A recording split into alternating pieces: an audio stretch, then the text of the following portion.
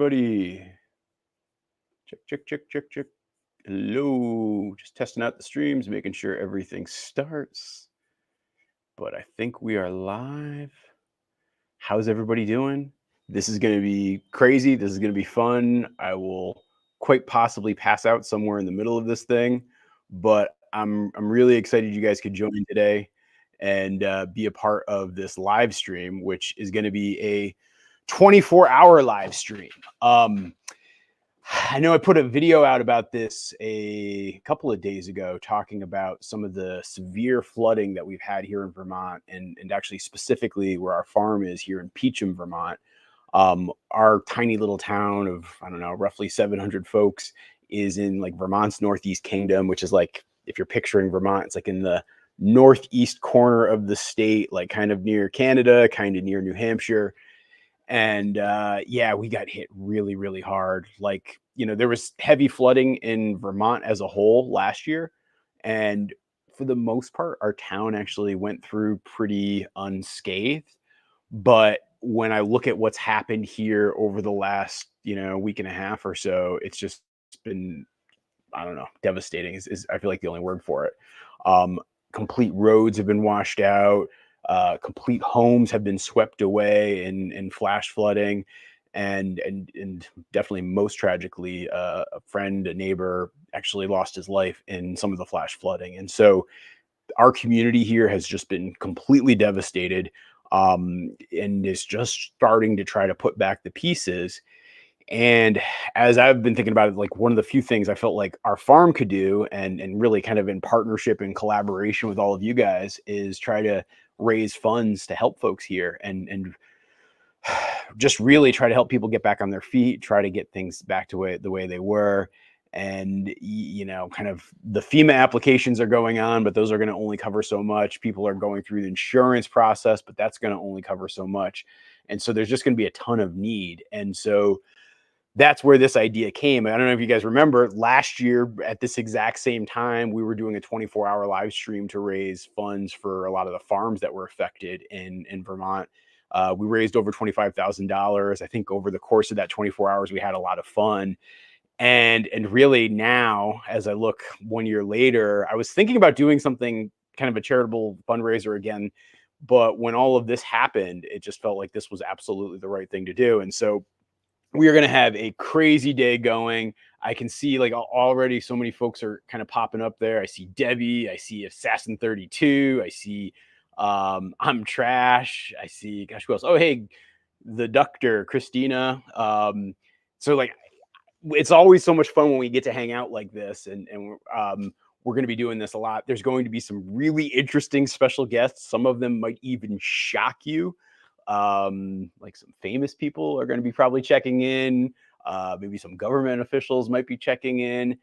But probably the one person that I could, if I was like making my list of like, well, who would I want as a guest on this live stream and who would I want to have hang out? Probably the person I would call out the most would be, of course, my buddy Alfred. And so, Alfred, why don't you come on over here and say hey to everybody, and let's right on over. Start the show here. So for folks who don't know, Alfred is a neighbor of mine. He lives a little about a mile or two away from here. He helps out with like pretty much everything, all the major projects, building stuff, like everything from the foundation of this barn that we're sitting in right now to the digging of the pond that we have out back, down to like even the walls that are kind of on the other side of this. And so, he's just always helped me out of horrible jams, stupid mistakes, kind of all that good stuff. And so it just felt like it'd be fun to have Alfred come on and like kind of kick things off. So welcome, man. Thank you. So Alfred, kind of from your perspective, as you heard me talking about kind of what happened, what would you want to try to add to all of that? Well, to be perfectly honest, I wasn't listening to what you're saying necessarily. Well, thank you for that heartfelt and honest answer. I was scrolling Instagram.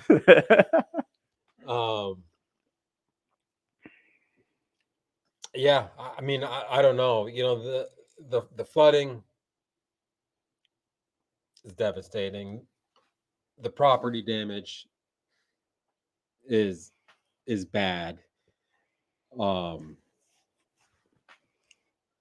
And last year, had it hit, you know, I've seen some floods. I was in Vermont during Hurricane Irene. Last year we got hit pretty hard. You know, we've seen plenty of high water events and plenty of devastating property loss. But this year was different because my friend and neighbor Dylan Kempton passed away. And that's made this week really, really hard to just hard to deal with, you know, hard to like step outside of Peacham, you know, in this like hyper localized devastation zone and see people living a normal life as though Dylan's not gone. And that's been really hard. And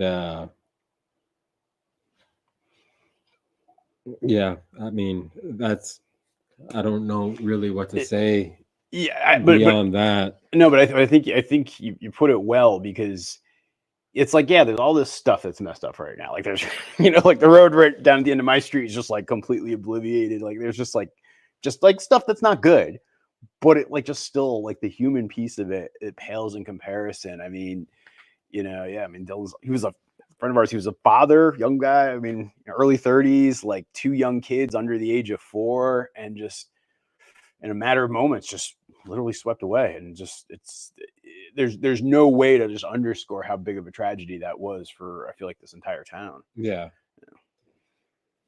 Yeah, it's been hard comprehending that loss, and it's going to take, you know, it's going to take more time. Yeah. You know, if I ever do, he's been my neighbor my entire life.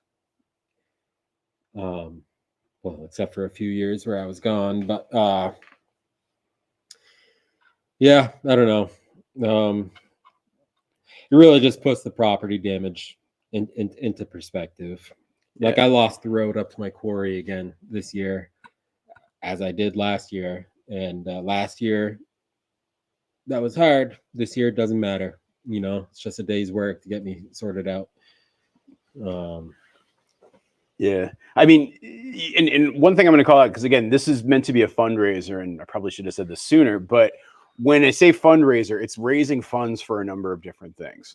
So one, our town of Peacham here has an emergency relief fund where it's basically giving funding to folks who've been significantly impacted by the flooding. And so, like, for example, when you see the donate button on YouTube and you're looking at the screen, that's where that money goes to. But then also throughout the course of this 24 hours, I'm going to highlight a number of GoFundMes. And honestly, the first one I want to highlight today is as a GoFundMe for the family of our friend Dylan, so his widow and his children, basically, to help them out. And so I just dropped the link in the chat. But if you use that link, we're going to be actually tabulating kind of the results of all the giving that happens over these 24 hours. And so if you use that link directly, and here I'll pop it in there again, you guys can just even toss a couple bucks to them, because they're going to need it, as, you know, kind of dealing with everything. It's going to be hard. And so anything you can do to help there on that front is going to be key. Yeah. I think, I believe the family's intentions are to kind of earmark this GoFundMe for like a college fund for these boys who are 2 and 4 years old. You know, and they're, you know, with their father, a large part of their future security, you know, was kind of taken from them. You know, it's a very close family. You know, nobody's going to be left behind, but money given now, you know, will have 15 years to grow into a pretty, you know, into a substantial, you know, potentially substantial future for these boys, which is what they need. Yeah, no, it like, yeah, I don't think it can be underscored. It's kind of a lot, like, you know, right, we feel loss of a friend, like somebody who's just a great part of the community, and to think about it from that perspective, it's sad. It's just absolutely heartbreaking, though, when you think about kind of two boys who are going to kind of need that support and try to kind of find their way in the world. And so, yeah, to kind of give them help with things like kind of support like that, just it will make an immeasurable difference. Yeah.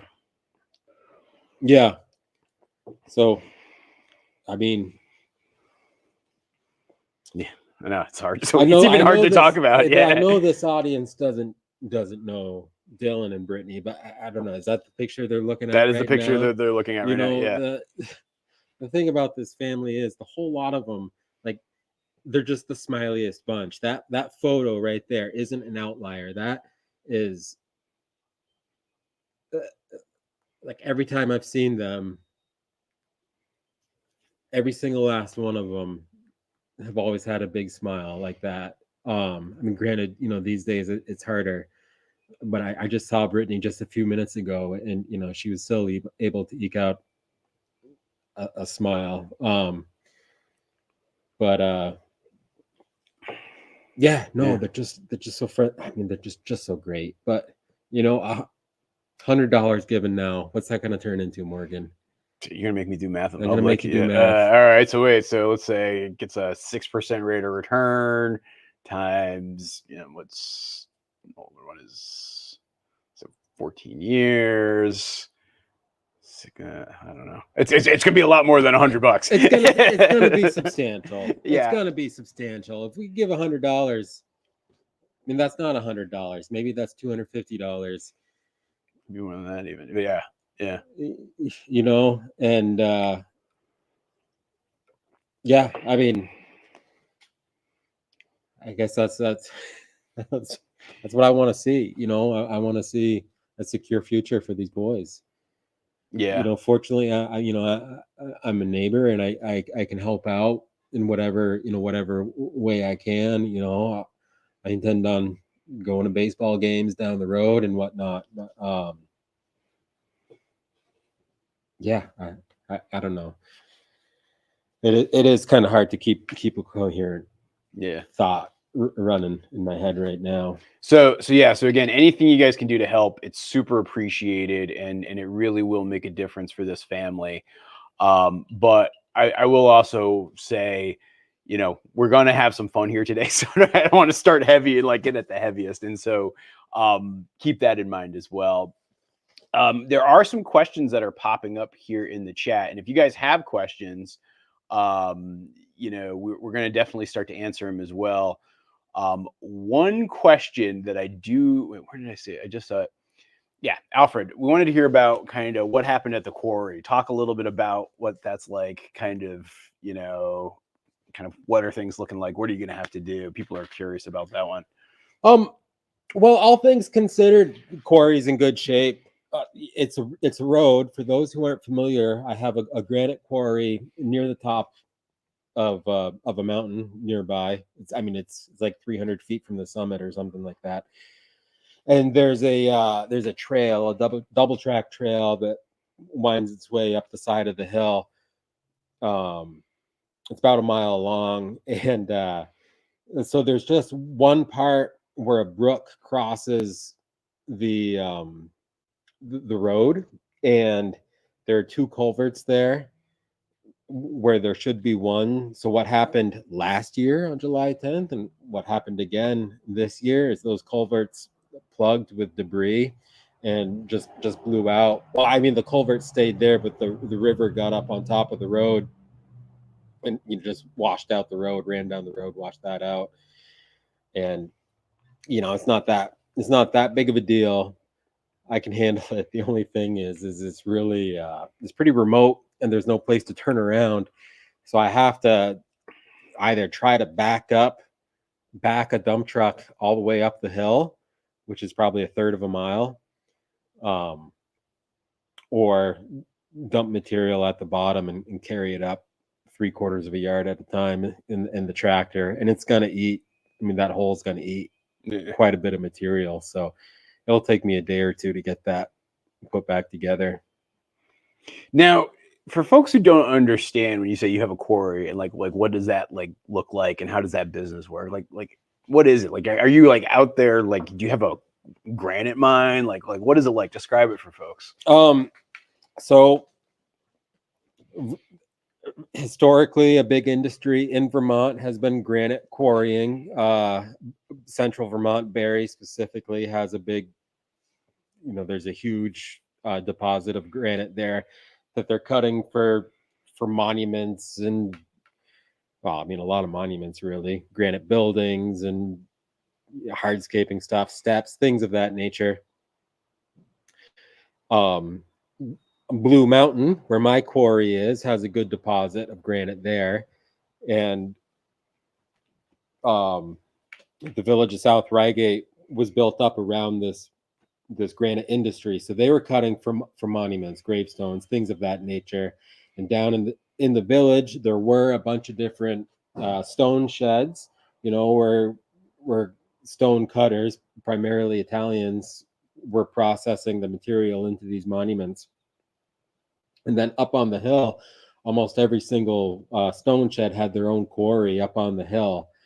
And so my quarry was opened in 1905 by the Rosa brothers, an Italian interest, and so they were cutting big blocks out of the hill. And when I say cutting, they're splitting it out either with dynamite or feathers and wedges. And somewhere on my channel I have a video about splitting stone. So they'll split out big blocks and then cart them off the hill. So that quarry operated into the 30s, into the 1930s, and then it shut down. It's been abandoned, ever since. And so 2 years ago, I bought that property. It was a 66-acre parcel, and in the middle of that parcel has been this historic quarry where I'm pulling stone out. I'm salvaging material out of there. Old mossy blocks of stone, pick them up, put them down someplace else, and hopefully make some money along the way. Yeah. Part of my problem is that, as I mentioned previously, the quarry is really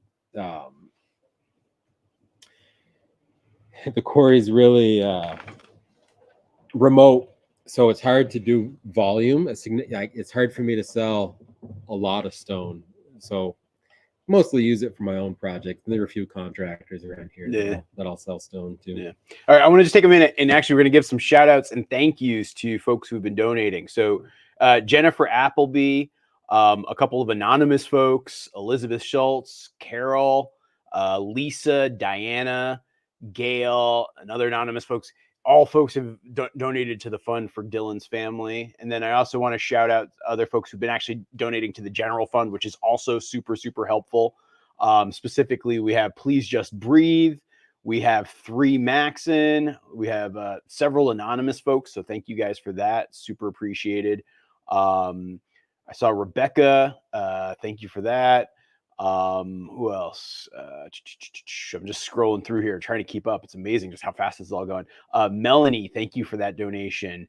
And then Cassie, thank you for that donation as well. AJ just donated too. So yeah, guys, anything you guys can do to kind of help us help our community, it just means the world to us, because when you're a tiny little town like this, you do need help. And I think one of the coolest things I feel like I have seen over the course of the last week and a half is just how much neighbor helping neighbor activity has been going on. But then just on top of that, the fact that there can be kind of multiple forms of community, whether it's just the people here in Peacham or nearby Barnet, or like the folks who are watching videos and hanging out with us. Like, it's all just one big community. And I don't know, to me, that's just super exciting to see. Yeah.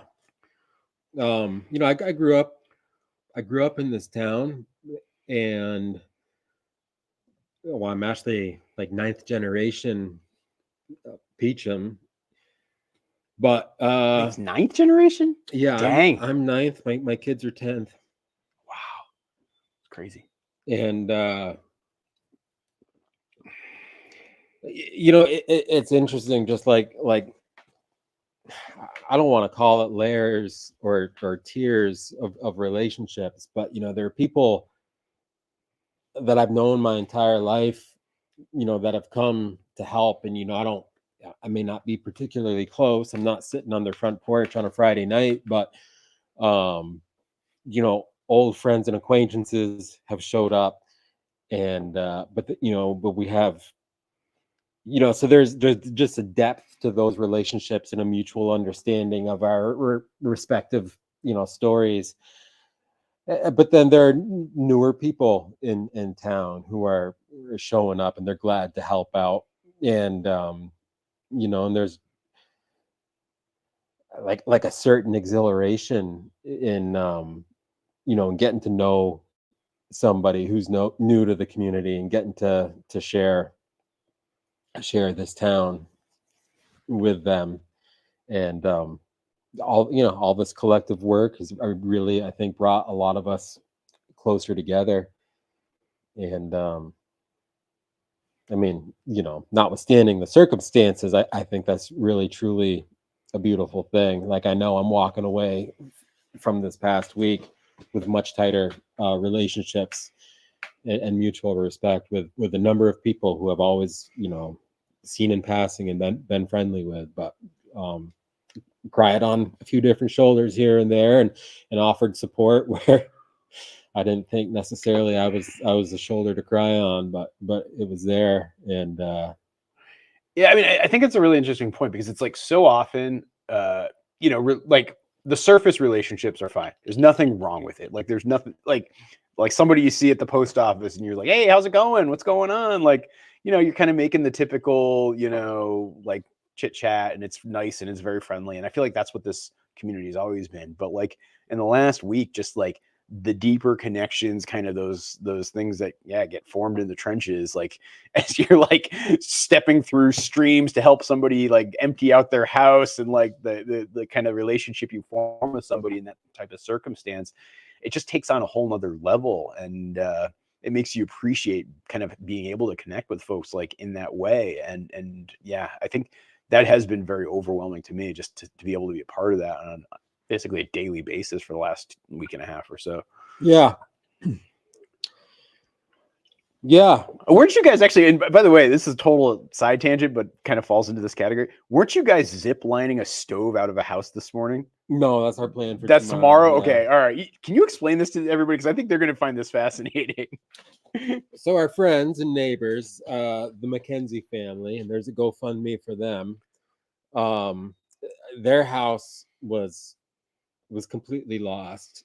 It was right on the creek, and well, I guess we don't call them creeks around here. It was right on the brook, and the brook came up, slammed into their house, and then kind of diverted around it. So their house is now on this island. And you're actually watching, if you're looking on the screen, you can see footage of it that I shot the other day.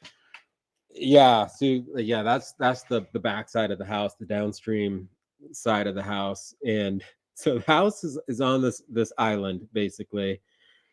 Yeah, that's the backyard right there. So we managed to get all of their salvageable belongings out of the house, and had kind of a bucket brigade going across where the stream used to be. Everything's out. The house has been condemned. There's a red tag with limited access to it, but they have a nice Hearthstone wood stove, cast iron and soapstone thing. I haven't seen it, but those Hearthstones are nice stoves. So it's inside the house on this island. It's kind of inaccessible. They want that stove, so we got to get it out somehow. And I think what I'm going to do is I have a friend coming down with a logging winch on his tractor, and what we'll do is we'll find something sturdy to attach one end of that cable to, and then put some tension on the cable without pulling the house or the tractor into the river, and we'll rig up the stove on a trolley or a snatch block or something, and we'll fly it across the river, get it on the shore, and then we can bring it wherever the Mackenzies need it to be. Yeah, no, I think it's gonna be pretty cool. I'll probably, unfortunately, I will still be here with you guys while this is happening. But the fact that it's gonna be a zip lining stove, I don't know. It just seems pretty incredible to me. Yeah, it should be. It should be pretty neat. I've never flown something like that before, but Yeah. So Alfred, what is the name of your channel? Because some folks in the comments are asking. Yeah, my YouTube channel, which Morgan has supported, is the Vermont Heritage Granite Company. And my notion was to kind of document the development of this quarry. And I made some videos up there. I haven't posted anything since last fall. I went to England last fall. I went and took this like master level dry stone walling workshop of sorts, which is really kind of turned more into like a social mixer for a very specific segment of the population, dry stone wallers. I made a video about that. I did some mountain biking in Scotland and everything. And I haven't posted any videos since because I kind of been flat out, and it just I've been trying to catch up on all my jobs, and I'm not super adept at making videos. It requires a lot of mental energy, and it cuts into my production significantly. I can only get 20 to 25% done when I'm trying to shoot a video. So unfortunately, I haven't really been posting much lately.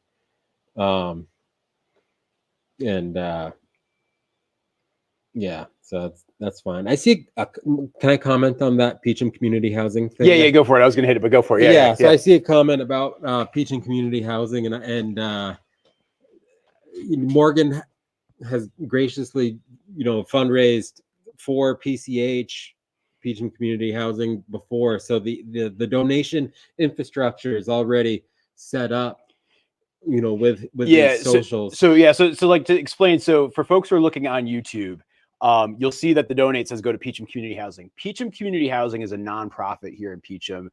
It helps do a couple of things. It owns a piece of property in town. It also helps with, kind of like bringing certain programs together to the community. And as Alfred said, we've done a lot of fundraising there before. They're a 501c3. That allowed me to get them registered through Google's giving tool, which is what you see actually on YouTube. Unfortunately, because the emergency relief fund is through our town, that wasn't going to be able to get listed immediately on the platform the same way. And so what's happening is PCH, the organization, basically takes all the funding that gets donated through this fundraiser and then basically delivers it to the emergency relief fund. So yeah, Sarah, it's a really good question, but that's just how that works. And it's just a way for us to get this up and running as quickly as we possibly could. So, yeah. There was another, you know what? I wanted to address this one too. I saw it. I lost it though. Sorry guys. There it is. Psychotrim. I said it. So, I want to just say this, and I'll mention this a couple of times throughout. I don't want anybody to feel guilty or feel bad. Like if things are tight, because I get that things are tight all over it. Just know that there is no pressure by watching this. You feel like you should have to give money. It's a call out and ask for support, but just you even participating, you sharing this, you just commenting and engaging with the live stream itself, it does good too. And so please feel no guilt. Please feel no sheepishness about it. Like, you guys are appreciated just by being here. So I just want folks to know that too. So keep that in mind. All right, let's see what other questions we have. And Alfred's he's got to actually go somewhere else in a little bit. So Alfred, what is the difference between a brook and a stream? I don't know. I think it's all a regional thing. Like a brook, a creek, a stream, I think are all the same thing. Yeah, maybe, I don't know. I'm just speculating, spitballing here, but maybe a certain volume of water, or maybe like seasonal. Because I know a river, so it's like stream and river. I feel like there's a clear hierarchy. Yeah, I don't know. I mean, is brook bigger? Because the what we have on both sides of this they're named brooks. So it's the South Peacham Brook that's actually on one side of the farm where we had the really bad flooding, where you saw kind of that footage. And I'll flash it up again. We're kind of seeing some of this footage over here. That's all the South Peacham Brook.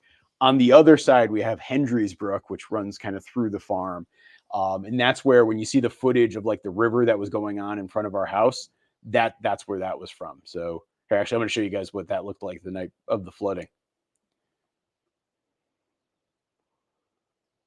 Oh, Oh, shoot. Sorry. I'm trying to run clips from my computer here, but this is what it actually looked like right in front of the farm the night of the flooding, if you're saying. And so that's from Hendry's Brook, which is different than the South Peacham Brook, which is on the other side, like the back side of the farm. It's actually a significant part of it. So, yeah. All right. RJ asks, how did Allison get to work in St. J? Oh, and Allison's going to be on the live stream later, so we'll talk about this more. But she had a crazy night because the night of the flooding, when everything was happening, she actually was working at the hospital in the ER, and I basically called her like middle of her shift and like, don't come home because like, you know, as you saw that footage, like of our driveway, like there was no way to get in and out of Peacham that night. And so she actually spent the night at a hotel in St. Johnsbury and didn't even come back until later that next day. It was intense. It was a very intense. Yeah. Just, yeah, I don't know. Even thinking about it, like, I don't know. All right. Alfred, record it for your channel. Oh, the zip line. You know what? All right. Here's what we're going to do. Here's what we're going to do. Because Alfred was here, and I think we're raising some good funds here throughout this live stream. What we're going to do is this. I will set Alfred up with a camera. And I think if you get me that footage, we'll make a video for Vermont Heritage Granite's channel so that you guys can watch the zip lining stove, because I think that would make a pretty darn cool video. Yeah. Yeah. Hopefully we don't pull anything over. We'll see. All right. Oh, okay. So Dragon Brat asks, Morgan, will you be getting any baby ducks to give your lone one a friend? So the answer is yes. And here's actually another story, a little mini story of what happened on the farm. And you guys will see a video on all of this probably late this week, or I think it's going to post on Thursday.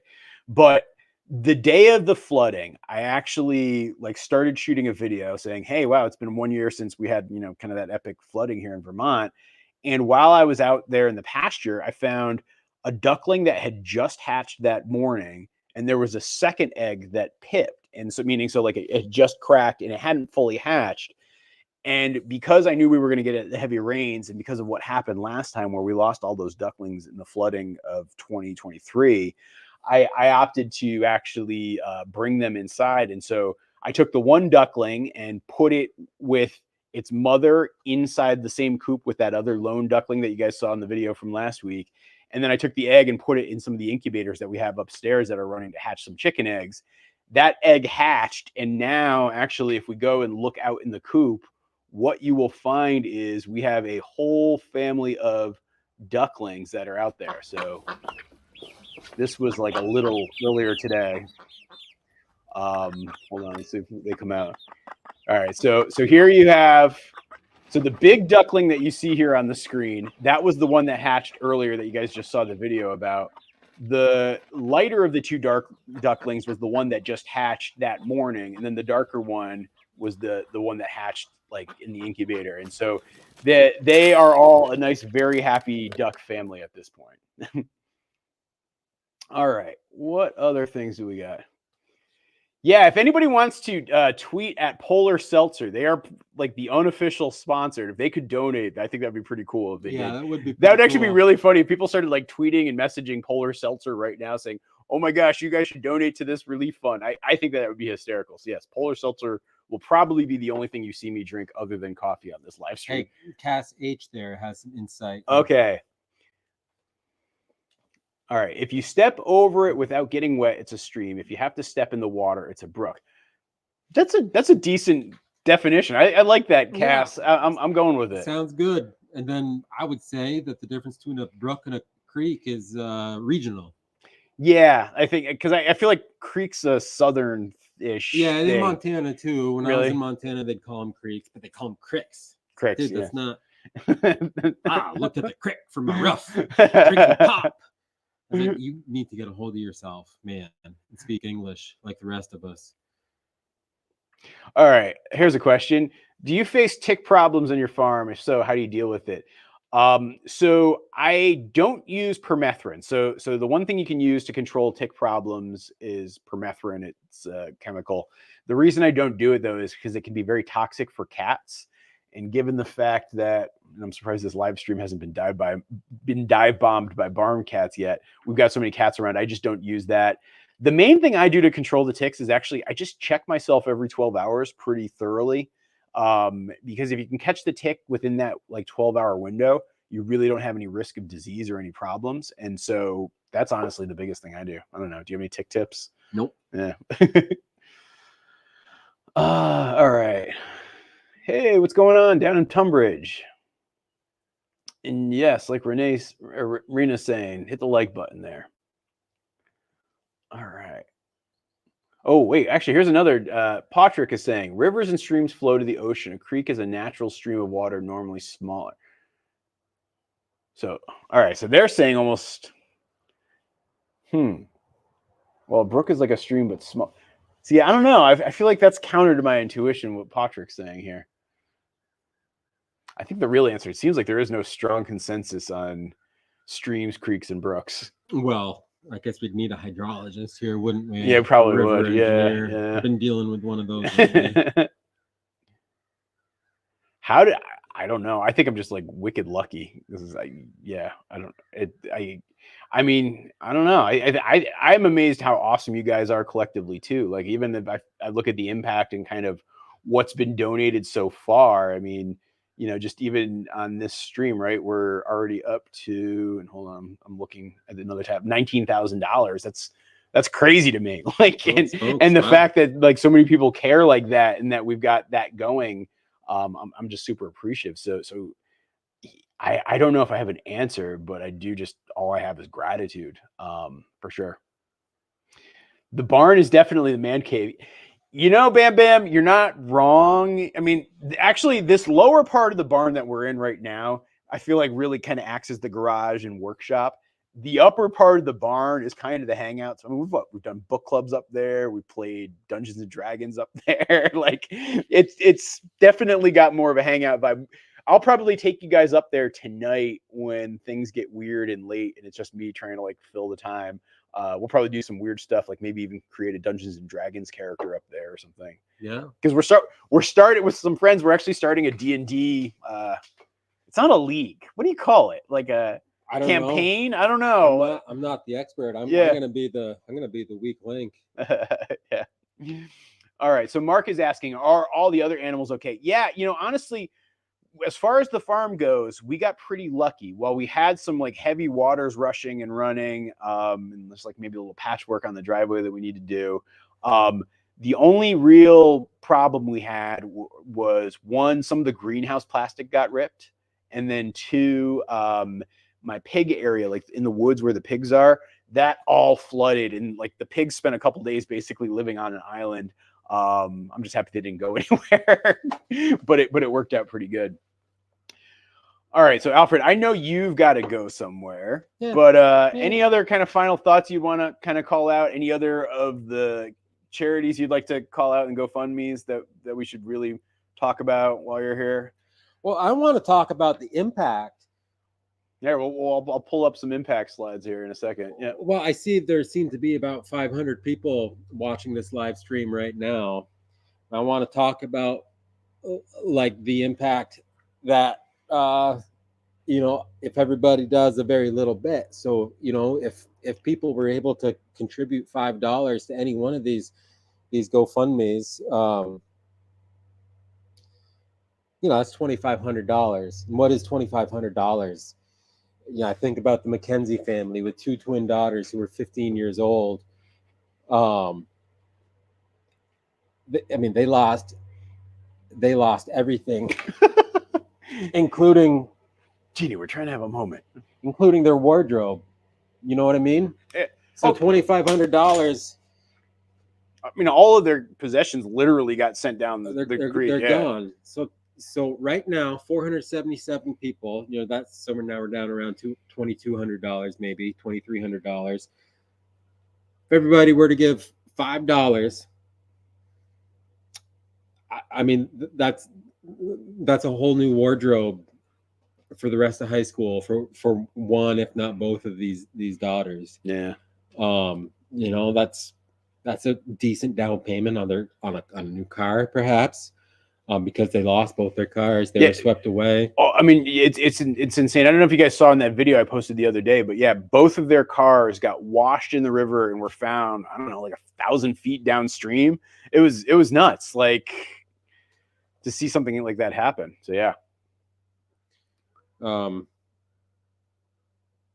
That's the wrong interest calculator. I'm looking for an interest calculator right now. Oh yeah, kind of with Dylan's boys specifically. Yeah. I think that's an important one for sure. So $2,500 right now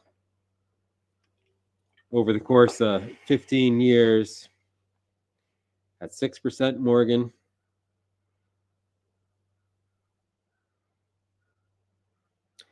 That's $6,000. Yeah. You know, it's $5 right now. 481 people. If you can give $5, you know, you can do just a little bit. You know, turning 25 into 6. You know, so when that money's called up, your $5 could be 12. Yeah, I mean that's why we're here. That's why I'm here. You know, trying to do what we can to support this community. 100%. Yeah. I kind of get the distance thing. If you're not in this community, it's kind of hard to see and appreciate the impact. But it's real. Oh, it's been very real so far. I mean, it's made a huge difference. I mean, just even some of the like kind of checks that have been issued already to like help folks who are just like literally in the throes of things, trying to like get their like kind of back up on their feet. Like it makes a huge difference for sure. Yeah. Yeah. Yeah. Well, awesome, man. Any last questions? Yeah, last questions for Alfred. Last call here, guys. But I heard your wife might be stopping by later. My wife might be stopping by. She says she's only going to stop by if people give $5. Yeah, there you go. Oh, you know, there was one thing we were going to try to do. And we're going to do this like right now here. I think if we can get a like give me a go, because I'm seeing like, all right, Teenage Gardener and Rebecca Cornish and Bam Bam Bigelow all chipping in. This is awesome to see. Thank you guys. Super incredible. Appreciated. Thank you to Andromeda. Who else we got? Joyce, thank you. Oh my gosh, this is so cool. All right, I think we might have hit the number where we were going to convince Alfred to let his hair down.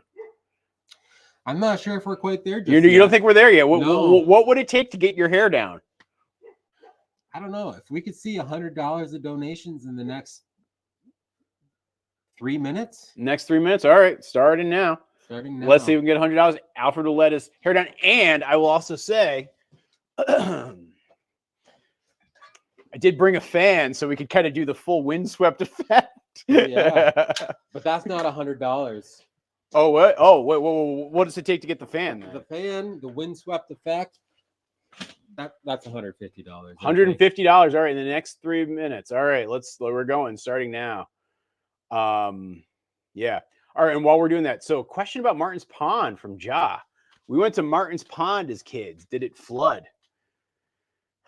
I mean, there's a dam at the outlet of Martin's Pond. Yeah. And here's an interesting fact. I referenced earlier being 9th generation, and I was doing a little bit of research recently.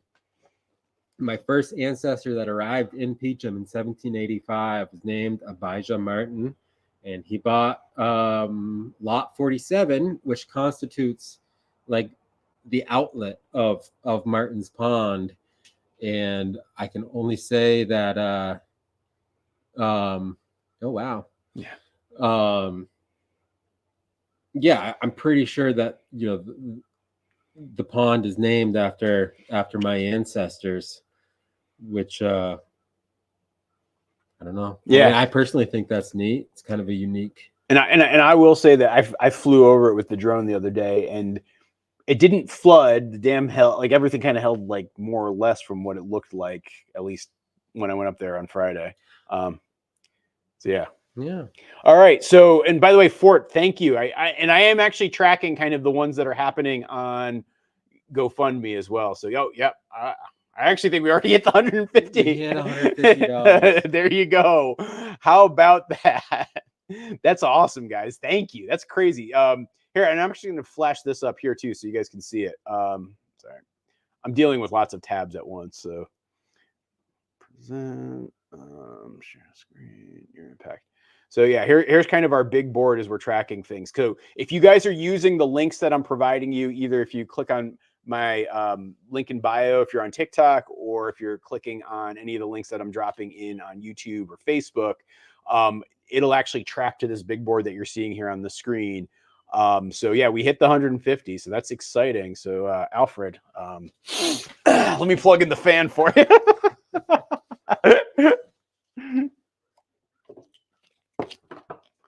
Well, hopefully he doesn't trip a circuit. Yeah.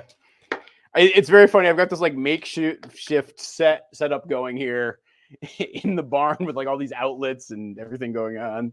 It's kind of chaotic. And then Ginny came through and made a little chaos. All right. Here you go, Alfred. Your final moment here. All right. All right. Yeah. Bam Bam Bigelow wants to know if Alfred's going to do a Fabio. Yeah, for $150. For $150, I think he will. Yeah. There you go. How about that? Well, yeah. Wait, hold on. Does this fan go higher? I don't know. Wait. Morgan. It's kind of a weak fan. It's kind of a weak fan. It's not a Fabio spec fan. It should have been a little bit more industrial. Oh, well. Yeah. Well, Alfred, I really appreciate you coming down, man. And yeah,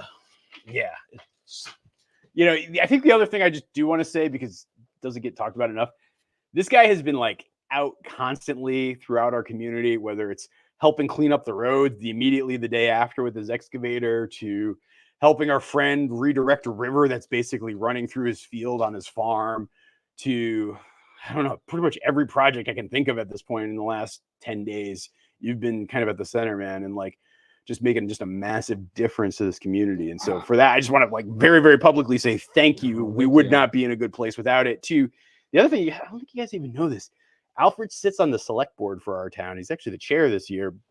And like in terms of the town response, from everything from our road crews to what's been going on, it's just been incredible. And he's even been at the center of that. And so, man, Peacham is very, very lucky to have you. And I just wanted to say thank you. Well, I mean, thank you. I mean, I feel lucky to have Peacham. Yeah, I'm on the select board, our local municipal government. Yeah, with a town of 700 people, it's not that big of a deal. $1.5 million budget. It's not that big of a deal. However, when we sustain $4 million and estimated, who even knows, in infrastructure damage on top of the trauma and the tragedy. There's just been a tremendous amount of work to do, and it's been hard for me to go to work because it's just been meetings all week long, and on top of like clean up, like privately helping people clean up. But I gotta shout out to the town employees who have gone above and beyond. The road, the town clerk and her assistant, they've been spectacular, just like all hands on deck. And the road crew, our poor foreman, he was on a much deserved vacation. He wasn't in the area and everything just disappeared. So but the team he had in place was phenomenal. Was phenomenal. His top hand, this young man named Dylan, he rose to the occasion and he handled everything fine. But I gotta say, and unfortunately, like Brittany, Dylan's wife, or now widow, unfortunately, their road got washed out up to their farm, and it was important that Brittany's family was able to get to her, and I asked the road crew, I said, that needs to be our priority. You know, emergency vehicles need to be able to come and go around town, but her family needs to be able to access and support her. I wasn't done speaking the sentence, and they were spinning on their heels, going to make sure that could happen. Yeah. And yeah, I mean, this town has just, you know, risen to take care of what needs to be taken care of, but they also, you know, they did it with sensitivity to the needs of the people who have been most impacted by this devastating story. Huh. How about that? Somebody clipped out. Hold on a second. There's been some requests, and just as Alfred's saying his heartfelt words, I'm like dialing stuff up on the computer, and it just totally distracted him. But yeah, I think what you were saying is right. Keep going. I mean, I've lost that thread. I'm kind of. I just found out that somebody has made a YouTube video of the My Buddy Alfred song. I got a buddy by the name of Alfred. You guys know Alfred, right? My buddy Alfred, he lives on down the road. He's a wizard with machines, a genius in blue jeans. Let's stop and say hello. My buddy Alfred, Vermont's best so-and-so. Bricklaying engineer, searching, driving heavy gear. Ain't nothing he don't know. Awesome. Well, Alfred, I really appreciate you stopping by. Yeah, my pleasure. Yeah, have fun with the bike rides with the kids. And yeah, I don't know, if you want to pop by before you do a zip ride, I will be here probably in this barn just doing my thing all day. All right. Well, maybe I'll stop in this evening or something. Yeah, we'll touch base with you. Yeah, we'll be just chilling. Cool, man. We'll awesome. Much appreciated. Thank you. And guys, one thing I just want to say, so if you're having trouble donating through YouTube, you can always use the GoFundMe links. I'm going to drop a link right down here that if you want to support, like, for example, Dylan's family, this is a good one to go to. And I'll keep dropping links as we talk about various folks over the course of the next few hours. I'm going to just take a quick break to get the next thing set up, and then I will be back, and we'll be hanging more, and I got some more folks coming. So see you guys soon. Thank you, guys. We really appreciate your support.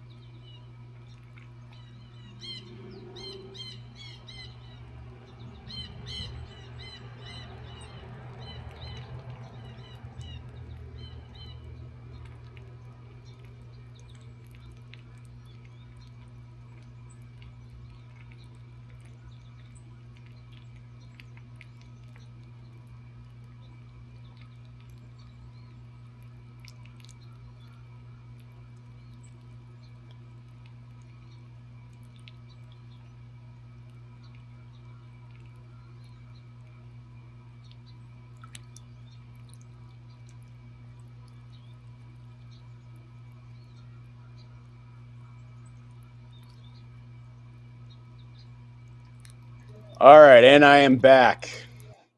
I've got in case folks are wondering, yeah, I've got cameras scattered around the farm here. So like whenever I have to like go to the bathroom or go do something, I'll probably try to cut to one of those cameras. So just know that that'll be part of the deal. Fabian's asking, can you do a technical segment? Like, how do you do the live stream? I mean, I can try to do that right now for you, Fabian. It's actually not all that complicated. Like here, I'm going to use my phone here to show you guys what I'm looking at. It's basically, I have, this phone is specifically set up for TikTok. Hang on a second. I'm going to put my passcode in it. I want you guys to see it. Here, we're going to open TikTok back up. And we're going to go live on TikTok for everybody. Resume. There we go. We're live again on TikTok. Hey, guys, we're back on TikTok. I have this webcam that's right up here. That's how I do that. I got just a couple of lights, so it's not too dark inside of here. And then I just have my laptop set up. I have a microphone, so you'll see me wearing this little microphone here. And then like when I have guests, I have like a second microphone that I can have the guests use. But it's just like a little mic kit. And then I use a program called StreamYard basically to like kind of tie everything together. And like when we'll have guests, they'll be calling in through that as well. So yeah. All right. So Karen is asking me the question, is there a different GoFundMe page for each family? Yeah. So there are a number of different things. So like, for example, here's a GoFundMe page for, hold on, I've got to do my screen share here. Stop share screen.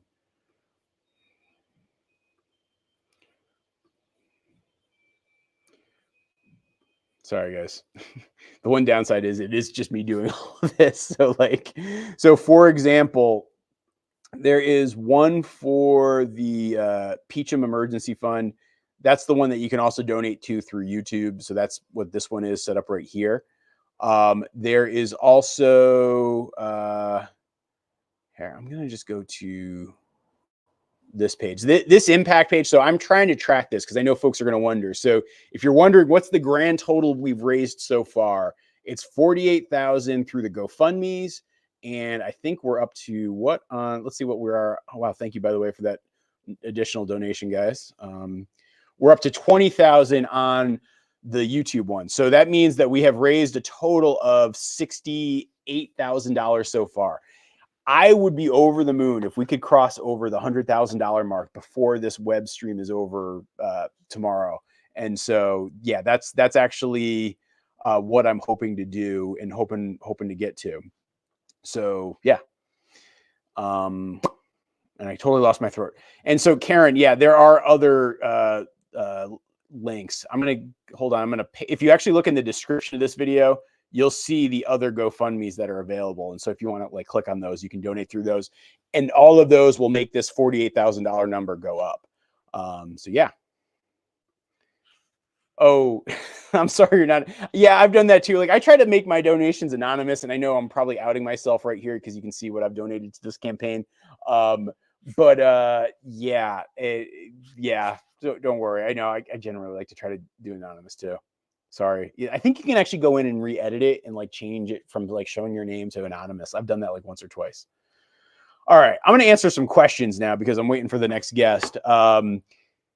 So unfortunately, there is not a baby cow cam. You guys will see me pop up in different places. I'll go walk around the farm. I know folks wanted me to go say hi to Abby Dog and Toby Dog, which I will go do in just a couple minutes. Like all of that's possible. The cattle, it's really hard to get the camera up there. I was testing it actually tonight where the cattle are, or not tonight, last night, where the cattle are in the pasture right now is really, really hard to do. And I just can't get cell phone signal over there. And so it'll be hard to go see the cattle on the live stream, but you'll see other animals for sure. Like we'll probably go visit the pigs too. We saw Chicken the Duck cam. He has quackers in the pen. Yeah. So, yeah, here, let me go back to this live camera here. I think I can just add this to the stage. I might have to mute it. Oop, there it goes. Yeah. So yeah. All right. So yeah, here, this is actually, that's Jerk Duck. So jerk duck is the mama duck now to all 3 of the ducklings, both chicken the duck plus the other 2. Then you see actually Deb the chicken on the door. She's like an Americana hen that I've had for a few years. She's the one hanging out on top of the door. And then she's got 5 chicks that are, I don't know, they're getting pretty old. They're like 5 or 6 weeks old. I'll probably actually move those guys out in the next few days. So yeah.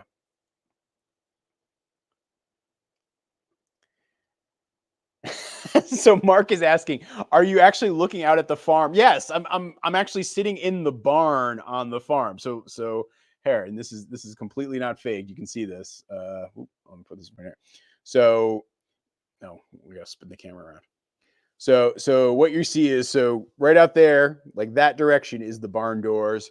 Behind me is obviously the barn. I mean, like I can just turn the camera this way, I guess, too. And the farm, like the rest of the farm stuff is all kind of that away, which I don't know. Should I do it right now? I can go walk around and like just do a little walkabout if you guys want. Let me get that set up right now. Hang on a sec.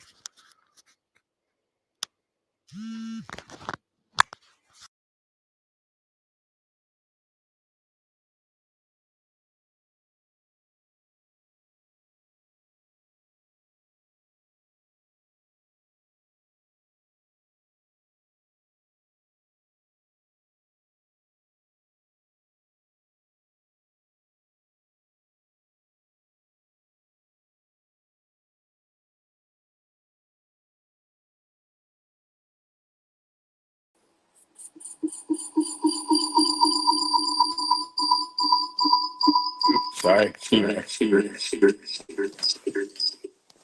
Okay. Here. We're going to go on a walkabout.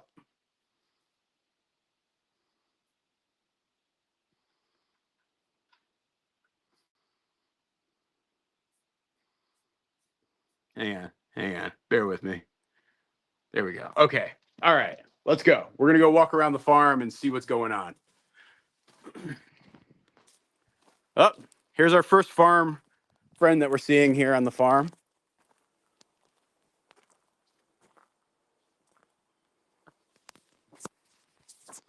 Hey, Ginny, come here. Say hi to everybody.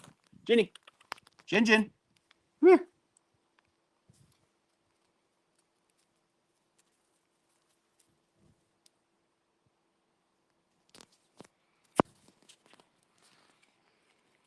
Whoa. Say hi, Ginny. Oh.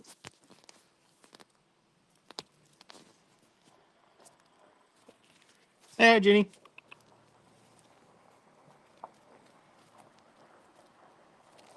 Come on. And then you guys can see Abby Dog. You'll be able to see Abby Dog in a second. And Toby Dog. But actually, our next guest just showed up, so I'm going to go say hi to them in a second. But first, we'll say hi to Abby Dog and Toby Dog. And yes, maybe later, you'll be able to get a tour with Allison in the garden. Hey, guys. Say hello to everyone. Hi, buddy. Hi, sweetie.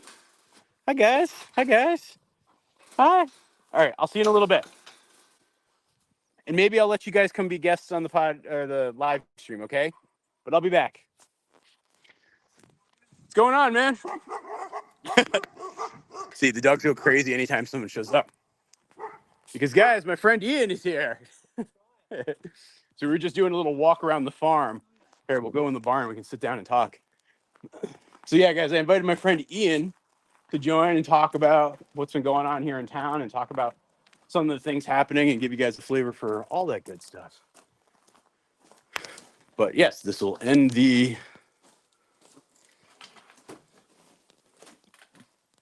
Hold on.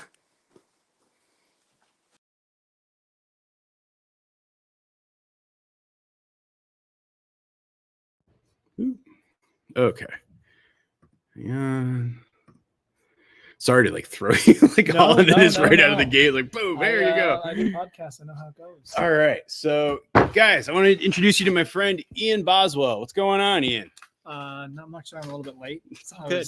Friends came over and I was trying to get some ice. And then, as we all know, I guess routes that I would normally take from my house to here are not passable. So Yeah. you have to, like, I mean, there's so many roads here, so like we have to think about like how am I going to get here, and like you just become so accustomed to taking. I had to do just one big giant loop because I went my traditional way Yeah. of like going to the dump, for example. And Yeah, and I guess we're at like a point now where like some roads are starting to open, and like I guess you probably try to go down Old Cemetery. Yeah, And, like, exactly. Last night the sign was down, so it was open. So we went, and then this morning I'm like, oh, the sign's up. So we shouldn't go. That's exactly what I did. Yes. Yeah. It's different ways to get there. So now, Ian, you have been here in town for what, 4 years now, 5 years, since something. 2017. It's been gosh, yeah, so, yeah, it's similar time. pretty much right. Yeah, because we bought this place in 2016, and then Allison moved up 2017. I moved full time like spring of 2018. So yeah.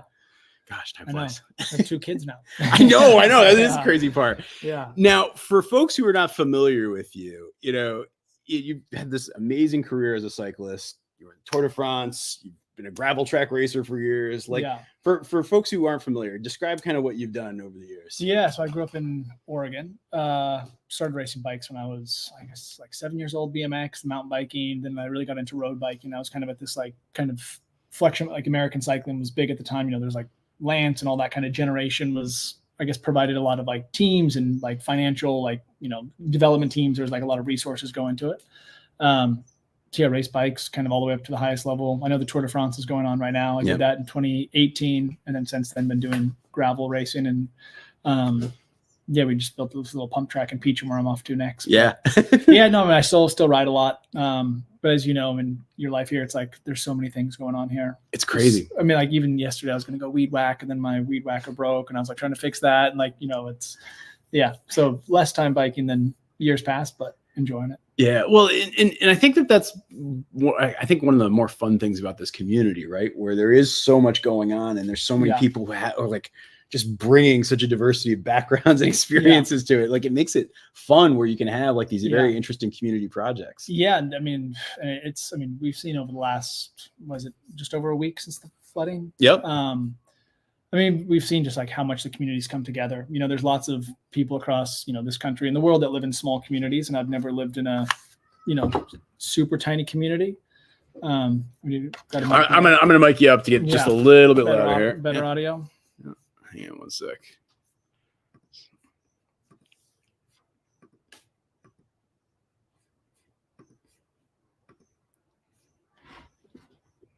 Sorry, guys, bear with me here.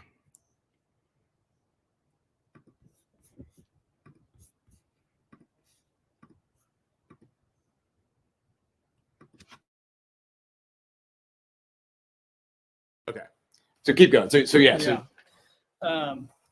there are so many people just who have different skills. I mean, I feel like in this town, there's also people, you know, who like have, you know, who like are experts in something, you know, like different people, like, you know, had, you know, neighbors come over to help me with, you know, plumbing projects, or we had a big tree come down a couple months ago. So our neighbor brought his wood splitter by, and there's, I mean, all sorts of characters that live in these hills. Yes, exactly.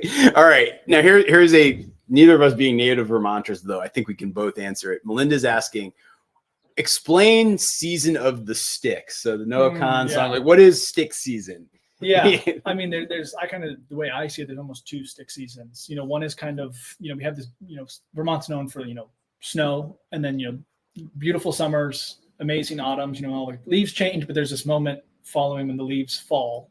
And recently, like, you know, this past year we didn't get snow till late December. So, you know, you think it's like almost 2 months of like kind of nothing. It's like, you know, it's amazing like how much more you can see just around the area when like there's no leaves, there's no snow.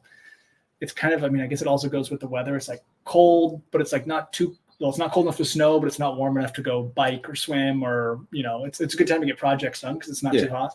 Then we also kind of have that in the spring before everything starts to bud out. It's kind of mud season. Yeah, I mean, that's how I think of it. I think like of Vermont having like 6 seasons. Yeah. Where you have winter, which is exactly what you think of, hard, cold, snow on the ground. That's winter. Then you have mud season, which is essentially all the snow melts. You can still get snowstorms, but it's usually not going to stay as much. But it's just gross. It's actually my least favorite season of the year. Yeah. It's hard to drive because all the dirt roads are just complete mud, and you can get stuck pretty easily. You can't really build anything or drive like tractors anywhere because you'll ruin the ground. Yeah.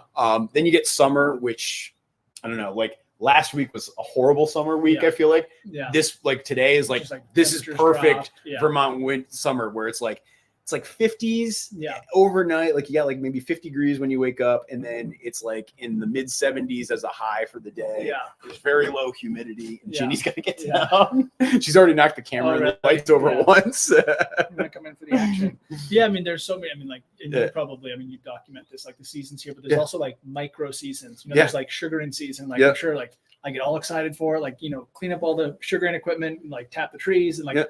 You know, 3 weeks later, I'm like, I do not want to boil anymore. Well, you burnt out. Yeah, exactly. Well, that's exactly it. And so, but once summer is done, you do get to fall, and then that's like very glorious. It's like just the colors and the trees and just the, you know, it's like that crisp autumn feeling in the air. It's awesome. Yeah. But then once that happens and all the leaves have fallen, you're back at stick season. Yeah. And that's what that song is really talking about as like a season, but then I think making it a metaphor for life, if I had to guess, or something. I think about that because I know he mentions like I'm stay-at-home drinking or something.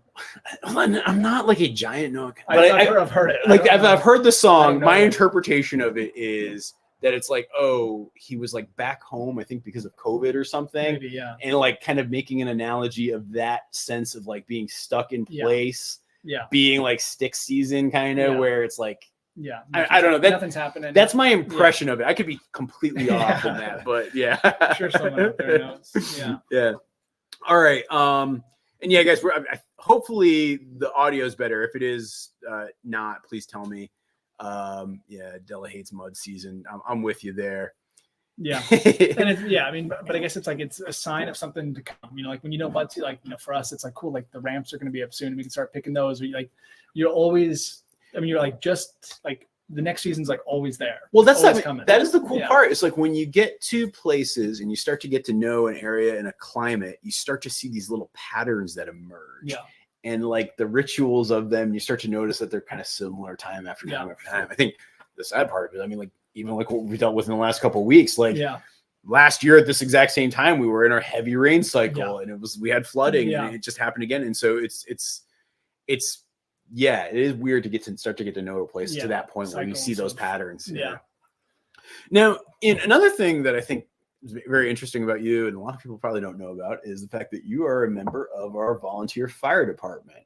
Yeah. For folks who are not familiar with like what that concept even is and what does that look like, can you explain it for them? Yeah, I mean, so we're in a small town. What's the actual like full-time residents, 450 people, 500 people in Peacham? I think it's full-time. I think it's like, if you're including kids, it's like 710 or something. So yeah. You know, so we're a small town. I mean, too small to have like we don't need a full-time department. So we have a volunteer fire department and EMS. So there are, and the numbers always fluctuates, but we're between like 7 and 10 firefighters. And then probably like 8 EMS, and there's some crossover there. Some people do both. So essentially, you're a volunteer. You show up when you can, which for some people that's Jeff Berwick, the fire chief, is there 5 minutes after every call. Every single time. We have a training once a week where we kind of we don't have a formal training. There are people who've gone and done firefighter 1.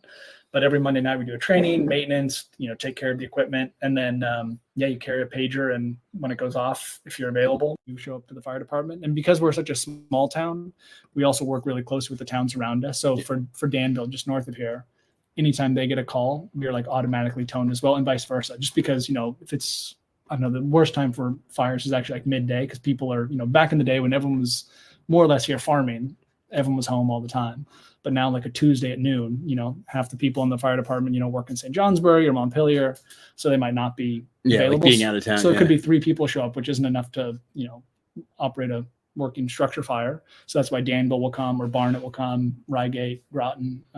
We work really close with the other departments as well. Yeah, and I mean, I think the thing to really highlight too, like when we have a natural disaster like the flooding, like the fire team and the EMS team, like they were at the center of like all the rescue efforts and making sure things happen. I mean, there were some really hairy situations. Like I don't want to kind of share some folks' personal details, but like some of those stories were really difficult. Like I was just talking to a few folks last night about it all. It's just, it's and it's like such a hard more often than not, the calls are, a smoke alarm, a chimney fire. They're like very like, kind of common practice. We know what to do. It's pretty safe. But there are times, as volunteers, like you do get into dangerous situations, structure fire, someone's in the house, someone's going in there.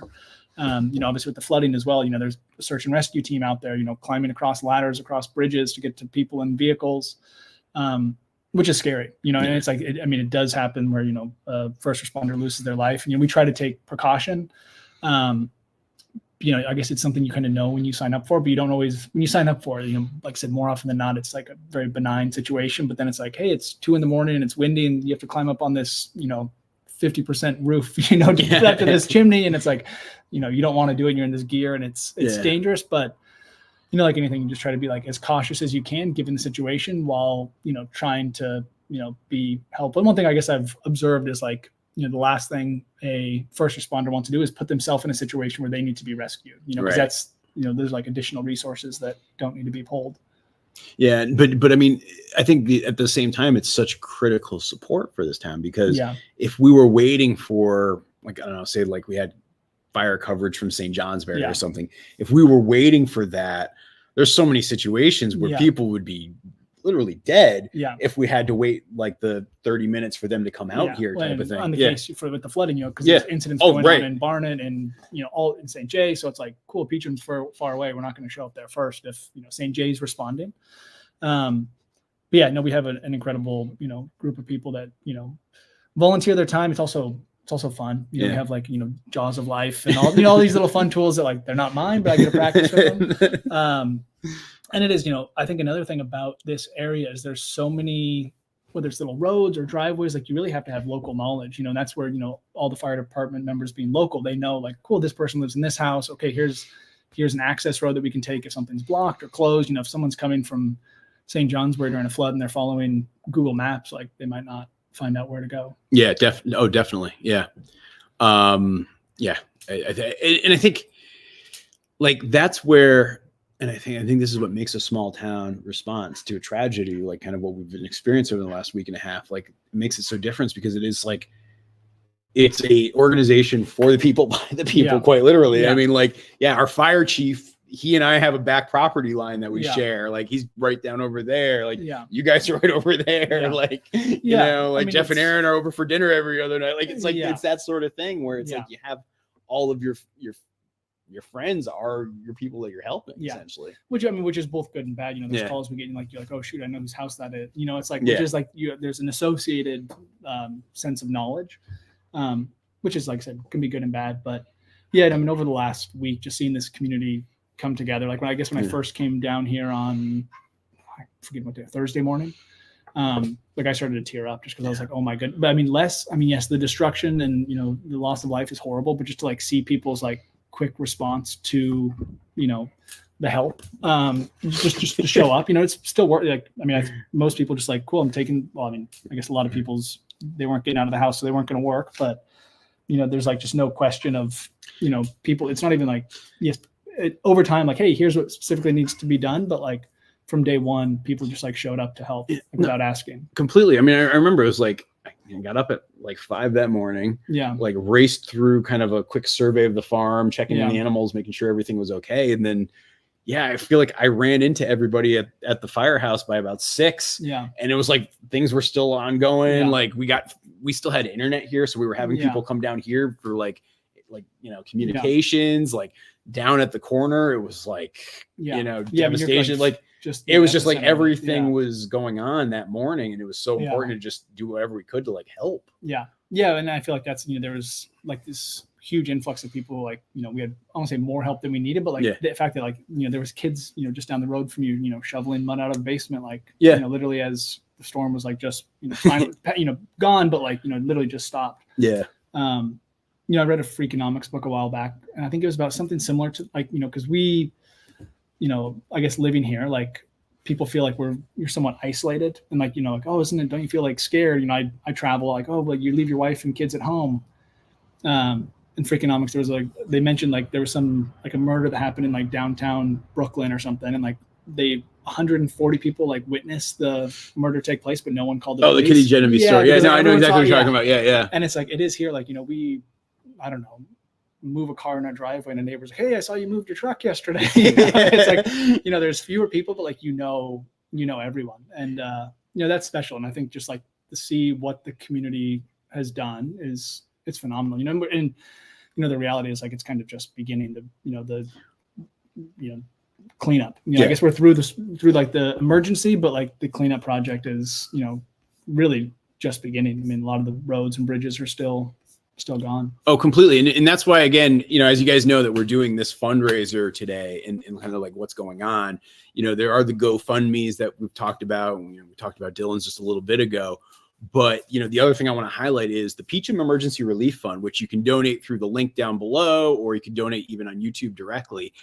Like what that's doing is essentially creating grants to help people with cleanup, help people with like buying new clothes, like the basics, like just the things that they need. And like checks have already been initially issued out in the last week just to help people, because it's essentially neighbors helping neighbors. And so when a community like, all of you guys kind of wherever you are in the world are able to reach across and like help us as a small little town, it makes a huge difference and really helps. Yeah, it does. I mean, I've just like been keeping my eyes on the, the various GoFundMes that have started, but it's incredible. Like anytime there's, GoFundMe and like, you're kind of invested in it and you like just keep track of it, like how much $5 makes a difference, or, like a bunch of people do a $1-2 donation. It makes a huge difference. You see these, GoFundMe. I'm like, wow, they get so much money so quickly, but it's just, it's everything adds up. And like, it really is. Many hands make light work. And so like, for example, I just shared the link for the McKenzie family, who they were the ones that Alfred and I were talking about earlier, where their home was literally washed away. Yeah. And it's like, they're going to need some help. And, flood insurance will cover a little bit because they had that, but then also FEMA will cover a little bit, but there's a lot that just won't be covered. And there's that need. Yeah. I mean, it's great. I mean, they were, there's a lot of people that were affected, but their house was kind of like, I guess, as far as the community was like priority one, as far as like, let's try to help, because just to get in there, and you and Alfred probably talked about it, but I mean, and just to see like their attitude through it. I mean, I guess that's one thing maybe you've thought about, is like, how would you respond to an incident like this? Because one thing is you just throw in the towel and you say, this, like, we don't even know where to start. I went down and helped Zach at Cross Farm the other day as well. And it was like the same thing. Like, my wife is good friends with his partner, and she's like, we don't know what to do. And I was like, just get, people are willing to help. Like, if you just bring a bunch of people, like, let's just start somewhere. Like, we just went and just like, trying to move his sheep over to another pasture. And it's like, let's just fix this fence. Like, that's one less thing. I don't know if it's the most helpful, but it's something in the right, like, you have to get started somewhere. And I think sometimes when you're in the middle of it, like, you can't see, the trees. It's so because I remember going over to Zach's on Thursday morning, like just checking in with him, and like there was so like from like flooded out chicks to like, because like he lost about 400 chicks that were about a week old that were in the basement of his barn that the flooding. Like, how do you deal with that? Trying to figure out like what to do about the fact that like all of his power was down, and he has like electric fencing for sheep. And so like running over energized, it's like anything you can to just get that ball rolling. It makes such a huge difference when you're in the wake of that disaster. I mean, it's crazy to like see, like you said, like many hands makes light work. I mean, even with the McKenzies, like, we were there a day and we like moved everything out of the house. It was like, and this was like a house that wasn't like, cool. We can like drive up to the driveway, and we were going across a river, through a field, through like the forest. I mean, that whole like experience was just crazy. Like, so you guys are seeing this on the screen right now. Like, this was the McKenzie's house, and kind of that stream that you're seeing, we basically had volunteers. Some folks were in the house packing stuff up, pulling it out. Other people were in the river, basically like handing it bucket brigade style across. And then we had basically ATVs with trailers driving. It was about a mile and a half through a network of fields and trails to ultimately take those possessions that were on the back of the trailer, bring it up to the road. And then we had another group of folks in pickup trucks taking that to the place that they were going to go to stay. It's just like the amount of people and logistics, but then we were able to empty the house out before it got condemned so that they could have their stuff and be able to access it. It was amazing. Yeah, no, it was phenomenal. And I guess, there's a lot of people in our communities that, are working kind of, whether they're farming, they're logging, may not have like, the highest paying jobs. They may not have like best, health insurance or coverage or, just backup plan. But I feel like that's one thing about here is like your community is your, insurance policy. It's like with their place, there was, I don't know, throughout the day, 30, 40 people there to, help. And there's a whole nother team down in South Peacham clearing out. Yep. It's just like the level of volunteer support was just incredible just to see it all come together. All right, here's a question that comes up for us. So just to give people a sense, how many gas stations and churches do we have in our town? One church. No, Actually, two. Two churches. There is the South Peacham Church. No gas stations. No gas station in Peacham. We have, like, in each of the neighboring towns, there's a gas station.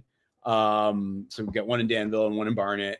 But there's a fuel. There's a diesel fill up at the town garage. But that's only for town vehicles. There are no gas stations. I mean, so that was actually one of those things, like, where I remember. So I did a gas run where I collected every fuel canister I could find in town, either diesel or regular gasoline, and, like, was filling them up and, like, let's bring them back so people could, like, power the ATVs and power the tractors and the excavators that were doing the work. Like, that was actually a thing we had to do on Thursday just to make sure we had enough resource. Like, things you don't think about. Yeah, exactly. I think I made a big thing. All right, here's another question. So Kaz is asking, do you know how Zach's livestock guardian dog handled the rain? So Rosa, who's Zach's dog, and she's just a very sweet Maremma, much like Toby dog and Abby dog, she actually did really well. She's good. I know she's actually out there with the chickens as we speak. And so Rosa dog is okay. You actually, I think you see Rosa dog in the video I put together the other day about Zach's farm, but she's good. LGD. Livestock guardian dog. It's one of those ones. I know. I know exactly what she's talking about. So now another thing that folks may not know is there is an event that you and your wife started and it's really become a tradition now here in Peacham. You want to talk a little bit about that and what that is? The Peacham Fall Fondo sold out this year already, but it's a bike ride that we put on every end of September, kind of when the leaves are all changing, and it's 25 or 50 mile loop. It's a figure 8, finishes back in town. There's a pie stop halfway, and it really started in 2018 was the first year we did it. My wife was living here full time. I was still racing, living in Europe, so I wasn't really that involved in the town. My wife was any newcomer to town, like, hey, do you want to be on this, energy board or this, and she was heavily involved in the town pretty quickly. And I wasn't really doing, I was living overseas, so I couldn't really, do much in person. But I know biking, and I, could put on a cycling event. So we started this bike event. This will be the 6th year of it, which is crazy. It's crazy. And every year we kind of just raise money for, every kind of town organization will get a small amount of money, like the library, the fire department, the school, whatnot. But then we try to find one big cause.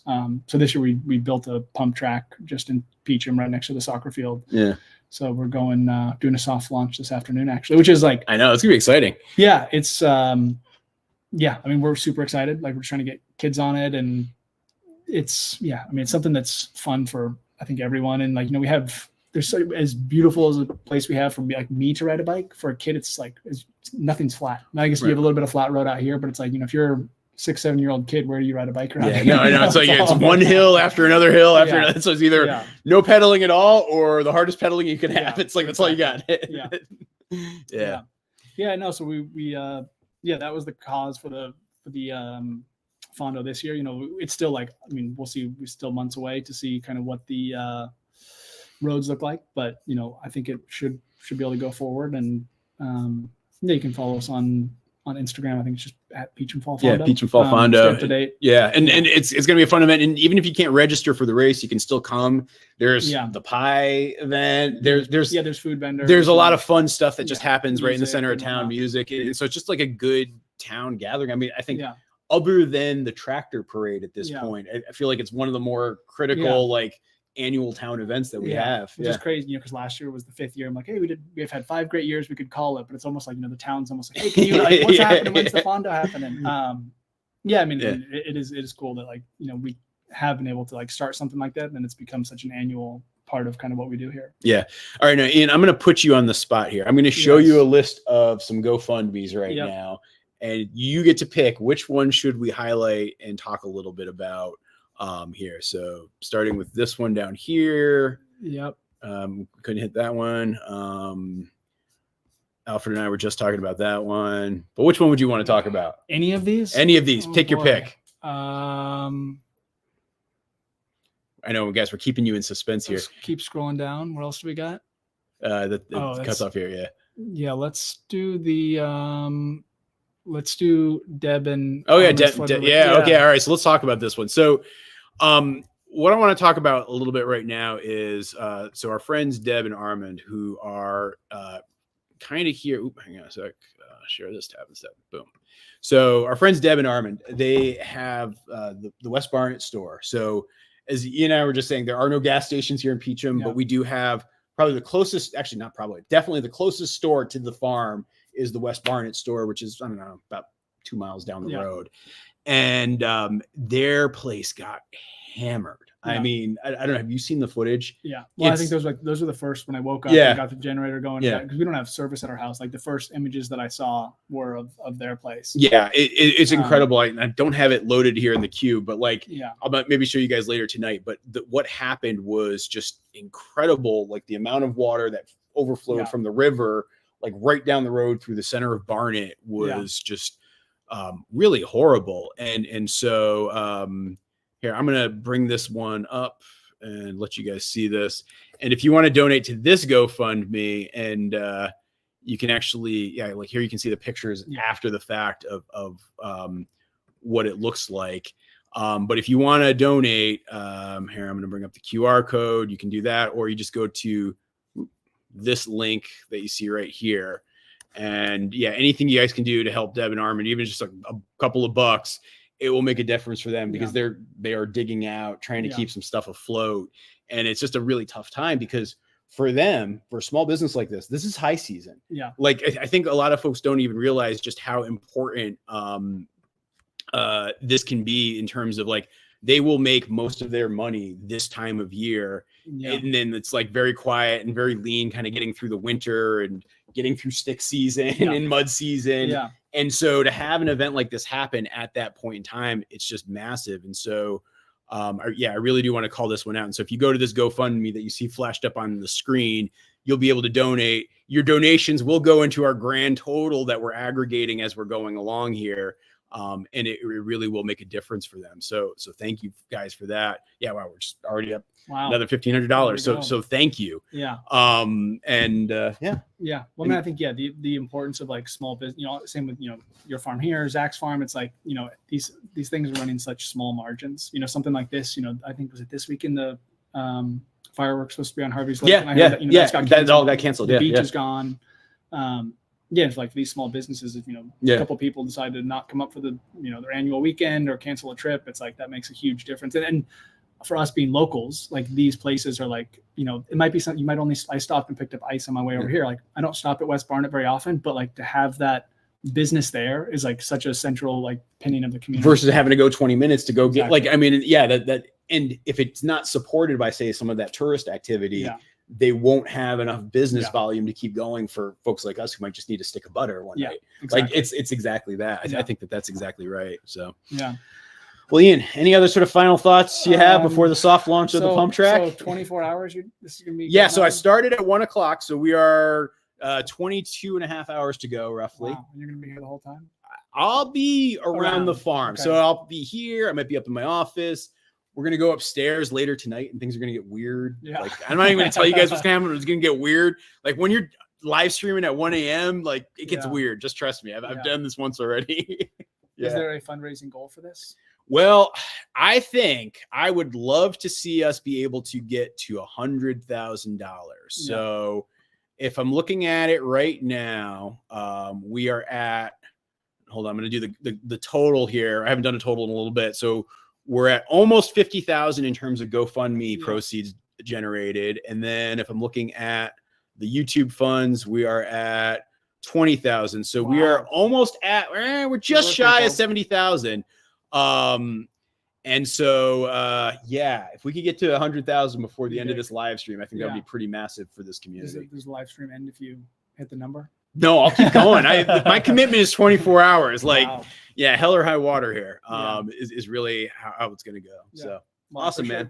Really appreciate it. Thank you, Ian. Thanks everyone out there. Yeah. Thank you guys. Yeah. Really appreciate it. And I'm sure I'll be back on for Yeah. I'll appear in some. Yeah, we'll figure something out. Yeah, we point. might do something about the pump track in the not too distant future. Or That'd be fun. or if we get animals, we need help. Yes.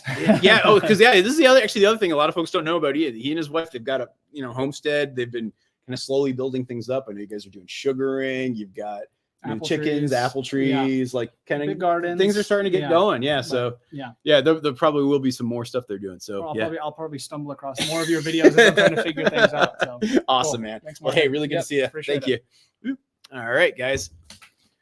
So now what I'm going to do is I will take some time and we're going to just hit some questions before our next guest. And yeah, just in case you're wondering, this afternoon, it's going to be very much just kind of like this sort of rhythm of I've got friends dropping by, kind of shooting the breeze, talking about stuff, answering your questions. We'll do some more fun stuff. And I know we've been probably slow on the questions, so I'm going to take some time. All right, let's go back and hit some questions here. That was the last one I got.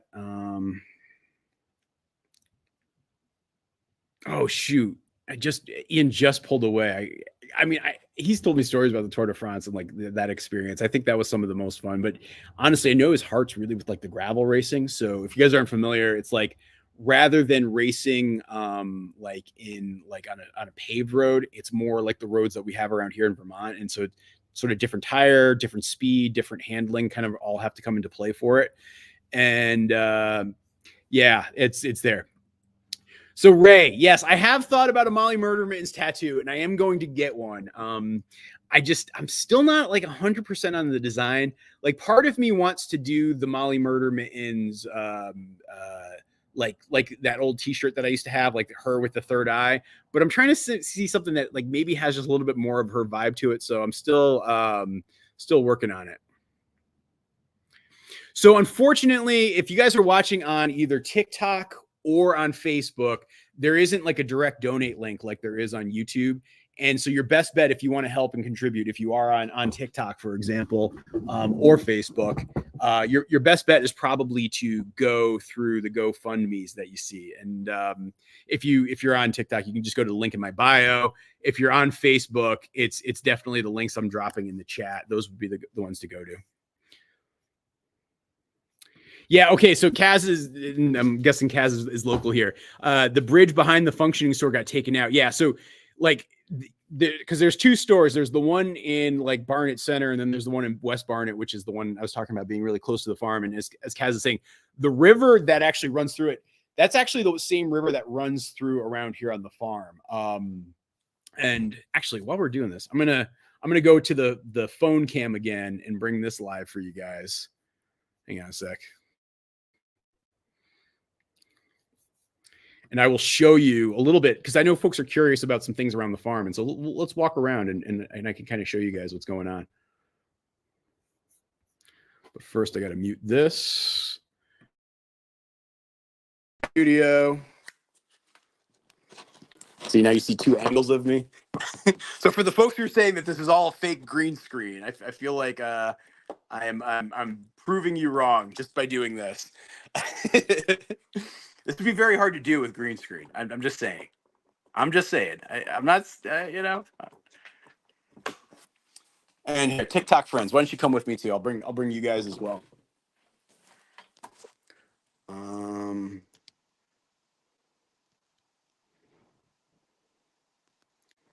gonna flip the camera around so that it's my back camera here. There we go. So this way you can see what I see.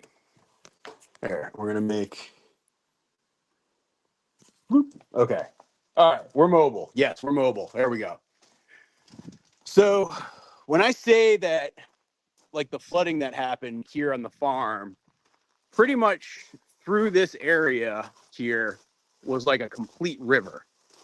And actually, this might be too hard, TikTok. I'm gonna have to sit you down here on this corner in a minute. But basically, pretty much right where the fruit trees are, the river was like, it was basically flowing through here, down through here, washing out in here. Some of the water was going down into that swale that we dug. Some of it was running down through here. But this is where my buddy Alfred is an absolute genius. When he was putting in some of the earthworks to build the foundation for the new barn, he carved this channel And this channel down here is really what saved us. Like, if we didn't have this channel, we would have had so much problems. But you can see this is all covered in sand. This is all from the flood. It all was running through here. And then the water was basically running down the street right down through here. And yeah, Mark, I'll show you Alfred's Wall in a minute when I come back up. And like, just basically right across that street was just about 2 feet deep of water running that way. So that was kind of nuts. By the way, if you're wondering, if you see like a camper in the background there, we've got some friends staying with us from Indiana, and we'll probably chat with them a little later. But yeah, so this is all right. So this is Alfred's Wall. He's still working on it. Honestly, he's been so busy lately. It's been hard for him to get some of that work done. Looks like Ginny just went to the bathroom right there. See Pablo hanging on the wall. But this wall is going to be so cool. I will probably do a lot more live streaming right from this location because we've got this awesome oak tree that provides this great shade. Got the beautiful wall. We've been in the process of trying to crack this rock that you can see here. But that's there. Just want to say hi to Pablo. Hey, Pablo. How are you doing, buddy? Okay, so Tracy's asking about the pigs. And here, TikTok, I'm going to have to set you down. You guys can hang out with the barn cats. And well, Tracy, let's go check in with the pigs because I think I can get Wi-Fi down to there, and you're going to want to see it.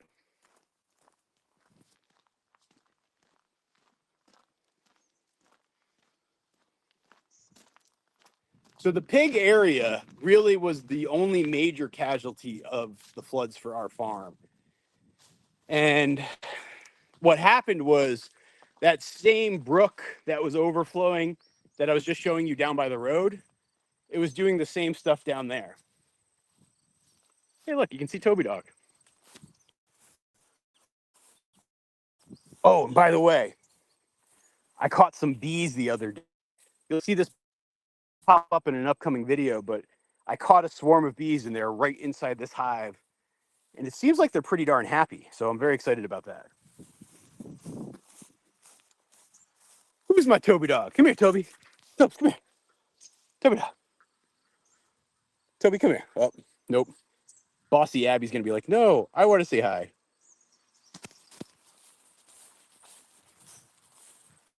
Yeah, I actually had to change the configuration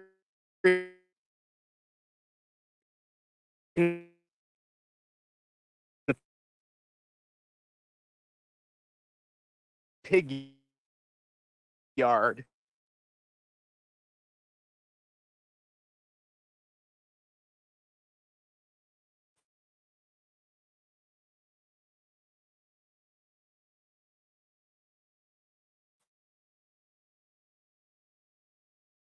The corn,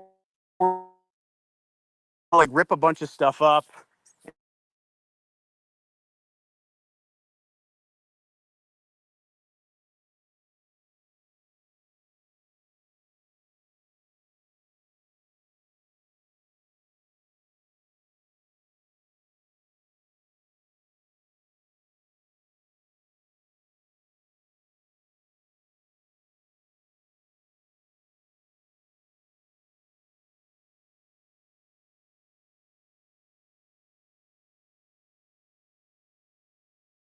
Sorry about that. Yeah, this is always going to be the most frustrating part about this live stream, where I just want to walk around with my phone and show you guys everything. But pretty much right at the spot I'm standing is where the Wi-Fi will cut out. But what I was saying is just basically that whole area was underwater, and so I had to move the pigs up and over, and so it basically means their yard is about a half acre smaller than it used to be. So it's like probably only about 2.5 acres now. But it'll be okay. You know, things will bounce back a little bit. I just picked some mulberries from our mulberry tree. And yeah, that was actually the biggest casualty. Hey, Abby Dog, you want to come with me? You want to come hang out in the barn with me for a bit? Come on. Go girl. Come on, Abs. Hey. Whoa. I don't want you running away. We go nice and slow. We're going to go into the barn. You can hang out with me. Come on. Come on, Abby. Yeah, let's hang out in the barn with Abby. And I'll take more questions. And it's so much easier to answer the questions when I'm not walking around with the phone, and the signal's probably better, and so everything's probably better for you guys. So bear with me as I get back to the barn. See, this is what the little set looks like. All right. And this, I'm going to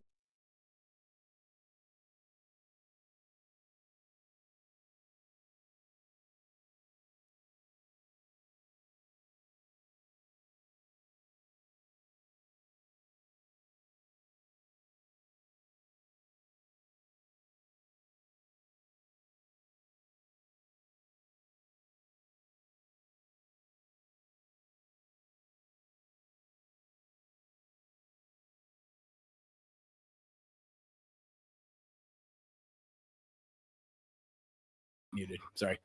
So, Mark, what I might have to do is actually go out there and maybe like use a camera to go get out there and get some footage and then bring it back for you. That's probably it. How can your mom hate mulberries? They're so good. Oh, you don't like the bird effect? I guess I could see that as a problem. Oh, TikTok. Oh, I forgot TikTok. TikTok's outside. Hold on a second. Abby, stay. Hey, Abby, I want you to stay. Can you stay? No, you're not going to stay? Okay.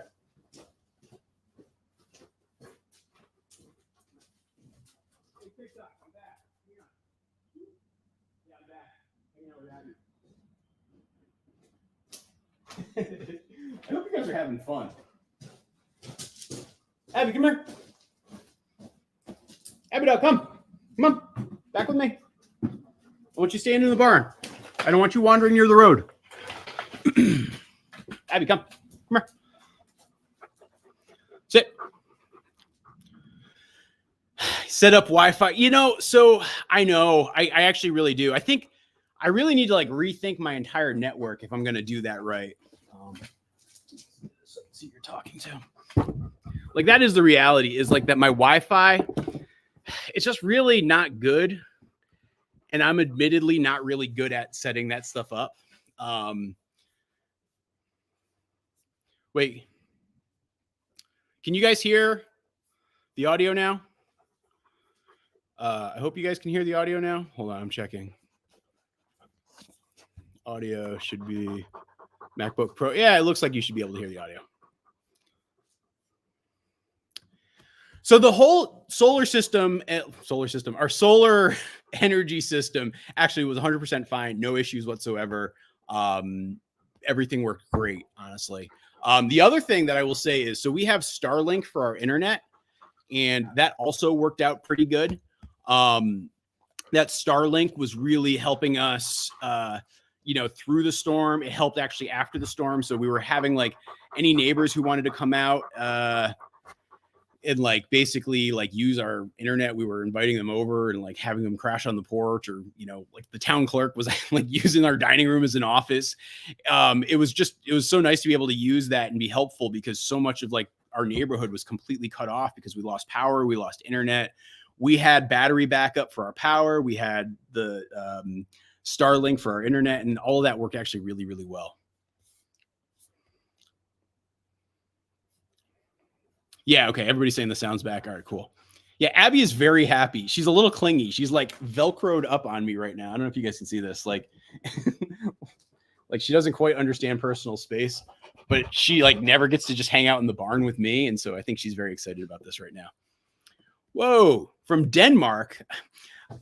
By the way, I got to say this. The amount of international support we've gotten in our community with donations and like what you guys have done has just been absolutely stunning and overwhelming. And the UK, Australia, Canada, all of those things has been just awesome. So thank you for that. Like, to see you guys reaching across borders and helping like that is just incredible. Ooh, who wants Abby fur? Maybe I should auction off Abby fur as a fundraiser. I think she's got another piece I can just tug out here. Whoop, there we go. Yeah, Abby, you are so shaggy. I got to brush you out. Maybe I'll go get the brush and we'll do that later. So the quick stop is open. Yeah. I see RJ's question. Yeah. So RJ, the quick stop, as Kaz is saying, is open. The bridge behind it's taken out. I was actually just at the quick stop last night buying a couple odds and ends. So yes, the quick stop is open. Whoa. In Sweden. I actually think you're right. I mean, that's why I try to do certain things like include my measurement, like my temperature measurements in Celsius and that sort of thing. I should probably do other things as well. Just found out about the live stream from the lone duckling video and immediately hop. That's awesome. Well, and Joseph, like I was saying, let me see if I still can connect to that camera feed. Yeah, here it is. You can actually see that lone duckling is actually the duckling. Surprisingly, it's the duckling that's up in front. Jerk Duck has basically adopted her, and it's her mother. And then there's actually two siblings. So there's the one that you see right there, and there's another duckling. I don't know where it is. I'm looking for it. I don't see it. It's in there. I'm not worried. It's just not on camera right this second. But yeah, so we have 3 ducklings and Jerk Duck are all together. Yeah, Abby's leg, Cole. Abby, come here. Abby, come here. Can you sit? Hey, Abby, I want you to sit. Sit, Abby. Sit. Let me show everybody your paw. So yes, Abby's paw, which I will try to show you guys here on the camera. It's actually 100% healed. It's better. She's good. You know, it's funny. Last time this year when we were dealing with that flooding, Abby was actually living inside the house because she was recovering from her injury. But no, she's 100% healed now. The chicks are still scared of the ducks. It's actually very funny. Deb, the mother chicken, hates the ducks and just like gets annoyed by them. But the chicks are so scared by the duckling energy, even though the ducklings, all they want to do is just be friendly and have fun. Yeah. Yeah. Abby, gosh, Abby, she just has a mind of her own. I think that's a very good way to put it, Leah.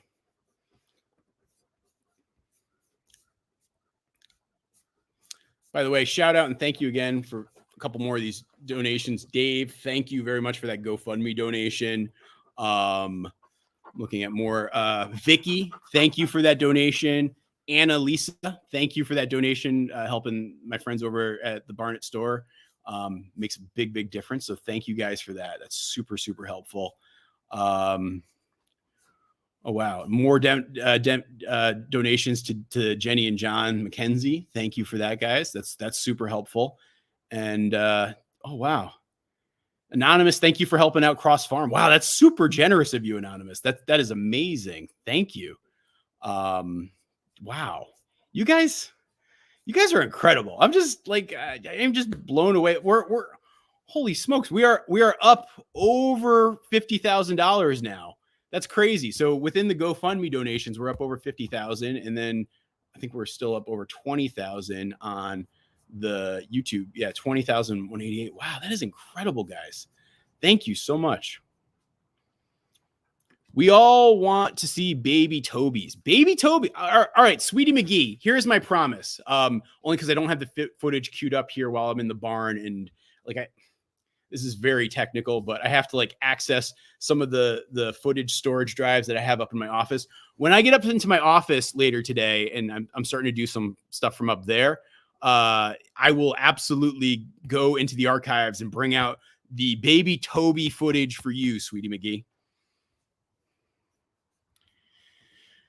So Harrison, yeah, no, I think events like this do underscore the importance of coverage. So if something like this happened to our farm, we do have a number of different types of coverage. Some of those things would help. Some of them wouldn't, though. Like flood coverage is often capped. Like I think our flood coverage caps at like $50,000 or something like that. And so if something happened like that happened to the McKenzies, like to us, we would be struggling. We'd probably have to rely on like the FEMA program.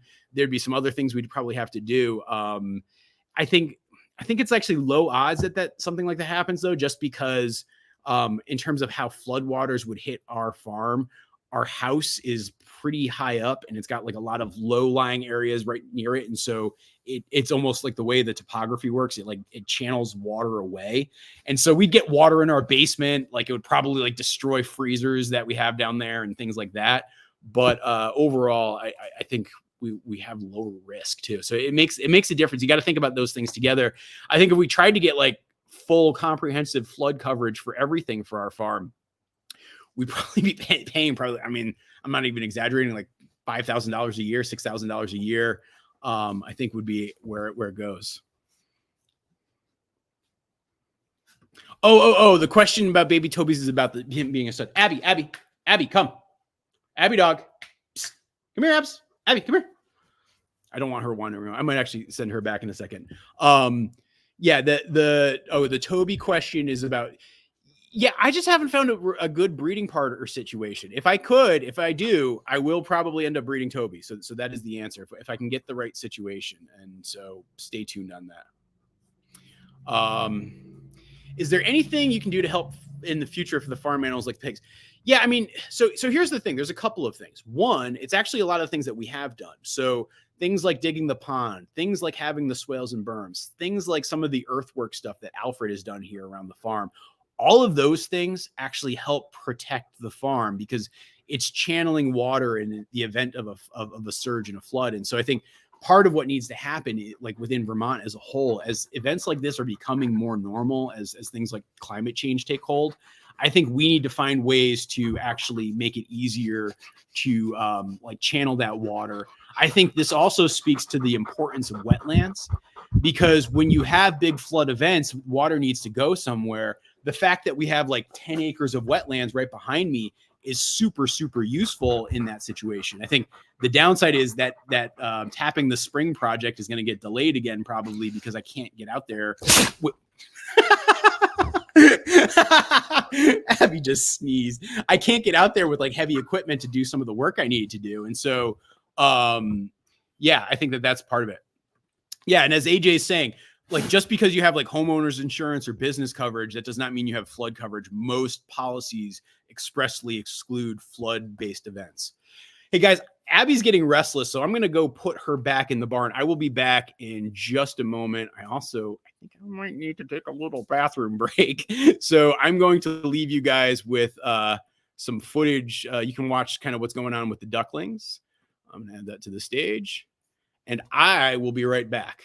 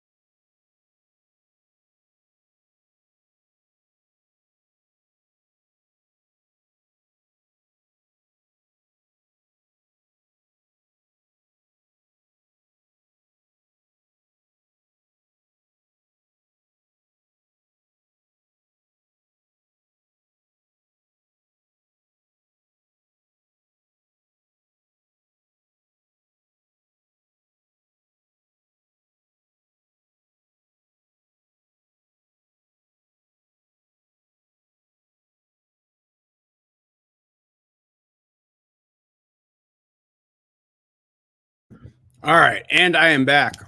And oh, look what I got. Another fresh polar seltzer. If you guys want to help, feel free to email the folks at Polar Seltzer and tell them that they should sponsor us. And by sponsoring us, I don't even want them to pay me. I would just love it if they would donate money to any of the causes that we're supporting here on this live stream. All right, hold on a sec. I'm just going to update some things here on the text side of things.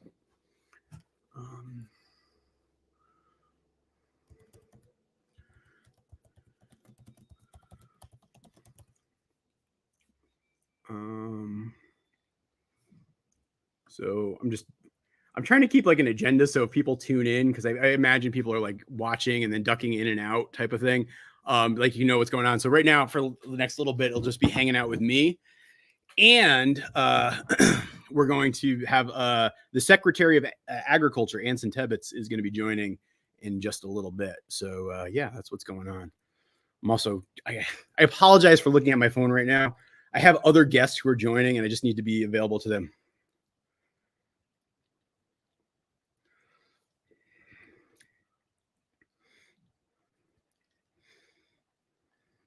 Oh, I actually have a very interesting guest who might join in just a minute. TikTok and Facebook. You can join here. Hang on. I'm just sending him the link. If this guest pops on, I think it's going to blow some folks' minds because he is such a cool human being in general, and just I love this guy. And so if he can join, I'd be so excited. So hang on a sec. I'm just trying to get this lined up. I'm texting him as we speak. Okay. All right. Let's see if he pops on. Yeah, this surprise guest. If I can pull this one off, I think you guys are gonna have a lot of fun. This is gonna be very cool. Yeah, you feel well, Mark. Like I said, as you probably are watching in that video, I think it's like a happy story for that duckling now at this point, because that duckling has a family. Oh yeah. If anybody wants. I don't think there's any local news folks covering it, but if anybody wants to push this along to local news folks, I think it's always hard to promote yourself to the media. But if you guys start reaching out to local news folks, telling them about what's going on, I think it'd be awesome. I just put Abby Dog back in the yard. She was getting a little bit antsy. And here's the thing. So like our barn is pretty close to the road. And I don't want to have a situation happen where I'm paying so much attention to you guys and talking on the live stream that I forget about Abby Dog for a minute. And like if that happens and then she gets hit, it would be horrible. And so I don't like to let the dogs just wander around unless I can like really supervise them.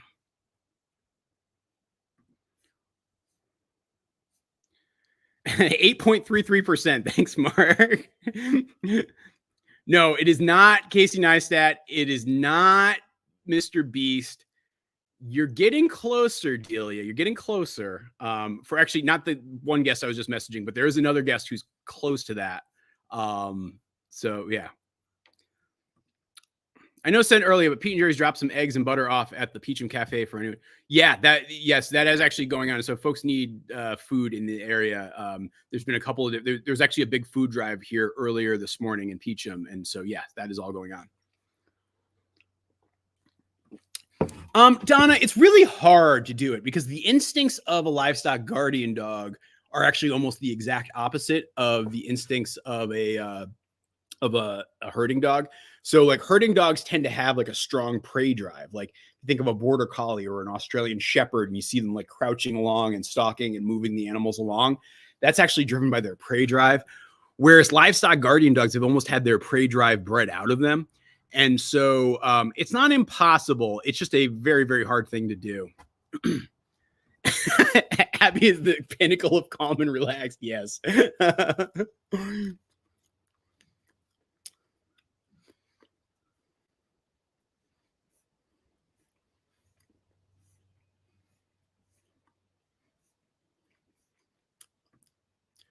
No, it's not. It's not Hank Green or Mark Rober. And I mean, so technically speaking, if there was a person in town who is currently closest to being the mayor of Peacham, it actually would be Alfred. He sits on the select board and he's the chair of the select board. So like, that's not the mayor, but it's the closest thing that we have to a mayor. Oh, no. So we are actually looking for somebody to manage the Peacham Cafe. So if somebody ever dreamed of moving to our small little town and running the local cafe, it's available. Basically, the cafe is actually Peacham Community Housing is the organization that owns the building. And we basically rent it to like the community to use as a cafe. And we hire an operator who basically gets to get all the money that gets generated from running the cafe. But like that would be how like it would work. And so if you're interested in running the cafe, just Google Peacham Cafe operator, and I think you'll find like all the information available. And yeah. Fake farmer. Ouch, Rob. Is Peacham getting bigger or smaller? Peacham's kind of actually it's pretty surprising. If you look at Peacham over the last 200 years, its population peaked like in the 1870s or so, 1880s, something like that. And it was like about 2,000 people. These days it's been 700. It's been in the 700-ish range for the last, I don't know, 100 plus years or so. Okay, Rob is being rude, and so he's getting blocked. I mean, I just don't get that with some people. What do's and don'ts did you learn from the last 24-hour live stream? Oh, this is a fun question, Poof. So I think making sure I have like snacks and like bathroom breaks built in for myself, which is what you'll see me doing here and there. That was actually one thing. And so, yeah, like when I went to take Abby back, I went quick bathroom break, got a drink, got a snack stick. So that's one thing. Making sure I have like a better schedule of guests and like really structuring that out. That actually is another thing that I'm doing. It is most definitely somebody who's well known. Most definitely. I'm just waiting to see if he pops in. Hang on. He might not yet. Like he's yeah. We'll see. So the live stream is going to be going until 1 p.m. tomorrow. That is the answer.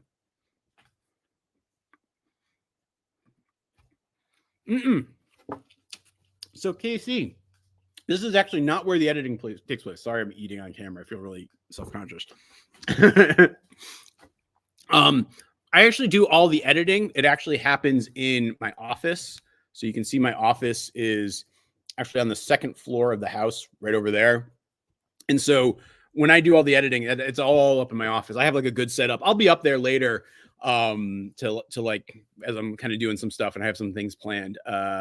And so, yeah, that'll be what I do.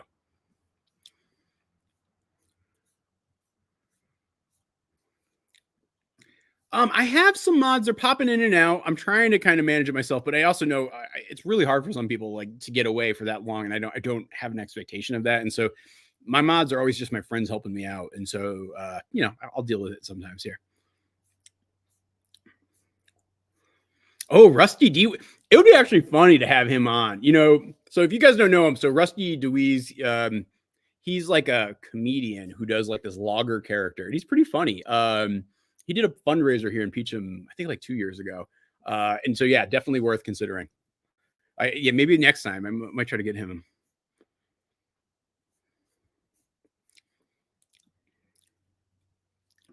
Have you ever, Toby, with a different dog for like, yeah, I mean, maybe we'll see. I don't want to get too much into that one because there's like a lot of things that potentially could happen. But yeah. I'm not going to camp out with the animals, Sarah. I thought about it. It's really hard to pull off. And like having the electricity and like the lighting is actually the biggest problem. Like trying to shoot something in the middle of the night here on the farm takes a lot of work from a lighting perspective. And it's almost impossible to do for a live stream. So yeah. So Alfred actually, when he left, he'll probably pop back in a bit. But Alfred is actually, he's actually down at the pump track that Ian was talking about. They're doing kind of like a soft kickoff of it today with the kids. And so that's going on right now as we speak. There will be some time where you can watch the dogs. Yes. And will I be adding more weird chickens? When I went on my little break, I actually just changed camera angles for one of the cameras. And let me see if I can show you something that you might enjoy. Oh, wait, I don't have that feed now. Oh, shoot. I'm sorry. I don't have that. Oh, it's not. Oh, for some reason, it's not working. But here, I'm going to actually go to some footage which here. I don't know if is the best strategy. But So Mr. Toby this is Dog, actually you know what's footage up. from, Abby, sit. I'll just play up as we're talking. This is footage from, this was the night of the rain. And this was during the flood. It's time to do the evening chores. We're having a little bit of rain. And it was just raining so much that day. You know, like coming out, like this was probably about 5:30 that day. Like you could see the ducks were enjoying the rain, the chickens not so much. But even at that point with like the torrential downpours, all the birds were just inside and it was just like, lock them up, let's go. Like, you know, this time of year, I locked those birds up around like 8:30 at night. But there was like no way to actually get them out. And so like I just locked them up at 5 o'clock that night because I didn't want to have the risk of somebody getting hurt. The dogs were either sleeping under their dog house or they were sleeping inside the greenhouse. The weird chickens. Yeah. Like I think I showed this in another video, but like, yeah, they were like the weird chickens were hiding underneath, like here. And so, yeah, that was kind of cool. And by the way, guys, if you're watching on TikTok, you're going to see me sharing some video stuff. You can watch it on YouTube or Facebook. It'll be all over there. Just look for Goldshaw Farm. It's not PewDiePie. No. Yeah, I think I turned off the audio. So hopefully I fixed that. Sorry about that.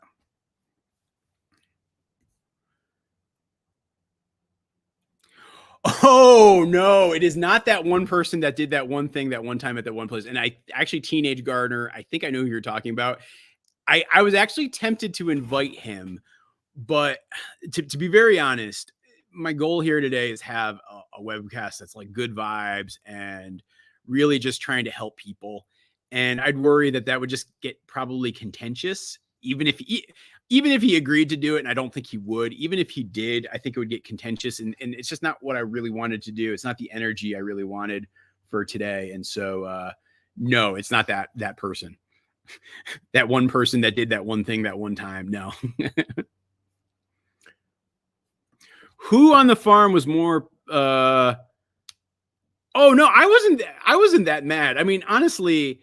The weather on the farm doesn't, the weather that actually bothers me the most on the farm is like really, really hot and really, really humid. That is my least favorite type of weather. Other than that, I actually don't mind most of the weather. Like really cold, I just bundle up. Really rainy, you know, I just basically put on like my rain jacket and just am prepared to like change when I get inside. I think actually, you know, the other temperature, like, or weather situation I hate is like 35 degrees Fahrenheit or like 1 degree Celsius and raining. That's the worst to me because you can't get warm. Like, you know, like it's just raw. It soaks you to the bone. It's kind of miserable.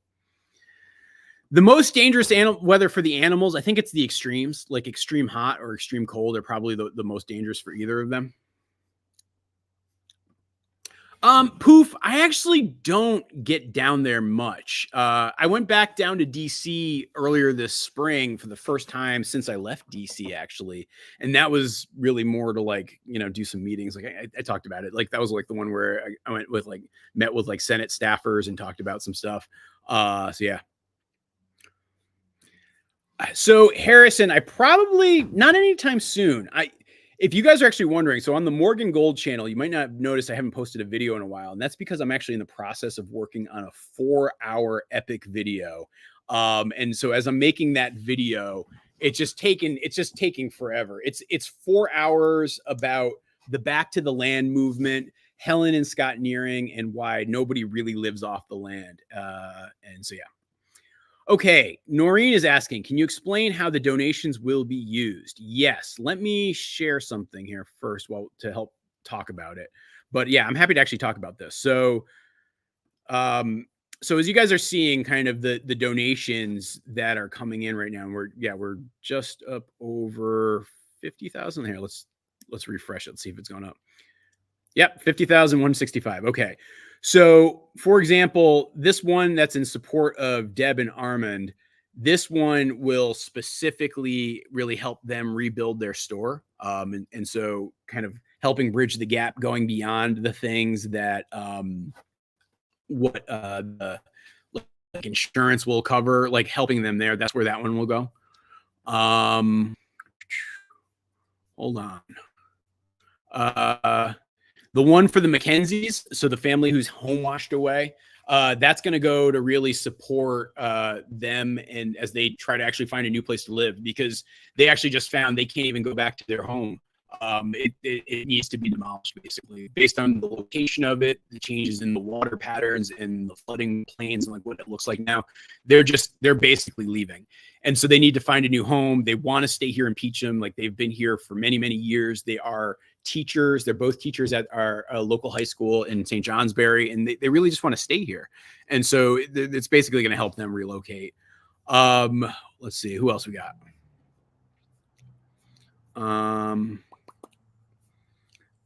Okay, so the fund for Dylan's family. So my friend Dylan, who was tragically killed in the flooding, this is really going to help support his wife and his kids. And I think, as Alfred was saying, he thinks that like a lot of it's going to just get set aside as like kind of college fund for the kids, which they're going to need. And like they're going to need that resources for, kind of education of kind of whatever variety they opt for. And so that's the primary intention of where a lot of that's going to go.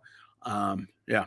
So, and then actually maybe the one that's probably worth talking about too is the Peacham Emergency Relief Fund. So like if you're looking on YouTube right now and you see that donate button, like where does that money go?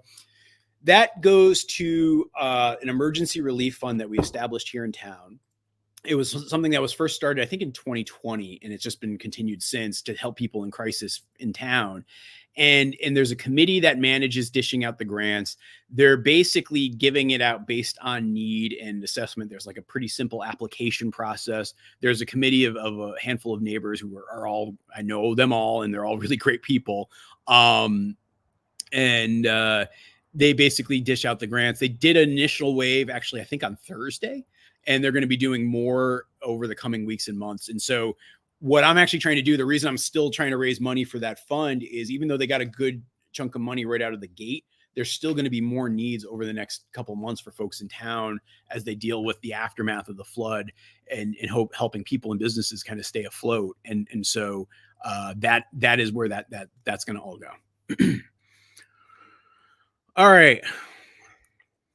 Yeah, AJ, I appreciate that you do that. And there will ultimately be it'll probably be actually the end of July will be the post of this video. This crazy, it's going to probably be 4 hours long. All right. I mean, somewhere between 3 and 4 hours, this new video is going to be. I might even, if you guys stick around when things get weird tonight, I might even give you a little sneak preview, and I might even, like, you can probably watch me edit it a little bit. So I might do some of that later tonight. And so you'll get a chance to see that.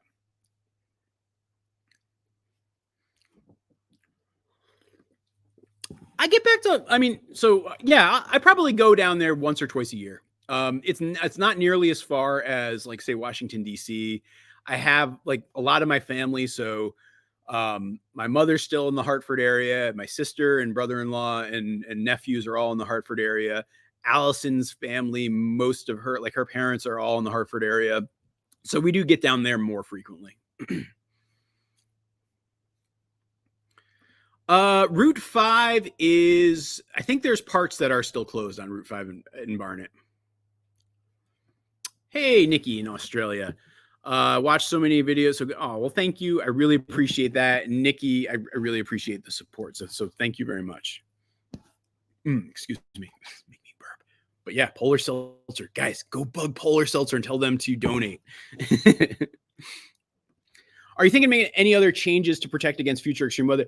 Honestly, Mark, I'm actually still thinking about, is there more I could or should do related to channeling water and having like swales and berms. Like that's honestly the thing I'm thinking about the most. I built the pig yard this year with the intention of that being a place that I put the pigs kind of year after year after year. I am reconsidering that, and I'm probably going to locate the pigs next year on a different part of the property, just because the flood risk is so high in that spot that I have them right now, that if I don't learn my lesson after the last 2 years, and particularly after this past year, shame on me. And so, no, I will not be putting them back where they are right now. They're going to be in a different spot on the farm, which I don't exactly have it nailed down, but I'm working on it.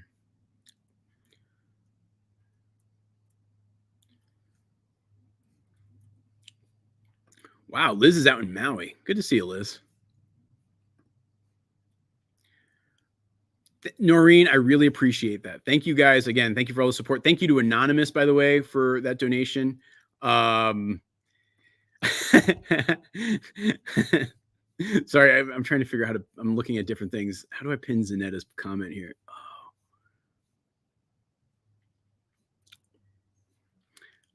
How's Allison's garden doing? Allison's garden is doing phenomenally well. I think so. Allison's going to come on in a little bit. I think she's going to come on tomorrow morning, is what we agreed. And so when she comes on, I think we're going to probably set like a little fundraising goal, sort of like what we did with Alfred. And if we can hit that goal, she is very willing to commit to making another garden video. And so that'll happen later in this live stream, probably tomorrow. Suggestion form is acting up. Yeah, I think if you can mention it in their suggestion form, and the more people they have suggesting it, I think it'd actually be really funny to see if we could get them to donate. Like, so here, I'm gonna bring this up. We're gonna have a little fun right now while I wait, kind of see if this guest might pop up. I'm not sure. They might not. It'd be a bummer if they don't.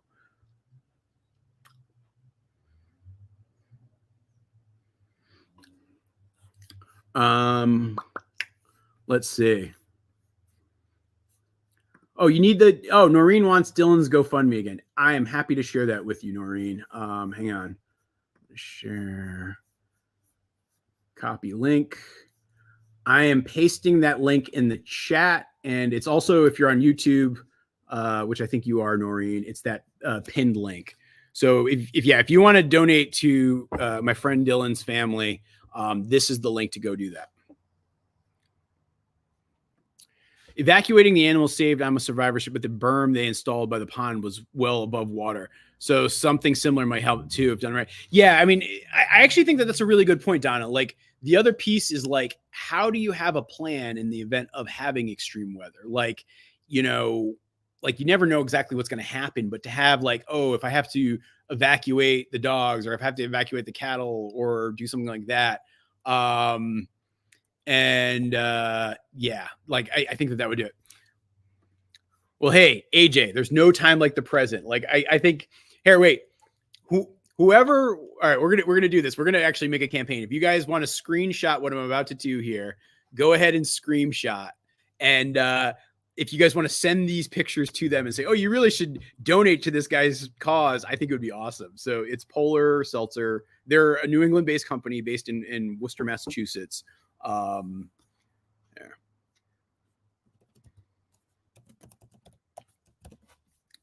You guys are going to ride along with me as we let me try to find where you need to go on their website. I'm going to share my web tab. Okay. So Polar Seltzer. And again, it is my favorite brand of seltzer. It's like, other than like coffee and water, it's probably my most commonly drinked beverage. So here they are. Here's their website. I bet you if you go to maybe the customer care team. Suggestion box on the customer care team. So here, I'm going to drop this link in the chat now. We're going to drop it right here. So if you go to the suggestion box, which you can get to by this link, you will be able to contact them.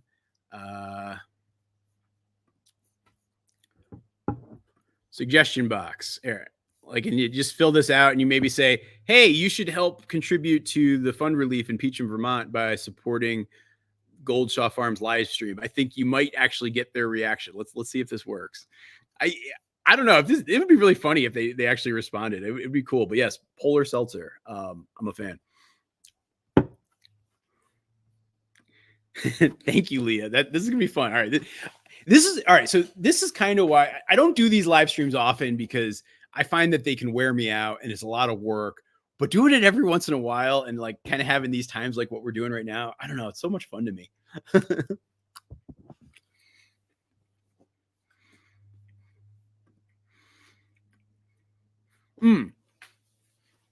Christina, that is my favorite flavor. No doubt about it. Like I like a lot of their flavors. This watermelon lemonade is really good. Black cherry is also outstanding, but my favorite is orange vanilla by far. So Tanya, we get floods. I mean, honestly, I can think of, there's been like in the 8 years that we've owned the farm, there's been 3 incidents of like major flooding. Nothing really bad that hurt the farm itself, but like hurt the area for sure.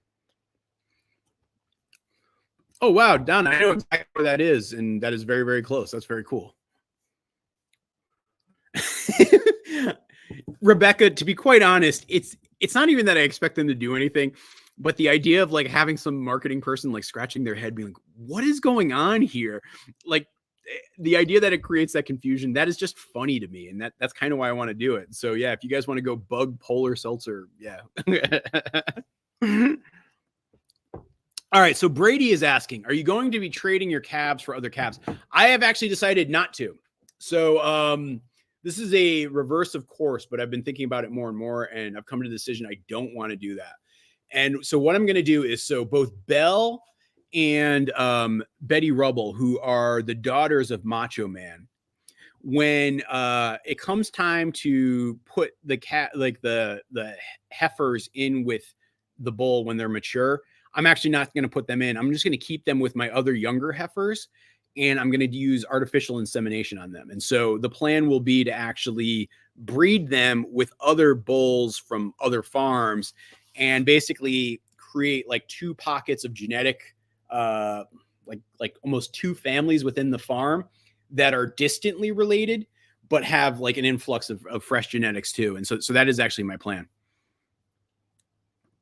I have no plans for any new barn cats anytime soon. I think we actually have just the right number, just the right configuration. And so for the time being, I don't want to change anything.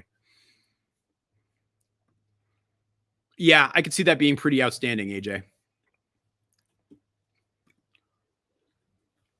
Thanks, Mark. Honestly, Prattman, we did. And so this barn, if you look at the back corner, like beyond where the tractor is, that was originally about 6 feet lower than the spot I'm sitting in now. And so we kind of built up a hill. It's like a little bit of a slope in the back there. And essentially what that does is it prevents the water from coming into here, but it also prevents the water from going into our house, which like is that away. And so having that, like basically that berm and channeling the water that way both protects the barn as well as our house from some pretty extreme flooding. And so, yeah, it very much was part of our plan. And any sort of construction I'm doing, sort of how do I think about flood mitigation and directing water is definitely something I think about.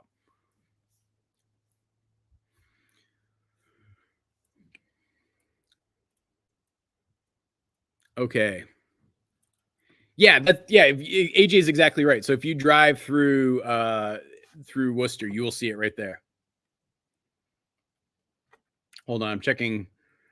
I got to keep in touch with like various guests who are lining up. So yeah, it's gonna be fun.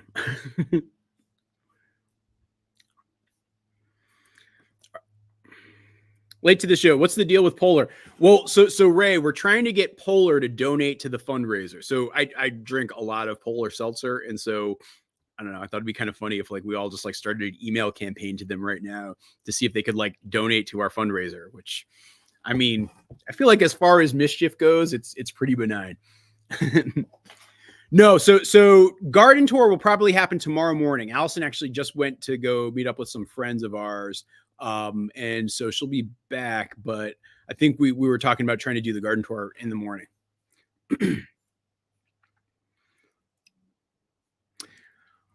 Yes, Nicole, I do know what my talk is going to be about. So in case you guys didn't know, I'm going to be appearing and speaking at the Homesteaders of New England conference in I don't know exactly the name of the town, but it's in New Hampshire.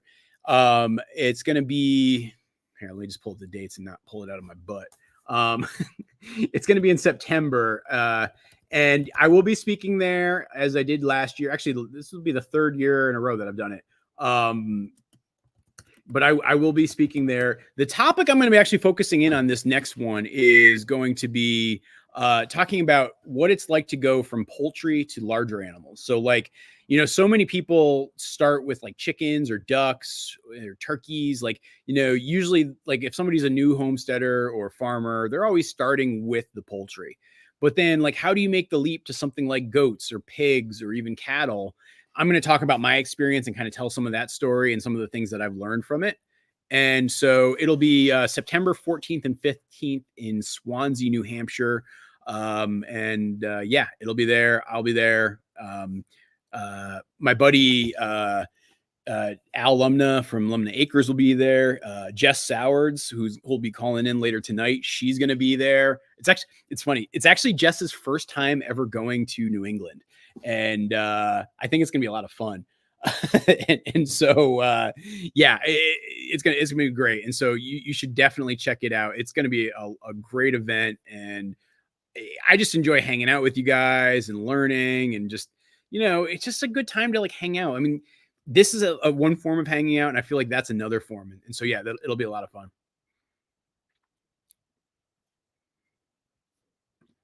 I know live free or die, but do you pay federal taxes? From experience, steep mountain roads can't be paved, but could Vermont for paving level? So I guess let me answer your question. So yes, I do pay federal taxes, quite a bit actually. And from experience, yeah, a lot of the mountain roads here aren't paved because it actually, the washout risk is very high with paved roads on mountains. The washout problem, though, happens on level 2. And so, yeah, we do get federal funding for some of the road stuff, but then we also don't for other things. And so it's always a sort of a tricky balance. Hey, Angela, my fiance and I are big fans of Inspire Your Farming Journey. Sending your thoughts. We'll be trying that seltzer. Yeah, this watermelon, it's solid. I mean, it's not like my favorite. Like I said, if I'm ranking my polar seltzers, orange vanilla is number 1, black cherry is number 2. I think the lime one's probably my number 3. Yeah, I don't know. And then a lot of the other ones are just kind of fun to experiment with. Just got back from washing my clothes. I'm trying to think, Teenage Gardener, what did you miss? I think you might have left when Ian was here. That was kind of fun. Ian Boswell, former Tour de France racer and current neighbor of mine, and also a member of the Peacham Volunteer Fire Department. Well, Dave, I will be here, and yeah, let's check in. Let's see how the fundraising is going. Let's see what we got here. Oh, wow. I want to just say some shout outs and thank yous here. As I'm just looking at the fundraiser roll call here. And I really appreciate just how generous you guys are. This is incredible. All right. Let me go through these.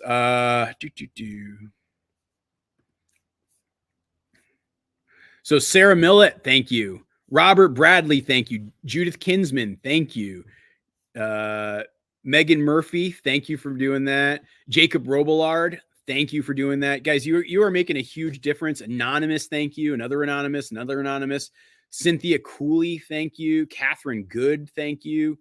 Anonymous, thank you. Barbara Shear, thank you very much. Dave Turnbull and Melody Malcolm, thank you guys. All of you are really helping make this fundraiser make a big difference here in our community. And so I'm super, super appreciative of that. Donna, I do like blood orange. I lemonade. I like that flavor actually. Yeah, that is, it's funny. One thing I don't understand about Polar is like how, some of them have, all right, actually I have 2 cans right here. So the black cherry has like the more traditional can, and then like these have the weird can. They're both seltzers. At first, when I first saw these in the store, I was like, do they have sugar, or like, are they like a juice or soda? And no, they're both seltzers. I don't know why they have two different can types, but they're both very good. But like I said, black cherry is my second favorite flavor. I love it. But yeah. Oh, hey, Katrina, thank you for popping in. And I know you're traveling, and do not feel it. I meant to text you. I'll text you later. Just been kind of running behind on everything today, but yeah. Thank you for that popping in there, Katrina. Yeah, no, I mean, honest to goodness, like he was on the U.S. team that would go Tour de France. He like that's what Ian used to do. And he did that for a number of years. He was like a professional cyclist and wicked talented guy. Also just a really nice guy, really good guy. Like I've loved having him as a neighbor over the years. I think that's actually spot on, Bartram. I think you're right. This is much more serious flavor than this. This feels kind of, I don't know, little too playful for most like serious seltzer drinker tastes. Well, I want to thank you, Strong American Bulldog, for hanging out here and just being kind. So thank you. Will you be playing dice game to?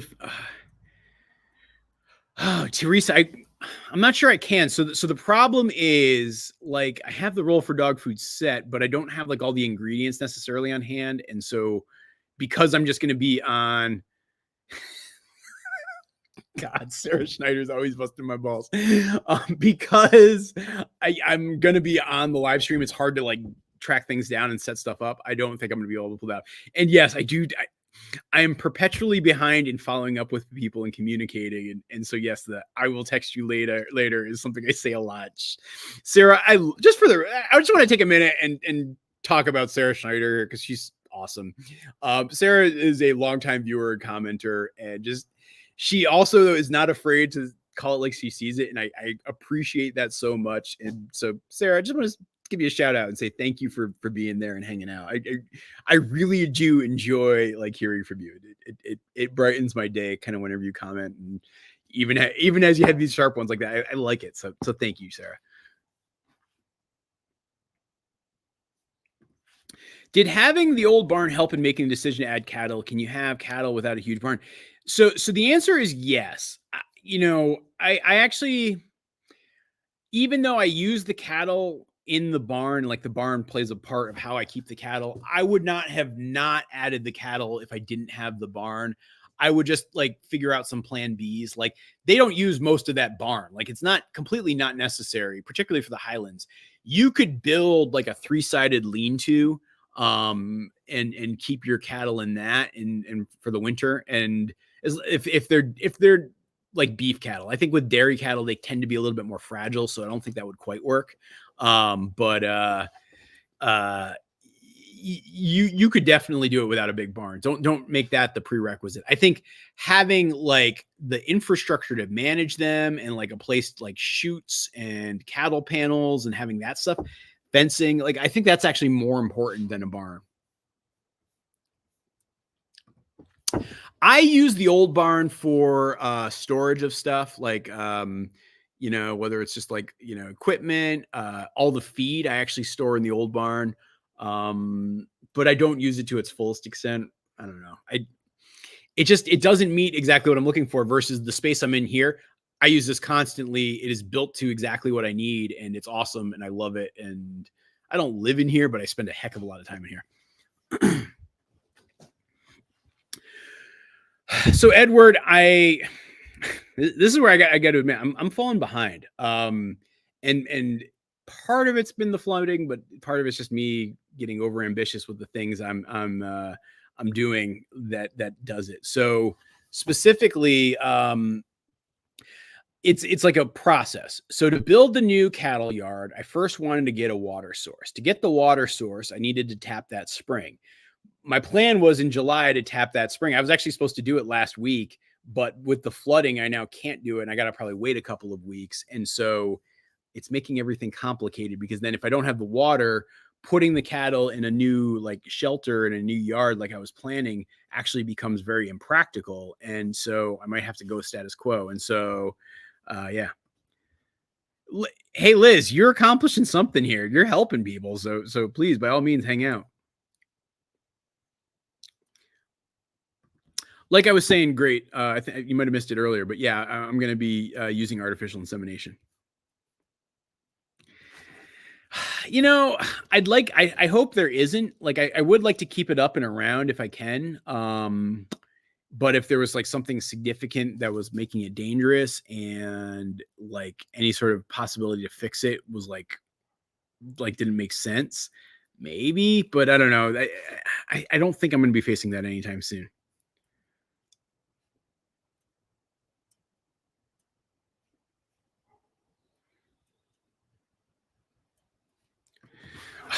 It's the worst. I'm actually very worried about this. So yes, I have a chicken that's an egg eater and I'm trying to work around it, but I might have to deal with it that way. It sucks. I think it starts because chickens are curious and they'll peck at something. And if they peck at an egg and then they get yolk and that's like a reward for pecking at it, then they learn, oh, I can get food by eating this egg. And then that's just how they do it. I mean, that's at the core of it. I've got to address my nesting box situation is part of the reality. So yeah. Oh, Amanda, you must have missed the news. Yeah, Templeton is no more. Templeton's gone. Yeah, I took care of Templeton.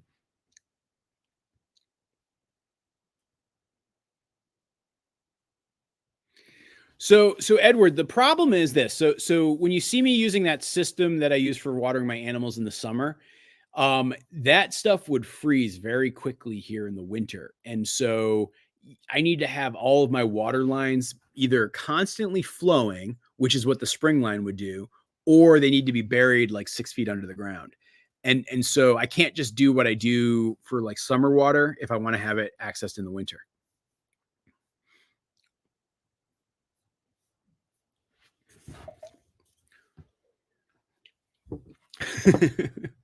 Well, I'm glad you appreciated that, Sarah.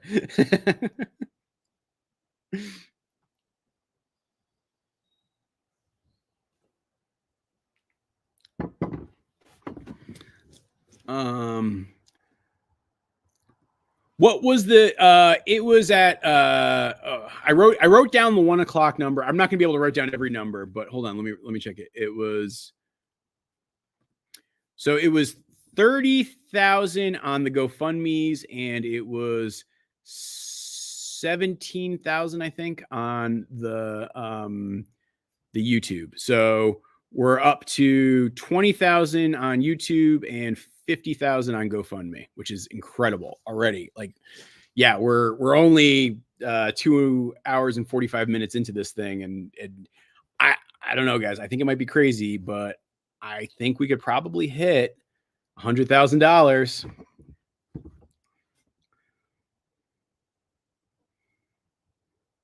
Let's see. Hold on. I'll just check my messages here. Oh man, I'm bummed. I hope this guest is actually able to make it. If this guest would make it, it would be really, really cool. I'm hoping they can. Fingers crossed, guys. Holding a public tribunal. I mean, what would the tribunal? I guess to scare them. I don't know.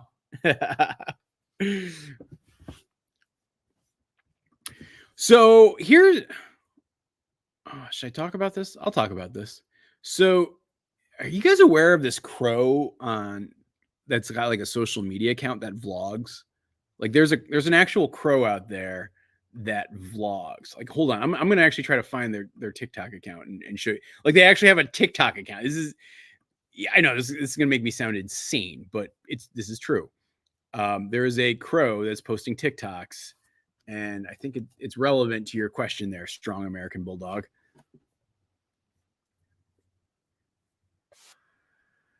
Hold on, I'm logging in.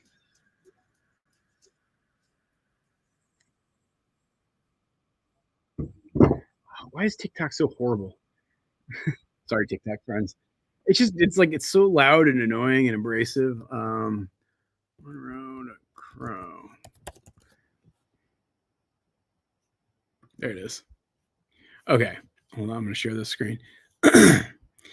So yeah, there's this crow that flies around farms. I don't know if has anybody seen this, or am I like just sounding crazy as I talk about it? Yeah, it's like this whole account. Hello, my name's Monroe the Crow, and wherever I go, you can follow. You see, I've got this special camera on me, so you can watch where I fly. Today, we're going to be exploring this farm, and I think I see some chickens. I wonder if I can steal some of the feed from the chickens. Yeah, I could like land down there and sneak in, and I bet they wouldn't mind very much if I came in and stole some of their chicken feed, because chicken feed is really yummy. They don't seem very happy with me being here. I better get out of here. Ow, yeah, that was a little bit painful. Oh well. Let's keep flying and let's keep exploring. Tell me where you'd want to see me go next. Whee! Hello. All right, here I am. I know. Just Does it look familiar to anybody? Kind of weird, today. right? I hope to find something But apparently there's interesting. this crow I flying can see around the some cows farm, down there, but shooting they're videos. not usually interesting. Totally weird. They're usually just kind of smelly and stinky. I think I see a coyote over there and under that tree. Do you guys see it? I don't know. Maybe I could be wrong. Yeah, I'm kind of bored and looking for something interesting. My special guest, fun, Monroe the Crow. Cool, weird, different, something I haven't seen Yeah, I mean, it's before. turning out to be. I don't know. You guys see anything I should look at? Let me know. But wait, what's that? You guys see that thing? What is that? Like, it's like all those squares and they're all like in a line like that. What is that? Oh, let's get down there and take a closer look. No, it is not my nephew. Is it a lake? No, I don't know. I was just definitely like not a blown away lake. by watching these. Just a bunch of squares. Is that like one of the houses that people live in? I'm But yeah, not so quite it's sure. this account, Monroe the Crow, and yeah, the crow flies around, and sometimes he flies around our farm, which is kind of nuts. Yeah. But actually, surprisingly, the crows have not been bothering the eggs this year. You want to know why? And I gotta say, I'm wicked proud of her for stepping up. But our girl Abby Dog has become obsessed with chasing crows. And anytime a crow lands in the field, she like goes like full on like barking and chasing it, and they go right away. And so yeah, we've actually been getting way more duck eggs this year because of Abby Dog. So good on her.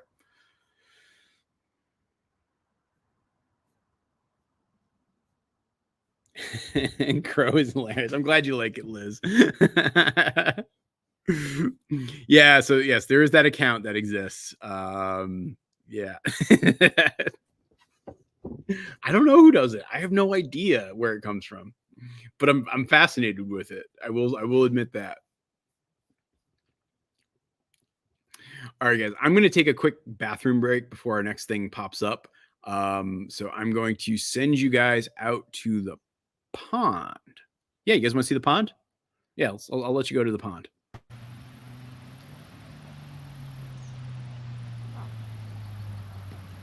And I will be back very, very soon.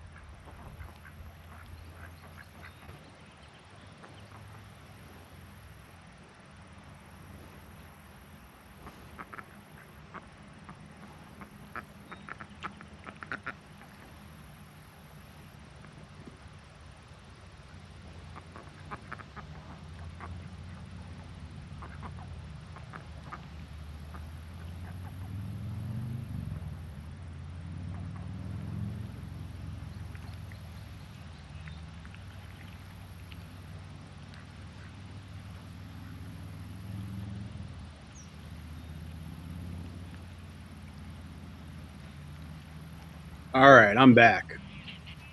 Hey, JB, what's going on, buddy? Good to see you.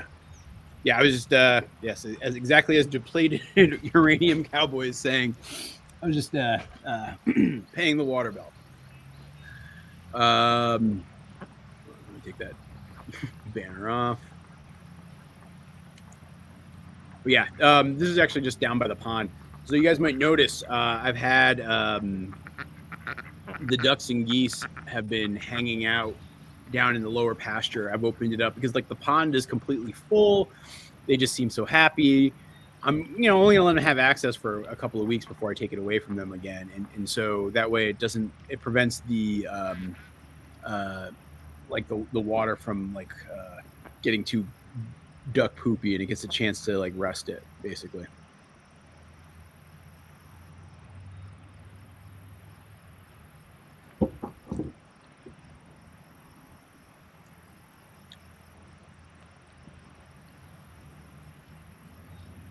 All right, what did I miss? What questions are? I am not familiar with the Care channel. Hey, what's up, Charlie? How's it going with you? I'm doing good. I'm having fun here on this Saturday afternoon. Yeah, that's exactly where it is. Like if you let them stay there too long, and if the water level's too low, it'll create problems. But like right now, it's like perfect. Like everybody's happy with it. Well, Joyful, I'm excited to be able to hang out and chat, and yeah, I'll be talking a lot over the next. Well, let's see. We got about 21 hours to go. So, yeah. How's it going there, Sin? Now, I guess for folks who are wondering, like, and you're just coming into the live stream now, like wondering what the heck is going on, what are we doing here? As you guys may or may not know, about a week and a half ago, we were hit with some really hard floods here in Vermont, specifically here in our farm in Peacham, Vermont, and even more specifically, our neighborhood, South Peacham, which is where our farm is. Like, I'm going to go to some drone footage I shot previously. Like, if you look at where our farm, oh wait, I don't have that footage, do I?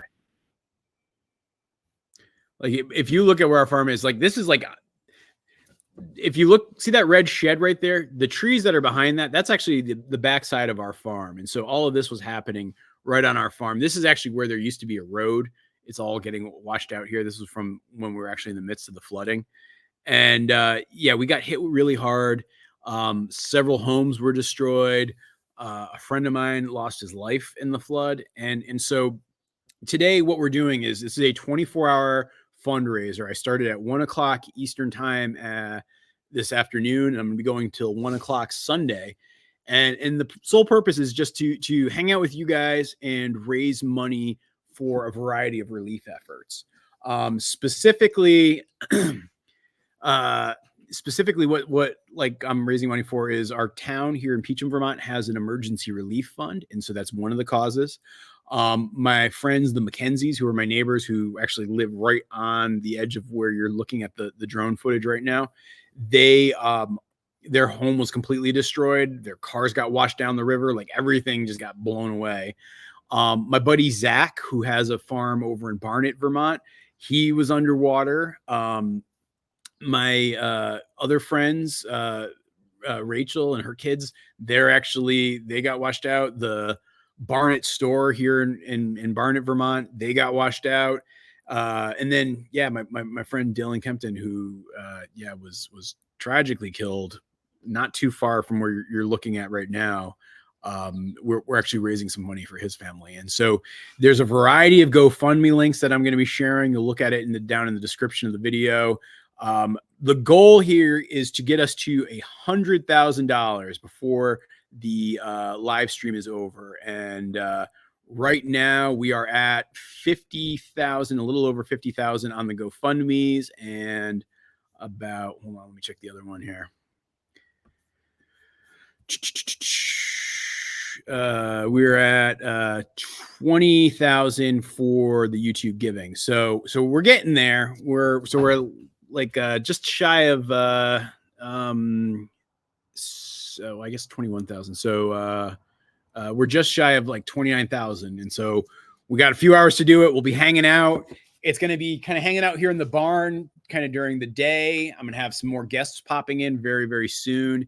And then once that happens, like at night, I'll probably go into my office. I'll do some editing. If you guys want behind the scenes stuff on like the YouTube side of things, if you want to watch me edit, I'll probably do some things like kind of go watch old videos and give you like the director's commentary version of stuff and talk about some things that you might not know about. And then ultimately things will get really weird overnight before we come back out here. We'll do some garden tours. We'll do some hanging out with the animals, and it should be a lot of fun. And yes, as Harrison Stewart is saying, we are also petitioning the company Polar Seltzer to donate to the cause and really help out our drive to raise funds, because it's pretty much all I drink. Hey, what's going on, Fro? I'm a big fan from Slovakia. Just wanted to ask about your silkies, weird chickens. How often do they go broody? Usually a couple times a year, and I usually let them hatch once is typically how it works out. Did I see Rooted in Rest's video? No, I did not. I have been so running behind. Oh, hey, and my friend Liz is going to be joining me. We're going to be doing some garden talking, like overnight for me, morning for her. And so yeah, Liz, yeah, I'll probably do some editing later this evening. And yeah, I think another point to really bring up here, even if you are unable to donate money, because I get like times can be tough and not everybody's in a situation where they can donate. Even if you can't do that, you are welcome to just share this, and it actually will help our reach and help the impact of everything we're trying to do here today. And so the more you can share, comment, pass this along for folks to engage with this live stream, the more it'll help. So thank you for that, even if you can't donate. Okay, Hector is asking, why did I stop using the duck house? Well, it's a couple things, actually. So one, I actually find that the ducks do better in winter when they're inside the greenhouse. It's a better climate, healthier, cleaner, warmer, like all of those things. It's better for the ducks to be in the hoop coop versus the duck house during the winter.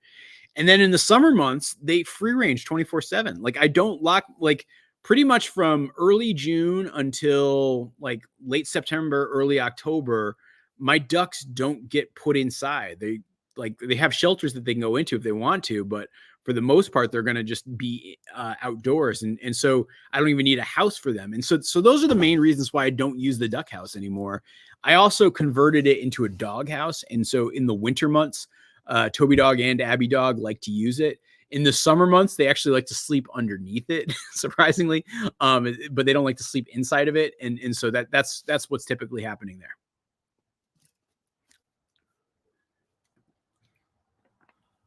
Oh, Sarah, this is a good one. Yeah, I will absolutely talk about that one. I might not do the whole video. I don't know. I haven't seen that whole video in years. So yeah, you know what? I'll even do that. Yes. So the answer is yes, Sarah. That will be the first one I go to, because I like that suggestion a lot.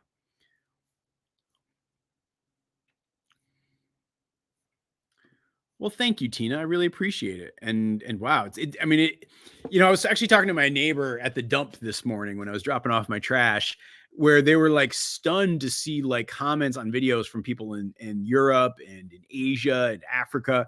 And they're like, oh my gosh, it's crazy that they know about our town. And yeah, it kind of is. And so Tina, it's crazy that you're hanging out here with us today, but I really appreciate it. Just like, so and for those who are wondering, so it's for the flooding, like Jenny, I know you're asking about this. It's for the flooding here in Vermont, particularly the Northeast Kingdom and particularly Peacham and Barnet, Vermont. Hey, Molly, good to see you. Oh, so Molly, all right. So you will want to know this too. So I am working on a very epic, very, very long video specific to the Back to the Land movement and to like living off the land and like Helen and Scott Nearing and kind of all of those things. And so that will be coming probably the end of this month, but it's like 4 hours long. And so that's why I haven't posted a lot lately, because I'm working on that. Now, guys, we have a special guest joining right now, and give me a second just to get him queued up. But joining me now live via video is Vermont's Secretary of Agriculture, Anson Tebbetts. What's going on, Anson? Oh, Anson, I don't think I can hear you. Hang on one sec. Sorry.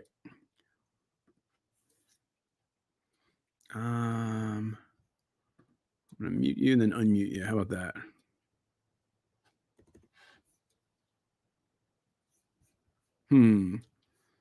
Nope, it's still not doing it.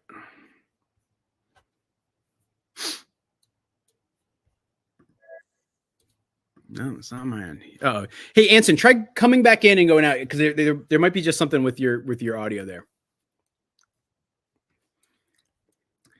Okay, Debbie is asking. Well, we'll give Anson a second to try his audio. Oh, let's try this. How about that? So while we give Anson a second here. So Debbie's asking, why didn't I put a cupola on the new barn? And the answer, Debbie, is actually, we tried to, but we couldn't quite find one that we liked. So we opted not to do it right out of the gate. If we find one we like, we still might end up doing it. All right, Anson, how about now? How does that work? That's perfect. Perfect. Oh, Thank okay, you. there we go. Hey, thank you for joining. I really, really appreciate you taking the time to do this. As you might know, we've had kind of some tough times here in Peacham and Barnet and in the area. And so, kind of for the next 24 hours, we're raising money to help the community. And so I appreciate you joining in, but wanted to check in to see with you because I know you're not that far away. How did you guys fare over the last couple of weeks? Well, I live in the town of Cabot, which is, it borders Peacham. You can take a back road right to Peacham. And we did okay. I think we were talking last year at this time because we had another horrific flood in Vermont just about the same time. In fact, I think it was the same day, which is just hard to imagine. It is. It's the same day, both for when the flooding happened as well as when we're doing this. It is kind of unthinkable that we're hit again like this. So Cabot fared a little better this time. It did not get as far down into the village as it did last time, but there were a few scary moments, and there were a few homes at the headwaters of the Winooski. That's where the Winooski River starts. It starts in Cabot and works its way down through Marshfield, Plainfield, East Montpelier, down into Montpelier, and right into Lake Champlain eventually. So there was a lot of flooding in that region as well as it got closer to Lake Champlain. And of course, your hometown, our beloved Peacham, Barnet, some parts of St. Johnsbury, and then a little further north in Lyndonville. Lyndonville really got hit this time, worse than last time. So I think we've all described it as sort of a combination of last year and about 12 years ago when we had Irene, which was another tropical storm that came up through Vermont and created a lot of damage. But it's hard to believe, but here we are. And thank you for putting a spotlight on Vermont and Peacham and Barnet and trying to raise some funds for folks. Yeah. Well, one of the things I've noticed is just talking to some of my neighbors, like, there's a farmer who, like, a house that he owns that he rents out to folks got just decimated. And he's been farming here in Peacham for about 50 years. And I was asking, like, have you ever seen anything like this? And he mentioned, like, there was one back in like 73 that happened. And then there was like, you had Irene, and then, it's sort of picking up more and more. It's not, is it just like a recency bias thing, or does it seem like this is becoming a more common problem for us as we're thinking about kind of land management in the state? Well, when you talk to farmers, they'll tell you things are changing and things have changed, and they've been noticing it, I would say, the last decade. Not only flooding, but I would say that we're having persistent downpours, a significant amount of rain in a very short period of time, as opposed to what we all love is those gentle rains that we love for our crops and our animals and our landscape. So I think there is something to that. But twice, 2 years in a row, we've got a system in Vermont where people are reporting into, it's called 211. So anyone in Vermont that's had flood damage should report any damage, whether it's a washed out driveway, whether they've lost their home, whether they've lost some crops, should report that to 211. And I think the latest as of today, we have more than 2,000 people have already reported some sort of damage. And then there's more than 250 businesses as well. And farmers are part of that component as far as businesses. So this is a significant one as well. It probably, it's tough to say. I don't know if it will be as large and the scope as large as it was last year. The 4 bottom counties of Vermont, for some reason this time, the weather pattern, they survived this one. So, Ludlow was really bad last year. Down there, Chemo, people recognize the mountain of Chemo and Killington and so forth. They were spared this time, but central and northern Vermont, they were not, and especially the Northeast Kingdom really got whacked this time. Yeah, no, and I think it's one of those things where it can be so random where it's like you'll get the warnings. Like I knew that day, like I was like, okay, just be ready. There might be some stuff happening this afternoon and evening, and be ready. But then, like, are you going to get like the crazy downpours like we got, or like, if I look at what happened to our farm last year, we got heavy rain and there were some parts that kind of got like, marshy pasture, but it wasn't anything like what's happened here where like, the South Peacham Brook runs right on the back line of our farm, and it turned into a river, and it's just starting to kind of go back down to normal level in the last like 2 or 3 days. And it's just very random. So the flooding and like the heavy downpours, it's harder to predict and brace yourself for than I think other types of weather events. And this one was very quick, very fast. It came, it went, but in that short period of time, it really did a great damage. On the bright side, we've had some decent weather since. And if I remember correctly, last year, it never stopped raining. It seemed like it was consistently. And that was part of the story. It was the severe weather that Vermont endured essentially from July right into October. Yeah. And then we also had a very significant, and some places got flooded in December, where we had a rainstorm, which is kind of unheard of in Vermont. We shouldn't be having rainstorms and that kind of precipitation. We should be having big fluffy snowstorms in Vermont in the wintertime. So something's changing, but here we are, and 1 foot in front of the other, as they say. Yeah, I mean, but I think it's worth noting too, right? Like, so the past couple winters we've have had much less snowfall relative to previous, and even the snowfall that we got was like much more of like the nor'easter, like heavy wet snow versus the big white fluffy snow, which is so much easier to work with. But it just all seems like it's changing and becoming more volatile. And if we look back on last winter, we really didn't get significant snow until March, and it was mild. Sometimes in January and February we can have 3 or 4 days of below zero. And if my memory serves, I just don't think we had that significant cold weather this last year. And then, thank goodness, we did get some snow in March and a little bit in April. That helps. And of course, the mountains are different stories. Sometimes the mountains do produce a lot of snow, but as far as so the valleys and the cities, we did not get as much snow last year as we'd hoped. Yeah. So now, as we're dealing with like this greater volatility, how are you seeing farms and farmers trying to adapt to the shifts that seem to be happening over the last 5-10 years? Well, we've had a lot of discussions over the last week or so after this, and the farmers that have been hit twice, they're doing some serious evaluating now. Am I going to plant in that same area again? Do I need to look for another space? Do I need to move that crop somewhere else? There's a farmer just up the road in St. Johnsbury on the Barnett line. He told me this week he's had 5 serious flooding events. So he's doing a complete evaluation. Of course, some of the best farmland is by our riverbeds, and that's why a lot of people are planting, and that's where it is. But I think a lot of, especially the ones that have been hit twice, 3 times, is there something they can do to maybe move their crops, which is not easy because land access is not an easy thing, and they like that rotation. Some people like to rotate their crop for soil health. So there's going to be a lot of discussion about more buffers. I think maybe moving some of the planting and some of the crops a little further back. Maybe put more buffers in to help mitigate some of that water that may come in there. And there'll be some significant studies, I think, over the next few years, particularly if you take the Winooski corridor.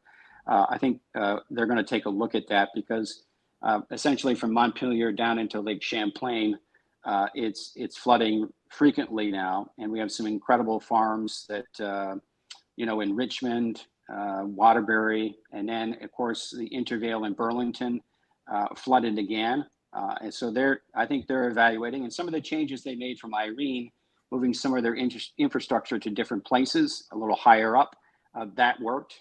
But again, the crops were underwater and a tremendous amount of loss for those. And the timing on this, I think you mentioned, is July is when most of the vegetables come in Vermont. That's peak time, and that's the income. So that's the income. Everyone is, really worked their way to those crops and getting them either through their farmers market, the CSAs, or through, selling to a retail operation. Yeah, no, I mean, I've got some friends who are in Barnet, and yeah, like we're hit extremely hard, and this is the time of year that they're making their money, and so it's a really challenging thing, and I've got another friend in Barnet who, seriously considering, like, do I still do the way I'm doing this, like this way, because it's the second year in a row that he got hit this hard, and so it forces a lot of hard conversations for folks. In your role, and this is kind of building on Narwin's question here, like, what's it like to be in that position during such a trying time? Like, how do you have to think about this? Like, what does that kind of put on you? Well, I'm just, first of all, I'm just the work ethic of our farmers and our producers is unmatched, and they deal with a lot of things. A lot of things are thrown at them, and weather is one of them. But this is a bit much for them to handle. So I think our first response in any emergency like this is health and safety. We want to make sure everyone is taken care of. And now we're in the phase of recovery. So what can the state or the federal government do to support our farmers?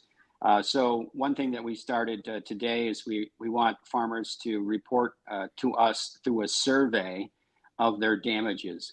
And those numbers will be important because that will gauge what the need is out there. So if we can develop some state or federal programs of direct aid, we need some data for that. So that's kind of what we're doing now. And we're just, we're checking on as many farmers as we can. And there's a wide range of issues. There's the crop loss, but then there's a lot of discussions about the land and what do I do with it? Some of the channels of the rivers have gone into fields now, so that's really moving.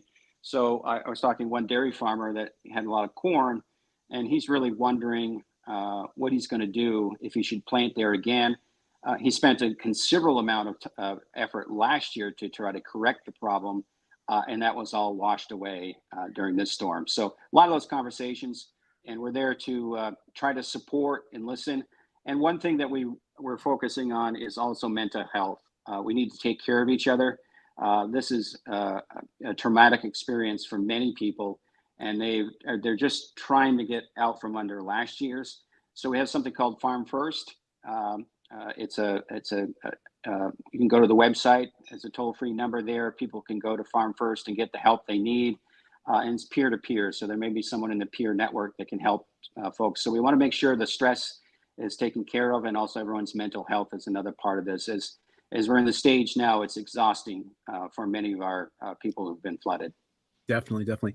Now, are other states, like kind of like within New England, are other states kind of working together to think about kind of strategies for the region in terms of how to cope with kind of some more of this weather volatility and shift in climate? Yeah, I would have to say just about, my colleagues in other states have had similar issues. Like Minnesota went through this. Parts of Iowa went through this maybe a month ago, 6 weeks ago. Connecticut went through it last year. Massachusetts has gone through it. You take the Connecticut River, it goes all the way down into Connecticut. They had some severe flooding. So I think one of the things that we're advocating is USDA and the programs at USDA. Some of the programs are not tailored to the size and scope of agriculture in Vermont and the region. We're a bit smaller. We don't have the big row crops as some of the other states. So some of those insurance programs that farmers are eligible for and can sign up for have really not been used in Vermont that well, because the return on investment is not that great, and they're really complicated, and they just don't fit the size and scale of our agriculture. And they may fit for another, bigger state so in the Midwest. So we're advocating for some changes at USDA to help us with that. Yeah, that's great. And I just want to pause and take a moment to say thank you, Ann Lewis. That was a very, very generous donation. So thank you for that support. And thank you, everybody. I've seen a couple other folks, AJ and others, for chipping in here for those donations. It makes a huge difference. One question that Anna's bringing up is kind of what happened with the intervale and kind of the challenges there. As we look at kind of that a year later and kind of what can be learned from it, what are some of the things that pop to mind for you? Well, I think it's protecting all the infrastructure you can on the intervale, and I think they've done a pretty good job of that. They've developed that. There could be some more things that could be done with riparian buffers along there. That could be an avenue. They do a great job of soil health and so forth. But I think those discussions, our engineers are looking at a piece of property right nearby, which is New Farms for New Americans also, and that is in the Ethan Allen homestead. They had about 85 farmers there, and they have various sized plots that they grow a lot of their own food for themselves. That was underwater again. So he had just started working with them this summer, maybe changing a road, making it further away from where they were at, more of a buffer zone. We're talking about moving some of the land further up away from the river. There is some available for that particular farm group. So those conversations they're having, we were just hoping we had a little more time before the next flood, so some of that mitigation work could have been done. Yeah, definitely. I think for me, just even like as I'm looking at my place, right, the biggest lesson I learned is some of the earthworks I did last summer prevented, like, for example, even this barn from flooding. And so how do you think about earthworks and wetlands and using those as tools to manage kind of those extreme events? I feel like there's always been that debate with like wetlands of like, oh, well, that's non-productive land. How do you deal with it? How do you treat it? But when you look at situations like what we just experienced here in Peacham, they're critical. Those become the places that like you can leverage to help manage some of the overflow and storm surges that you're going to get. Yeah, that water has to go somewhere. And if you can have a safe place for it to go, one thing that was different this year because of last year and how farmers are reacting, when there is good weather, they are acting now. So in May, we had some decent weather. I know a lot of crops got done in May, which was a little earlier than I think a lot of them were accustomed to. And some of the people were, on their second crop for hay, or round, et cetera. So I think farmers, when they are seeing the weather forecast and it's predicting, I've got 3 days of decent weather, they're going all out. They're going all out to get it in because of last year's reaction. Like, I'm not waiting because I don't know what's going to come with the weather. Mm-hmm. Yeah, no, I definitely. So as you're talking to folks really all around the world here on this live stream on multiple platforms too, what would you say would be the most important thing you'd want them to take away as they're thinking about Vermont and kind of where things are going and what do we need? Well, Vermont is not a big state, but we have to focus on quality. So when you buy a product from Vermont, if you buy some cheese, you can rest assured that those animals are going to be cared for. The farmer is going to make sure that's going to be the highest quality milk that can be made into, whether it's yogurt, whether it's ice cream, or whether it's cheese. The same goes for our maple industry. Same thing goes for our vegetables. So we have an opportunity in Vermont because of its tremendous opportunity with land base. We can grow a lot of food for the region. We can grow a lot of food and we can do more. But it takes strong infrastructure, takes some decent weather, and it takes support from the public that they are going to support their local farmer. And that's one thing I would suggest from people around the country: get to know your farmer. If you can, go visit them, go see them. They're all sizes, scales, different practices, but get to know your farmer. And you've done a wonderful job educating folks, whether it's your beef cattle and your Highlander, or whether it's your ducks and your geese and so forth. But I think that's one thing I would do if you have a chance, get to know your farmer and learn from them, because for the most part, just about everyone is a wonderful neighbor and a wonderful person. But sometimes people don't know about farmers as we get farther away from our food, but get to know them. Yeah, no, I think that makes such a big difference in like kind of the connection to the food system and kind of what that can do. And so, the more folks can kind of get engaged with the agriculture in your community, the bigger difference you're going to make. And by the way, guys, I just want to shout out to all of you. Now we're up at 50,680 on the GoFundMe donations, and on YouTube we're up over almost at 20,400. So kudos to you guys. Thank you for continuing to give. And Anson, really thank you for joining and kind of helping. This just, it's really appreciative of you taking the time. And yeah, if there's anything else we can do, please just let us know. Well, thank you so much, and wish you best of luck as we recover, and thank all our farmers, and thanks to all those who've donated and are going to donate. Every little bit helps, and it's really meaningful. Thank you very much. Awesome. Much appreciated. Have a great day. Bye-bye. Bye. All right. So that is Secretary of Agriculture here in Vermont, Anson Tebbets. And yeah, guys, as you're hearing it, like, you know, I've spent a lot of time obviously talking about kind of our town of Peacham, as well as Barnet, which is the next town over. But, you know, across the state, there have been farms that have been hit hard. And so, you know, kind of what you can do to kind of buy Vermont, what you can do to kind of support farms and agriculture in this state, like, it helps and it really makes a difference. And so thank you guys for all of that. All right, let's see what we got up next. This is fun. I don't know. You guys having fun? I'm having fun. I'm feeling like I'm now like warmed up. I'm in the zone. We're just kind of bouncing, going from one to the next. And yeah, as Weasel's saying, eat local, shop local. It's always a benefit there. And yeah, I think I appreciate that, Ann. Thank you. Can we get a few more small? Yeah, I think, yeah, any small donations do make a nice difference. And yeah, I think that's great. And oh, wow, Andy, thank you for that. That is huge. So big shout out and thank you to Andy Pritchett there. Super generous of you. So thank you, Andy. That's awesome. Hey, what's going on, Jack? Hey, Jack, if you want, because I know I never got back to you with an actual time. If you want to call in right now, this actually could be a good time to talk a little bit about some of the things you've got going on. So if you're in a place to do that, just text me a thumbs up or thumbs down. All right. So Last Min Win says, with so much seasonal water coming in, has anyone considered farming rice paddies? So I have actually looked into this, and I actually know of a farm in like South Central Vermont that actually does this, and they even use ducks to weed their rice paddies. What the struggle I've had is, like, yeah, there's actually some spots that we consistently get that much water and it could work well. The problem is I just don't think I have enough land that can do it. And so it might make it tricky. And so I know others are considering it, but yeah. Okay, Jack, totally. I'll send you a link and just, you can do it when it's ready. Hang on a second.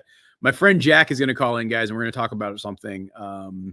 But just let me take a moment to send him a link to join. Boom. All right.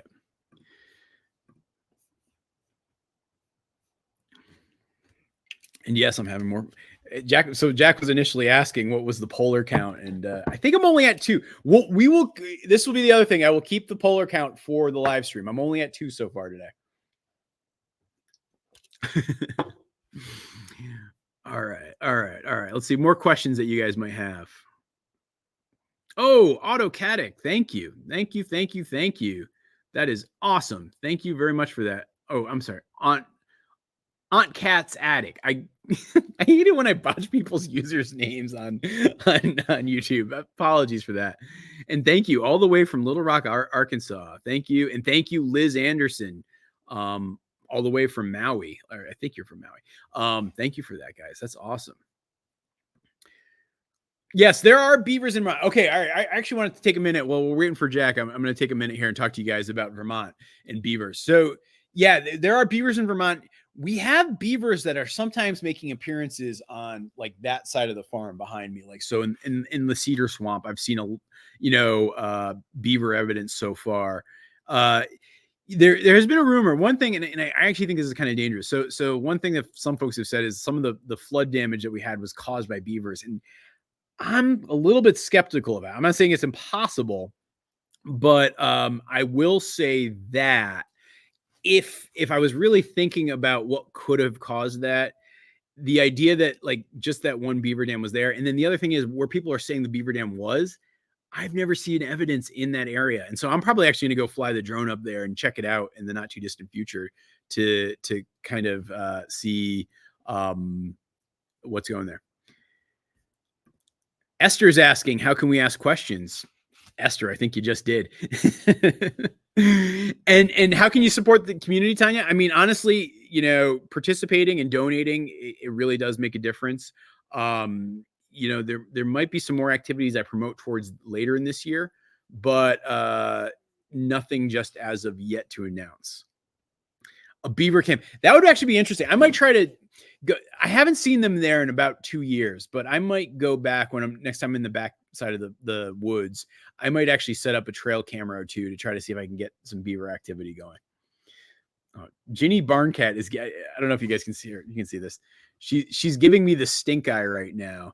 She's looking at me very annoyed because I keep kicking her off the table. She really wants to wander around this table and like hang out with me, and I keep kicking her off, and I think she's getting annoyed by that. Oh yes, I like that suggestion, Summer. Let's see. Where's the best spot to put it? Whoop, I'm gonna knock over the chair. All right, we're gonna do them right here.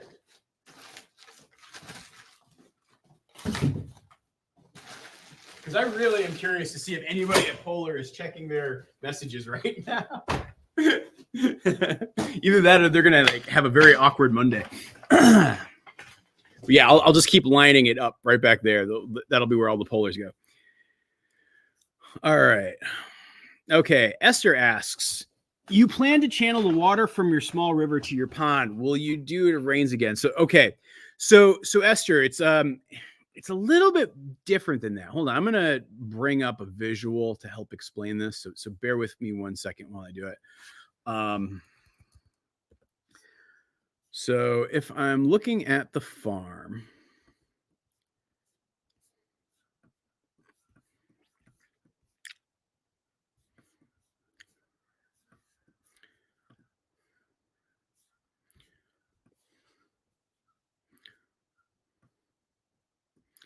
okay.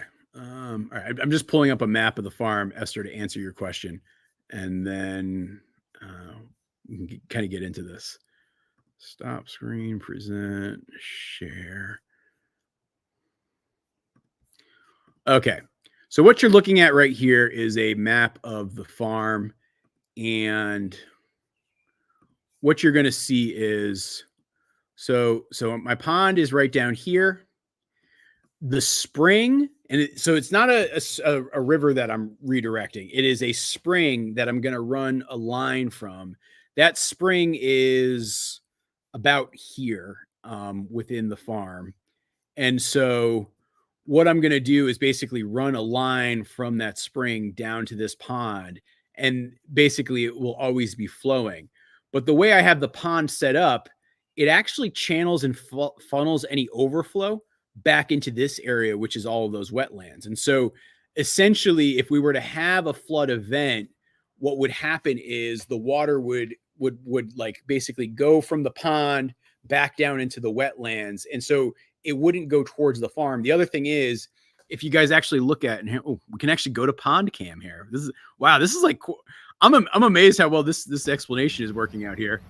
So if I'm looking at the pond cam and like what's happening here, what you're looking at is you're actually up on an embankment. And so this is like about 10 feet higher than the water where the camera's sitting right now. And so it would take a crazy amount of water to fill up the entire pasture and then have that go down towards where the house and the barn is. And so I'm not saying it is completely perfect or impossible to flood, but you know, everything to the east of where you see that pond is significantly higher elevation. And so it would be very hard for us to get flooding from the pasture and from the wetlands into where the farm is. So Esther, I think that answers kind of your question and gets into it. So yeah, there you go. All right. More questions. Thank you, anonymous donor. Yes. Narwin, thank you for, by the way, helping out like this. This is super helpful when somebody does stuff like that. Oh, Tom, the GoFundMe's will be open for a couple weeks. And again, if you're strapped, if you're hard pressed, I don't want to make anybody feel pressure to donate at all. The intention here is this: if you can help, it will make a difference for us. But if you're not in a good place, even participating, share this web stream, share the problems that we're having, share maybe some of the GoFundMe's that I'm sharing here. Like any of those things that you can do will make a big difference. And so honestly, guys, thank you for that.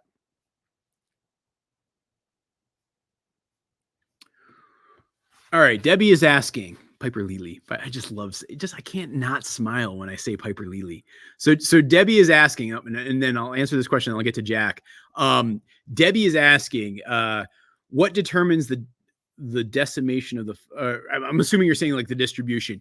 So basically, everybody puts in applications. The committee, who, like I said, I know everybody on this committee, and they're all very good, prudent people. They kind of review those applications and then make grants to folks based on need. And so that's the way it works for anybody who's donating for the Peacham Emergency Relief Fund. And so when you see that fund out there and kind of what's going on, that's where that's coming from, and like, or I'm sorry, not coming from. That's where that money is going to go, and like how those distributions are going to get made. Which we're already over. All right, we're over 20,500. This is cool. All right.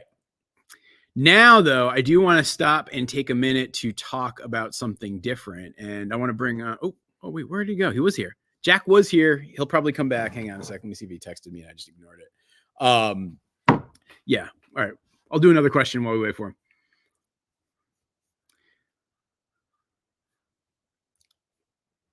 Okay. All right. So Matt's asking about bat houses.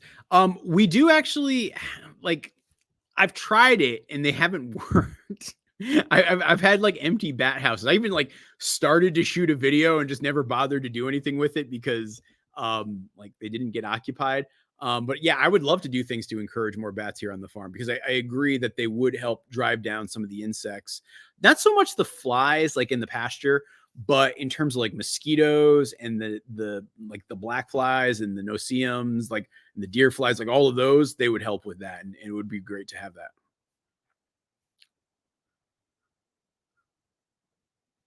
Oh, actually, I wonder if I know this. This is actually the spot on answer from depleted uranium. So I'm not sure if they're basing it off of what I said earlier. If maybe they're a person in the know. But yeah, that's exactly right. Okay. You know what, Sarah, next time I do a bathroom break, I might try to dig that up. Jack, what's going on, my friend? What's up? Sorry about that. StreamYard wanted me to log in, and as soon as I clicked log in, it booted me out. So it's all good. It's all good. Good to see you. How are you doing? I'm doing all right. I just got back from work. Yeah. So hanging out. I was just sitting on the couch. I tuned in the live stream, and then you were like, "Oh, do you want to go on?" And I was like, "Oh, I don't have my computer set up. I don't have the mic. I don't have anything. So I needed a few minutes." Yeah. Sorry to spur it on you. No, it's okay. It's cool. I am going to say I am bucking the trend a little bit, and I am drinking this. Boo, boo, it is a non-polar seltzer. We're going with something else right now. Boo. I know. So they're bad. not from New England. Come on. No, actually, I don't know where this is from. It's pretty good though. I will say that, but it's not polar. It's a California seltzer. See, there you go. There Oh. you go. Yep. So, Jack, I know you are working furiously to get ready for something that you're doing in September. Do you want to tell everybody about it? Yeah. So, some of you guys may know already. I know Morgan's talked about it before. You've spoken the first 2 years, right? I think I've done every. Yeah. So this is the third one. So yeah, I've done all of them. Yes. Yeah. So I put on an event every year called Homesteaders of New England. It's not just an event; it's an organization. It's a Facebook group. The Facebook group is like 6,000 members strong. The organization is working on some other stuff in addition to the conference that we put on every year. But every year in September, we host a conference, which is essentially a chance for people to come out, meet each other, homesteaders and small farmers from across New England and the Northeast United States. A chance to get together, listen to other speakers, talk about their experiences in homesteading and small farming, and have input with each other and just have a good time. Yeah, I think it's kind of interesting to see how that community is like growing and forming. And like I think about that first year to like kind of where it seems like it's going now. Like it's incredible to see just it growing and like it forming with something that didn't exist before, but now there is this kind of bigger community that is here in New England now.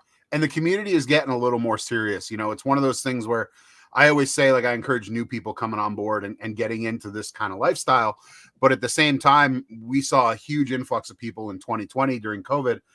Sorry, I don't know if I'm not supposed to say that on YouTube, during the virus. And there's a lot of people, you know, some people have dropped out of this lifestyle since then, but a lot of people that have stuck around, they're getting more into it. They're getting into the nitty gritty. You know, maybe they got some chickens and ducks to start, and now they're moving into larger animals, pigs, cattle, sheep, things like that.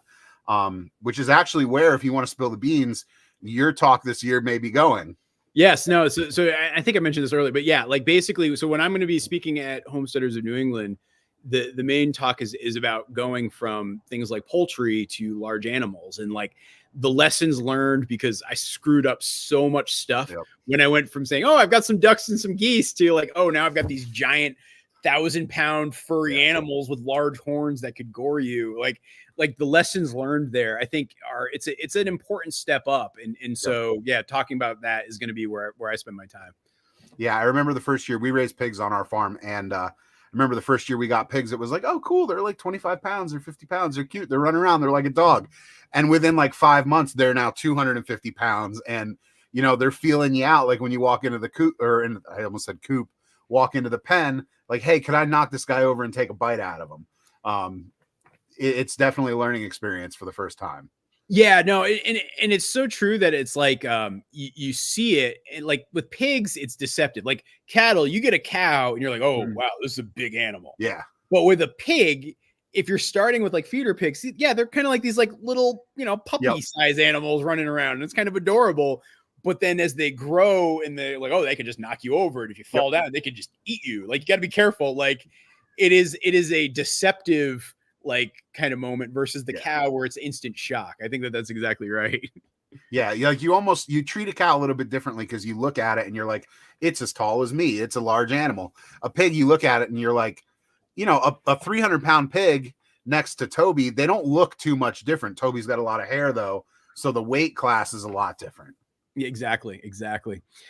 So what are some of the other things that are going to be happening at Homesteaders New England? So we've got a whole host of speakers coming out. Probably the biggest one this year that I'm really excited to get. We've actually been talking for a few years. Your friend and mine, Jess from Roots and Refuge. She's actually coming up, which is going to be really cool. It's her first time in New England ever. Her first time in New England. This is a big deal. I was just hanging out with her. I hung out more with Maya. She didn't show up till the day I was leaving, but I was just out at Murray Fest in Iowa, and she came in on the last day, and she was saying how excited she was to come out to New England, which is really cool. So she's going to be coming up. We've got Al from Lumna Acres. He's going to be speaking again this year.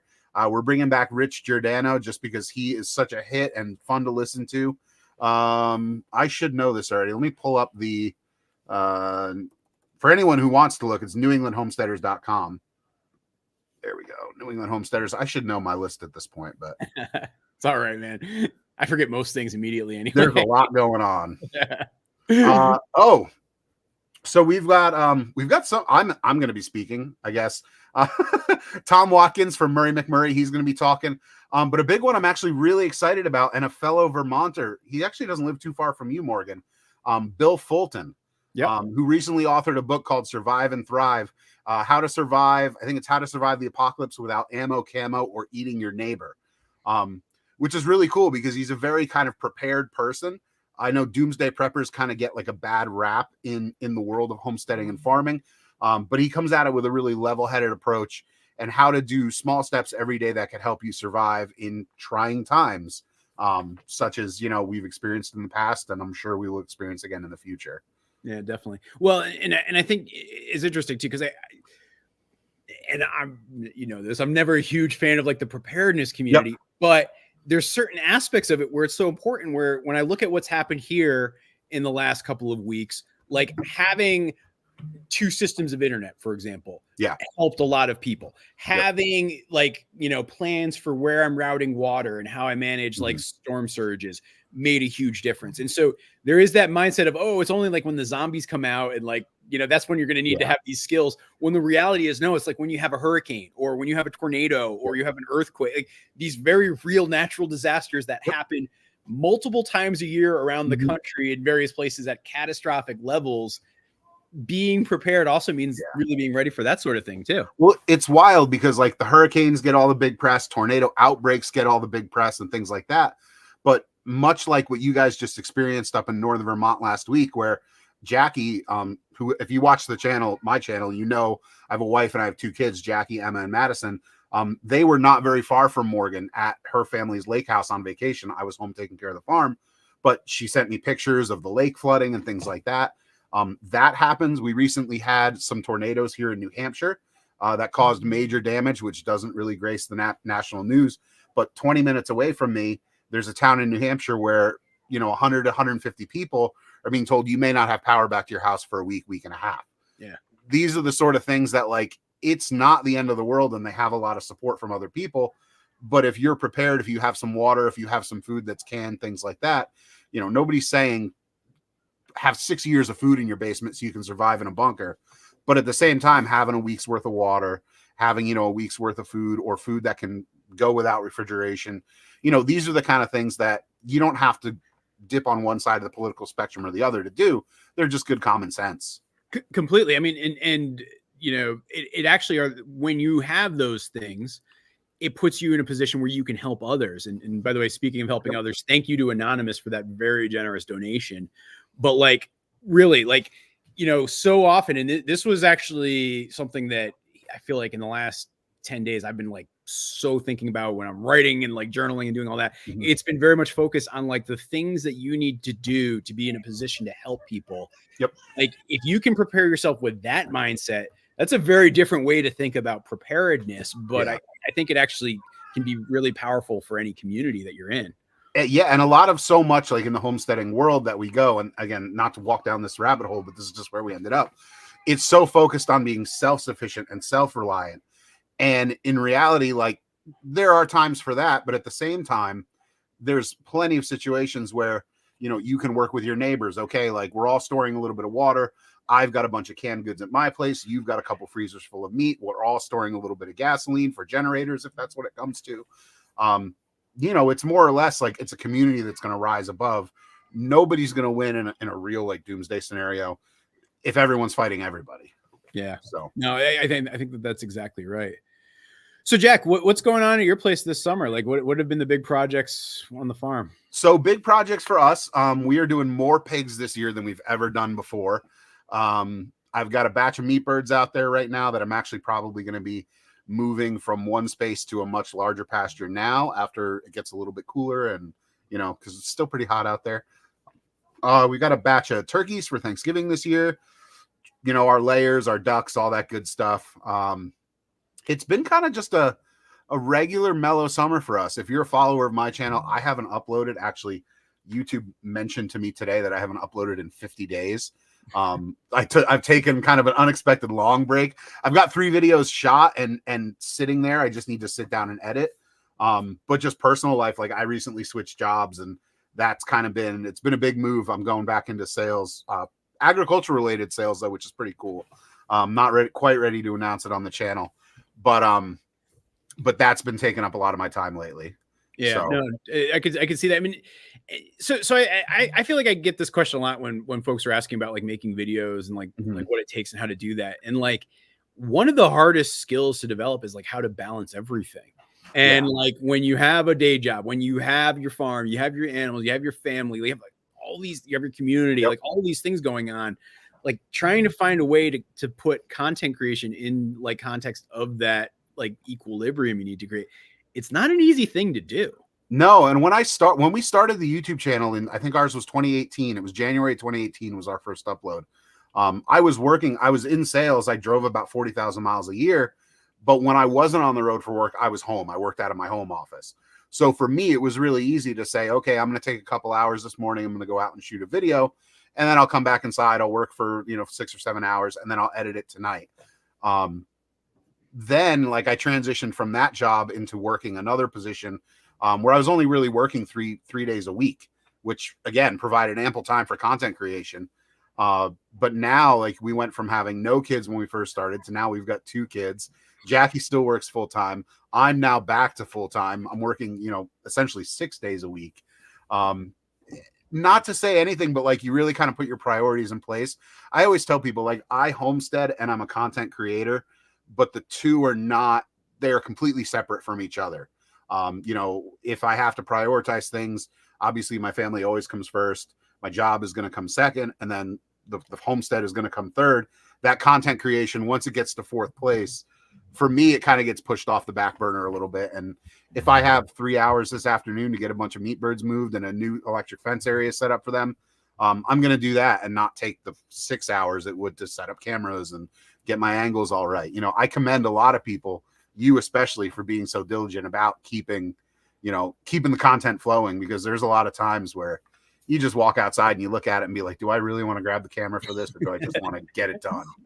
I mean, well, and I think it comes down, I mean, it's the love of it, right? Yeah. Like, and it's, yeah, like, I don't know. I always talk about, like, it's that if I won the lottery tomorrow, Mhm. I would probably, you know, maybe have some fancier implements back there and, Yep. you know, like, not do as much stuff, but like, Yeah. it's, like, at the core of it, like, yeah, taking care of the farm. And Well, it's exactly what you say. Like, I love bringing people into the fold. And for me, I've discovered, like, there's content creation and then there's Homesteaders of New England. Yep. And for me, like, Homesteaders of New England actually shifts ahead, because point blank, I feel like I'm doing a lot more in that regard by organizing that event than I am. You know, I'm throwing videos out to YouTube, but man, those 11:30 midnight evenings sitting in front of the computer editing, they get to you. Well, but like that, and that's where, and again, so if anybody's hearing this conversation, like, really, please have this be a takeaway. And by the way, thank you, Anonymous, for that European donation there. We're content creating nerds right now. Like, we're right. But no, this is a good contrast, because, like, even as I was trying to get stuff prepared and ready for this, the amount of stress I was feeling and anxiety I was feeling, because, like, doing events and organizing things and coordinating people, I am horrible at it. Yeah. It is not my strong suit, and it's definitely not something I'd like to do. And, like, again, that lottery question, I do it because I care about the outcome, not because I like doing it, versus like making a video. Like, you say, oh, that like 11:30 at night being up making a video. Oh, that's kind of like the fun time. Like, that's I could geek out and just do that. Yeah. Like, and so I think for everybody to be kind of honest with themselves about, like, what do you like and what don't you like, and how do you lean more into that thing that matches both your preferences and your skills. There's nothing wrong with that. No, like, I'll stop. I mowed a new spot. If you follow me on Instagram, you probably saw it. But I mowed a new spot for the meat birds where I'm going to put them. And I hopped off the mower at one point and I just stood in the middle of this pasture and I just, like, looked around and I was like, this is my happy place. Like, if I had a camera rolling or I was trying to worry about the angles or worry about what I was going to say to the camera next, you know, that sort of thing, for me, sometimes it's just not as enjoyable. Which is why, again, you haven't seen.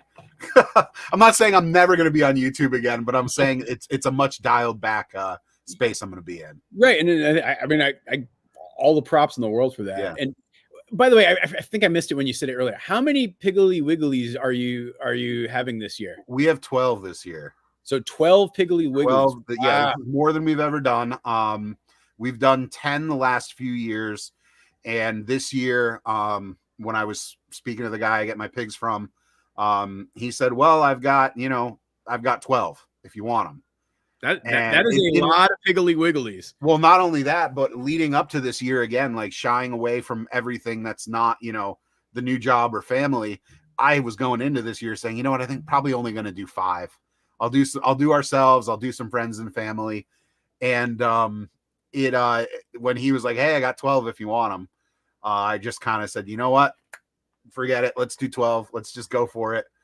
So, you know, it's funny. Like, I'm just trying to do the math right now. Like, so if you have that many, and like, so if you have that many Piggly Wigglies,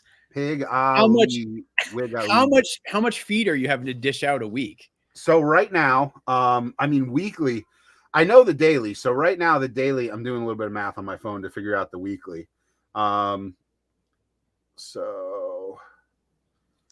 12 times.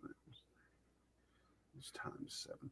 So right now we're going through 252 pounds a week. They're about 3 months old. So my rule of thumb, if any, and this is one of the questions I get asked most of the time about pigs, is how much do they eat? How do you figure out how much to feed them? I don't free feed my animals because I want them out on pasture digging stuff up. We give our pigs 1 pound of feed per month of age up to 6 months of age. So they cap out at 6 pounds of feed per animal per day. Okay. And that ends up being, so by the 6th month, times 12 times 7, we'll be feeding 504 pounds of feed a week. That is a lot of feed. 10 50-pound bags or a quarter of a pallet of feed. And are those piggly wigglies coonies? They are not coonies. They are a mixture. They are Berkshire Duroc crosses with a little bit of Tamworth in there, because there was a very excited boar at our breeding the breeding facility we get them from. Well, there you go. So that's awesome. Well, man, don't ask me about coonies. I don't hate coonies. I don't hate much, but I know they're very controversial. There's some people who like worship at the altar of the cooney, and others who almost kind of resent them. Yeah, I did a video back, and it was all about like trendy breeds. I talked about American breast chickens. I talked about coonies. I talked about Mangalitzas.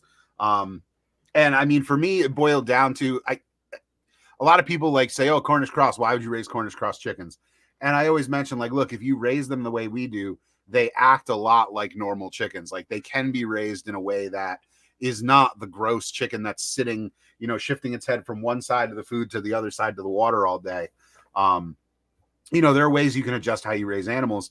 But in that video, essentially, the nuts and bolts of it was, look, if I can get Cornish cross chickens, or I can get an efficiently growing heritage breed pig, why would I focus my efforts on an animal that takes, in the case of a pig, 2 years to grow out in a Mangalitsa, or in the case of like a breast chicken or a hybrid Delaware meat cross, you're looking at 4 months versus 8 or 2 months, for a Cornish cross. In a true, back to doomsday prepping scenarios, am I going to eat Buff Orpingtons and Delawares for meat? Of course, because if that's what I have. But in the very same token, if the world is that bad that I can't get chicken or some other food from the grocery store, if I can't produce it, do I really want to sit around for 4 months in one place raising chickens anyway, while the hordes try to descend upon me and take my animals? Completely.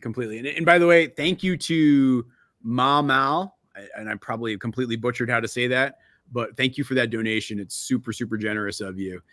Now, Jack, yes. Last thing, if folks want to attend Homesteaders of New England, how would they do that? What do they need to do? Like, how do they get down on this game here? Oh yeah, I didn't even mention where it was. So it's in Swansea, New Hampshire, which is near Keene, New Hampshire, which is southwest New Hampshire. So relatively central to I-91, cruising all the way up through Vermont, Connecticut, and Massachusetts.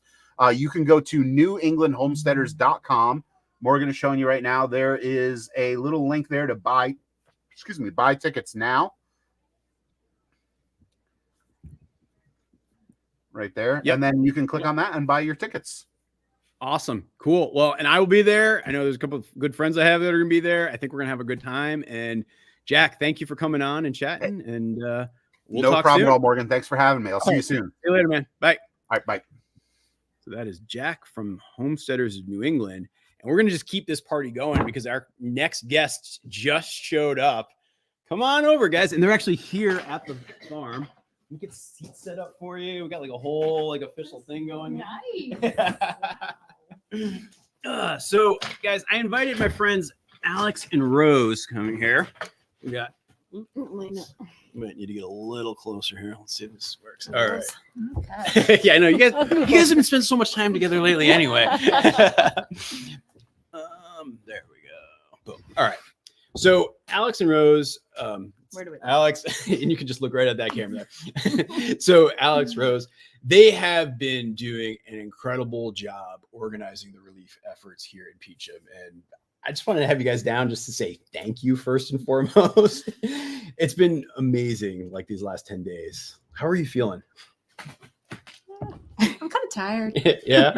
Yeah, it's been a little overwhelming. It's been a busy kind of so many emotions over the last 10 days. So yeah, tired, but lots of highs, lots of lows. Yeah. Now, like, I don't even know how to ask this, but like, how did it all start? Like, because I mean, Wednesday night was chaos. It was crazy. It was tragic. It was horrible. I remember after doing the farm check here, like kind of by about 6 a.m., I remember going down. I think I ran into you at the fire station. Rose. Oh, wait, was it you? Rose. Okay, yeah. Yeah. And like, kind of things were already starting to form at 6 a.m. Like, what happened? Like, how did it all go down? Do you want to start? Sure. I guess I figured that nobody else would be in charge. So I knocked on Alex's parents' door and asked her if she wanted to help. Actually, Tim told me you'd help. Yeah. I ran into Tim. He said, yeah. That's right. I saw Tim was at the firehouse. That's what it was. Yeah. So Rose is amazing. And she went to the fire station because I think she knew, like, wow, this is a mess and people need help. And I think realized, oh, no one is on this in terms of finding out, like, what do people need? Do they need sump pumps? Do they need generators? Do they need help? She came to me. We got in Tim's my husband, in his Ranger, and started driving around and knocking on people's doors and saying, what do you need? And in some cases, they would be like, oh, we're fine. And Rose and I were like, are ya? And we would like go into the house and go into the basement and be like, not fine. Yeah. And then, I mean, the coolest thing about it for me certainly was we were in South Peacham, kind of, the heart of where it was a mess, going door to door, figuring out what people need. And then like all these people just kept coming and coming and coming. And Rose and I could be like, go there, do this. These guys need their basement done. These guys need a generator. But they just showed up. And that was amazing. Yeah, it did have that kind of like It's a Wonderful Life end of the movie vibe to it, where it's just like, hey, I'm here. Like, yeah. People were there. And I think the beauty of it is because Rose and I had gone door to door, we had a sense of what was needed and who they were, and we could just kind of start people off. Now, whenever you have a situation like that and you have like that influx of needs and volunteers, like matching those two things can be kind of chaotic. Yeah. Like, what were some of the things that you guys were doing as you were thinking about trying to manage all that? I mean, you just have to have two lists in your head, right? Like, what are the needs and what are the resources? And if the need is water, well, who's got a sap tank, or who's got a pump, or who's got a trailer, right? Or if the need is a sump pump, well, who's got one, right? Because not everybody was affected. And there's plenty of people. And the reason that we could do this is because our houses were fine, right? Like, we didn't have personal property damage, and we didn't have like personal family tragedy. So we were fine. And so we could help.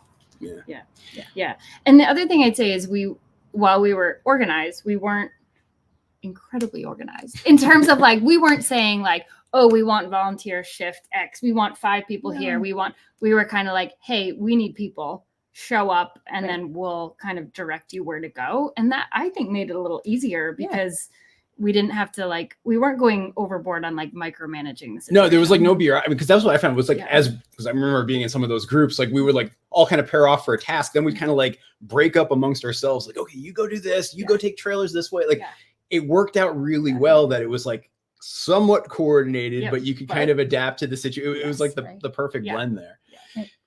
Probably works because we know people too. Right? Like, so you can do it in your head instead of having like a long email chain between people in different offices with like different acronyms. Right? Which is like, I'm on a couple email chains with people with offices and acronyms, and it's like, I'm not really going anywhere. We're like 10 days out and you're looking for shovels. Well, and I think that's really well said. And now as we're doing the fundraising right now, and on the GoFundMe side, I think we're up to 51,000, and on the YouTube side, I think it's almost up to 21,000. Amazing. Like, what are some of these like needs that are out there? Where does this money go? Because like how is this helping folks? Like, can you give me some examples of that? Well, I mean, there are families that need new houses, right? And insurance isn't going to pay for their new house, and so they need to pay for their house, right? And in just like the expenses between now and then, right? Like people who didn't used to pay rent are now going to pay rent and a mortgage, right? Or they're going to replace all of their stuff, or much of their stuff. Or like, when your water heater and your electrical panel go underwater, you have to fix them. So you got to pay a plumber, an electrician. And it's like, it costs money. And insurance doesn't necessarily come in. Or FEMA, you could be waiting 9 months. At least. I think the crazy thing for me too is this understanding of, oh wow, your house can be condemned and you still have to pay the mortgage on it. Yeah. Can't live there, but keep paying. Yeah, you can't live Right. there. So these people can't live in their homes. Their homes are condemned. But they still have to pay the mortgage while also paying rent on a new place and then trying to find a down payment for a new For a new home. house. Yeah. Yeah. So that's I think that's where like the bulk of this money and fundraising is going. These Yeah. families, are who has that money Yeah. to be able to pay mortgage Right. rent and then a down payment on a new home. Yeah. What was the most surprising thing you've seen in the last week and a half?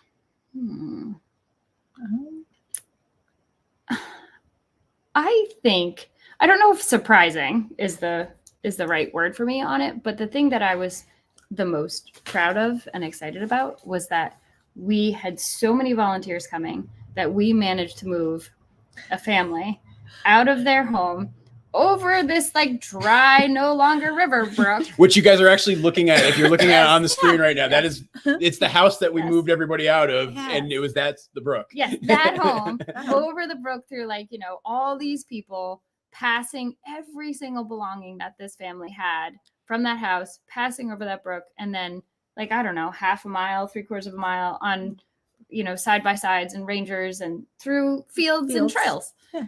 And that we did it. By like 3 o'clock. Yeah. In the rain. In the rain. Yeah. But it was like 3 or 4 o'clock, Yeah. right? Yeah. And we did it before the house got Yeah. condemned. Yeah. Right. So as we moved the last load, the red tag went on the door and we couldn't go in anymore. That was an Right. incredible day. So- It was just mind blowing. Yeah. Yeah. So if we had waited, they would have gotten nothing and their stuff would be rotting in their house right now. Yeah. Honestly. Right. Yeah. If we hadn't done it that day, Yeah. that would be it. They would have 0 things instead of half their stuff. Right. Yeah. I think that was I don't know if surprising is the right, but I don't know, It's sense amazing. of accomplishment. Oh my gosh, we Yeah. did it. And that's We did an it. amazing thing. Yeah. All right, guys, I'm going to put this challenge out to you because Rose actually has a secret that when you guys hear this secret, it will blow your minds. And I am not hyping this up. People will be like, oh my gosh, we can't believe this happened. Wait a minute. That's who she is. So she has a secret. And so if we can get in the next 5 minutes, $500, we will reveal this secret. And believe me, it's a good one. It's good. Yeah. So we're gonna just kind of let that go for a second. But Diana asked this question of how are these folks who've lost their homes, where are they living? How are they staying? Are they staying with neighbors? Are homes being offered up? What's it looking like right now? I think it varies, Yeah. right? So it worked out pretty well that that a family just moved out of town a couple weeks ago, Yeah. several weeks ago, and their house was sitting empty and they hadn't sold it. I don't know what they're going to do with it, but so the Mackenzies were able to move in. We took their stuff from their flooded house to their new house. Yep. Other people are staying with friends. Yeah. And this is another area I'd say the community's totally stepped up and been great on. People have offered their homes, rooms, beds, everything. Yeah. So yeah. And to strangers too, not just to friends, right? Totally. So I was down in McIndoe Falls, which is a town close by, on Tuesday, maybe Monday, shoveling out a basement, and it became apparent that this guy had been living above his rotting basement for 6 days. And so I was able to message Alex and say, we need to find this guy a place to live. And she was able to walk up and ask someone, and houses had been offered. Rooms had been offered. Yep. And he was able to figure something out himself. But it's not safe to live in a rotting house. Yeah. I mean, Yeah. just the health It's risks, just especially not a couple safe. days afterwards, Yeah. the It's, toxicities that really come bad. up after. Yeah. Yeah. The washing, what actually rolls through, for example, and it's a little bit gross, but it is what it is. The number of septic tanks that got popped open over the course of the flooding, significant. For even us, we had to test our water for a few days. We weren't drinking anything from here just because you got to be careful with those risks. And so that aftermath is not insignificant. When that sits and it's 90 degrees and 90% humidity, it's pretty nasty. Yeah. And wow. All right. So Harry, thank you, Harry, very, very much. We just got a $500 donation. Harry really wants to know. Thank you, Harry. All right. So Rose. I think you could reveal this. Okay. All right. So Rose is married. And Rose is married to Dun, dun, dun. Do I get to say? go for it. Rose is married to Alfred Deedham. Boom, boom, boom. Alfred. Yeah, so if I had my whole setup going, I'd play the theme song right now, but or at least make like a Rose version of the theme song. So how do you feel knowing that your husband has a theme song? It doesn't surprise me. It doesn't surprise you that he's going to be Not at all. No. Alex has known Alfred your whole life. Yeah. Yeah. Oh, all right, now Yeah. people are freaking out. Yeah. Oh my god. There you go. There you go. And That's the poor, secret. see, Rose is extremely shy and reserved. I mean, but yeah, so yeah, sorry to put you on the spot, Okay. but it's for a good cause. It's totally for a good cause. Thank you. It's a good Thank you, reveal. guys. It's a good That's- reveal. It's a good. My favorite Very much. Alfred story, because I grew up with Alfred, we were little kids together. He was my neighbor. And he was always like a mad inventor, like always, right? So he decided, all right, well, we need to fly. I was like, yeah, we do, obviously. So he built me wings out of like, I don't even know what his materials that he had. And he would push me on the swing and I would jump off the swing with my wings. That is incredible. No like separated shoulders. Yeah. No, we were okay. So I think we didn't fly, but We can fly. But no injury. It's pretty good. It's pretty good. Oh wow, new respect for Alfred. People are singing the lyrics and the chat goes wild. Yeah, I knew people would be excited about that. Yeah. So one of the other things that's been really cool to see is like the work that you guys have been doing and kind of leading the charge on is leading to both helping other communities beyond Peacham. So like what's that been like? How has that played out? So I think the difference there is that in any of these small communities, there is not a team of folks set up to handle situations like this. And also these type of disasters in Vermont are relatively new to all of us. So we're catching up, right? And especially in these small teeny towns where the firefighting guys are volunteers, like this is new. So I think that in other towns, it's nice that they looked at Peacham and said, oh, okay, like we need to go door to door and figure out what are needed. Yeah. And they did that. So it's happening. It was a little slower for sure than it was here. But it's happening and that's good to see. And hopefully I think all these towns will say, okay, so we'll be more ready the next time things come. Like this is what we need to do. I think at some point in the next, weeks or months, we probably do need to sit down with like people who are involved and say, okay, what worked well and what didn't work well, and what can we actually learn from this? Totally. Yeah. I mean, that is the sad part, right? Like, so we had major flooding last year. It didn't hit us here in Peacham nearly as hard. This year, it's been catastrophic. Yep. Who's to say within the next 5 years something won't happen like this again? And part of the reason that I say like I knew nobody was going to take charge, so I felt like I should, is because I don't know, whenever Hurricane Irene was 12 years ago, whatever that was, we lived in central Vermont and were really hit really hard by it, right? So we, we took us probably 5 or 6 days to be able to get off of our hill that we lived on, to be out of our like really isolated place, and our yard washed away, and we thought we were going to lose our house. And it took the same thing there, right? It took time, and then people stepped up, right? You can't wait for like white knights to come in. You have to do it. So. And by we, she means her and Alfred. Yeah, Alfred and I. Yeah, no, you guys are like, me and Alfred. Yeah, we had a community plan. spirit ward right now. Yeah. Like it goes out to you guys. Well, we had we stood in our yard and we had a plan for how we were going to chainsaw our porch off our house so that maybe just the porch would be lost and not our house, right? Like so we had a plan.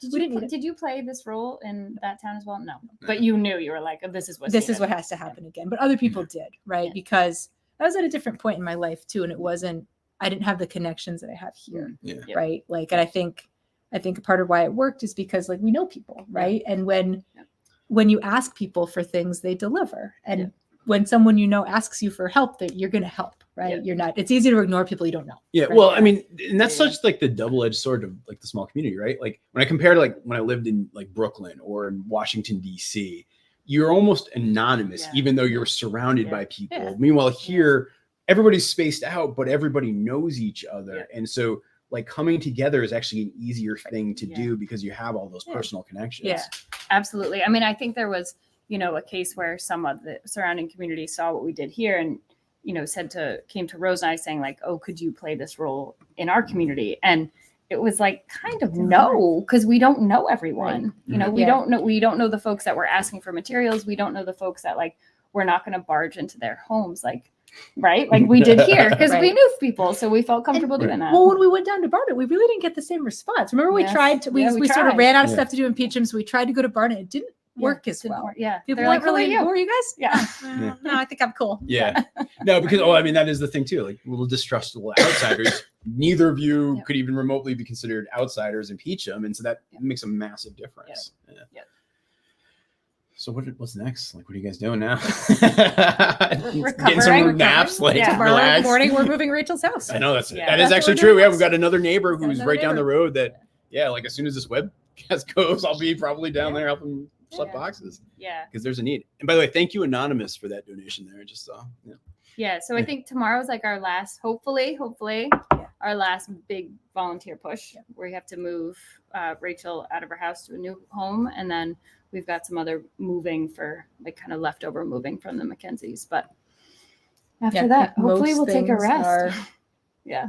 Yeah. And then I think we're probably going to, have that conversation around, all right, what happens next time? And, how do we, not Mhm. overly formalize? Because I think part of what made it work was that it wasn't too formal. Yeah. But how do we make sure that, maybe we have some generators, Right. maybe we have some sump pumps that the town Some, like keeps. walkie-talkies. So Yeah, we the can communicate- walkie-talkies. I mean, Oh, yeah, like be amazing. just to give That'd you be guys really the sense, because like I remember trying to like talk to both of you while like we're on the other side of this. What happened was when we were moving out the Mackenzie, we had some of us were on one side of the river, others on the other, trying to Oh, like wow. go back and forth and be like, okay, I got another trailer up on the road. We're like, Yeah. Yeah. it's hard. And then when the Mackenzies are in their new house and we're down at their old house trying to move stuff, trying to contact them when we couldn't, no cell service. So, All phone lines are down no around this service, area just in no general. Wi-Fi. Which I think actually another thing for folks to understand, because like, oh, well, what's the big deal about like the fact that we had internet? Like, we were the only house in South Yeah. Peacham with internet. Right. Like, why does that matter? Yeah. Well, just use your phone. Like, Yeah. there is like just on a normal day, there's very rare and patchy cell phone signal, and so it got even worse that day. Like, Yeah. and so it's hard. Yeah. So, Alex, in the chat, there's been a very, very passionate discussion breaking out about your I earrings. knew that was going to happen. All right, so what's Really? this? How did you even Everyone know? loves because whenever I wear them, everyone's like, "Oh my really god, I love love those." Okay, you guys. So this is an artist in California, and you can find her on Instagram. It's Clarky_co, I believe. Her name's Sarah Clark. She's a lovely artist, and you just go on and be like, "I love these," and she makes them for you. I mean, you gotta pay for them, but she makes them for you. Yeah. So good. I'm glad people like them. They're beautiful. Yeah. That's how I know. Whenever I wear them, people are like, "Where'd you get those?" All right. So yeah. So there you go. There So thank you guys. Any last Yeah. final thoughts or? I just thank you, Morgan. Like, Yeah. I hope that other people are thanking you because you have been amazing. Amazing. Like, Morgan's was the place that had the internet. They opened their porch up. Hey, anyone need internet? Come here. Morgan was working constantly, Right. moving things, helping people, getting the video out for the fundraising. You have been such a community Oh, thanks, leader. guys. So thank you. Appreciate it. Thank you. I appreciate both of you too. Yeah. Yeah. We're lucky to be here. We are lucky. To Very be lucky here. to be here. Yeah, I mean, we're it's- really lucky. As hard and like tragic and like certain circumstances it's all been, like gratitude like Yeah. is like I feel like my aftertaste of this all. I don't Yeah. know. I agree with Yeah. you on that. Like, Yeah. it has been horrific. It's been like the worst, the Yeah. most awful 10 days ever. But we live in a really special place. 100%. Yeah. Well, So you guys thank are off you. the hook. Thank You're you guys released. for watching. And everybody's wondering where's Alfred now. He's down. I think he's down riding bikes down with riding Ian. bikes. Because Ian's been here, Alfred's been here already. So yeah, I think they're all down the road riding bikes. Riding bikes. Yeah. And well deserved. Yeah, everyone's there. Awesome. Awesome. Thanks, guys. Thank you. Thanks, Morgan. Absolutely. Have a good night. I'll see you soon. Okay. All right. And so, yeah, guys, as you heard Rose and Alex talking, that Peacham Emergency Relief Fund is like one of the resources that we're relying on to help folks who are in need and kind of looking to get stuff. And so all of that support that you're doing for that specific fund is going there. And so thank you, everybody who's been doing those donations. This has been incredible so far. And I'm going to take a moment to update our grand list. And you know what I'm going to do? I'm going to actually also go get the whiteboard to Sarah's request, and we'll start to do some things. But wait, before I jump, let me just check to make sure I'm not missing anything in the chat here. Okay, Sarah, you're right. I was actually already planning on doing a fundraiser. It wasn't going to be for this cause, but I was actually seriously considering doing it because I had so much fun doing this last year. And this situation sprung up, and so I just felt like I couldn't not do it. I just wanted to help my neighbors so bad.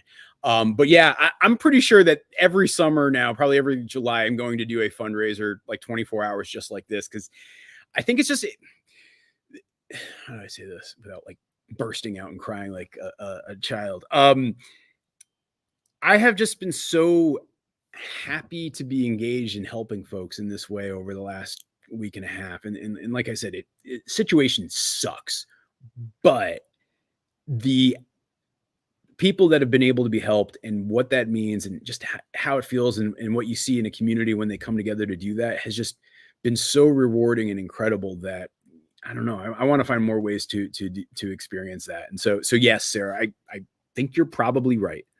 Yeah. And yes, at this point I'm blushing because yes, my face does match my shirt at this point. You're 100% right, Diana. All right. Well, we'll see. Before I get up and take a quick bathroom break, I'm just going to check anything else.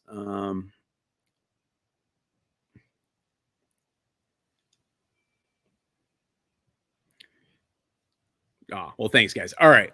I'm going to send you, I think I still have the feed out to the pond. I'm going to send you guys out to the pond. You can kind of watch what's going on out there. I will be back in a couple of minutes with some more stuff. This should be fun. And yeah, we will be back.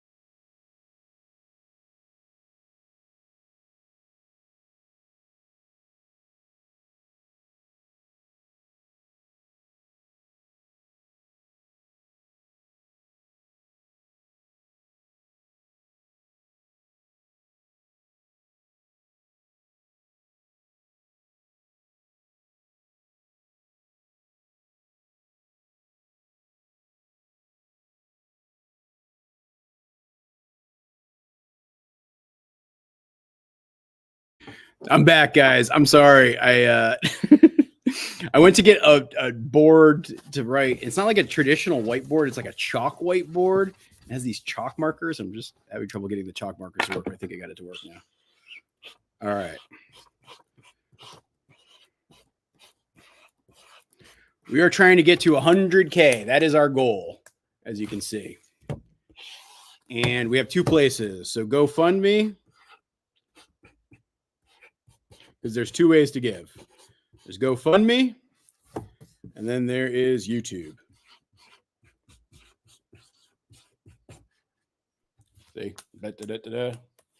All right. And we're going to now check to see where we're at on each of these. So let's start with GoFundMe we should just refresh the number. We are at 51,105. 51,105. And YouTube, we are at, hold on, I'm looking here. We're at 21,371. 21,371. I screwed this up. I do such a bad job at this. Hold on a sec. Bear with me, guys. Yeah, I will never ever be a teacher because I'd be so embarrassing to like write on the chalkboard. But I don't do school. I should ask my nephews this. I don't think schools even use chalkboards anymore. I think they only use dry erase, which would be weird. All right, I'm gonna try this again. YouTube is at, what was it? 21,371. 21,371. And so our total is, tabulating here in the big board. We'll do like maybe checks every half hour or so. We are at 72,476. Okay, that's pretty good. I'm feeling good about this. We are at 72,476. That is our total right now. Yeah. And so we have a little ways to go, but we're getting there. This is progress, guys. This is exciting. I'm excited. And I'm sure there's been a bunch of questions and comments that have come in. And so let me try to go through and answer those. All right. And yeah, again, as Narwin's saying here, you know, even if you can't donate right now, you can definitely just help by sharing. And so hold on. Congratulations, Narwin. You have earned the badge of admin or moderator. So congratulations. Welcome to the club. You get a nice little wrench icon with your name. But I really appreciate how much you've been helping here today. So yeah. But yes, you can help. I'm sorry, losing train of thought. You can help by just sharing the stream, liking it, passing it off to your friends. Like all of those things make a massive difference. And so that is actually just one simple way to help. So yeah. Wait, I gotta update this. And I just scored. I'm super excited about this. A friend of mine, she just has freezer pops, and I haven't had one of these in years. Very good though. This is actually another one of the lessons learned I had from the last 24-hour live stream. The thing that's going to go is my voice. And so to stay like hyper hydrated is really, really important.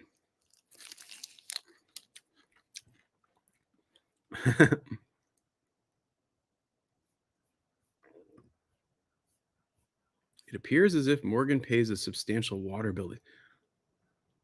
Not really. I mean, we get all our water from our well, so I'm confused.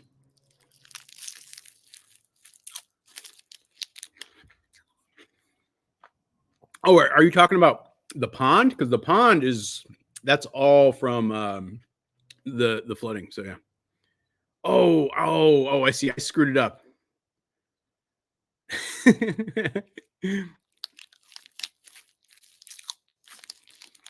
Oh.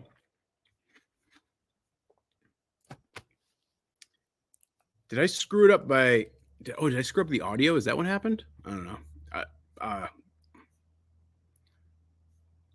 Do I do have soggy cow footage. I don't have it downstairs here on this computer though.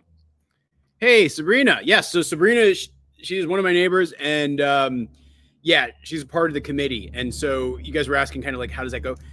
Basically, Sabrina and a few others, they meet and they kind of really make decisions on like kind of who to help here in Peacham. And so, yeah, it's a really, really great group. And yeah, I'm super pumped to help them. That's exactly right, David. Well, I don't have a clean slate anymore because we got our totals, and we'll check back in a little bit. But yeah, any giving really helps.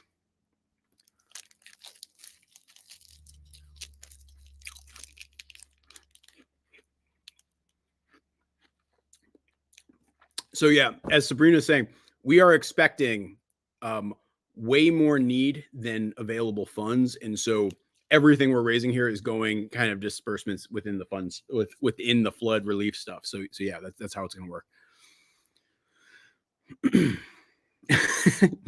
I'm very proud of you and your crescent wrench there, Nerwin, and I hope I'm saying your name right. And if I need to say it differently, just tell me. Okay, so I screwed up. I should have turned the audio on. I apologize for that. Okay, so Dennis asks the question: how is it that your water pipes never break during winter? And well, Dennis, it's a couple of things. So number one, when it comes to like the pipes inside our house, we keep our house just above freezing, and so a lot of our water systems like go into the basement, which always stays above freezing just because it's underground. But then the house, you know, we have like a minimum temperature of like 50 degrees in the house at all times. And so that's part of it.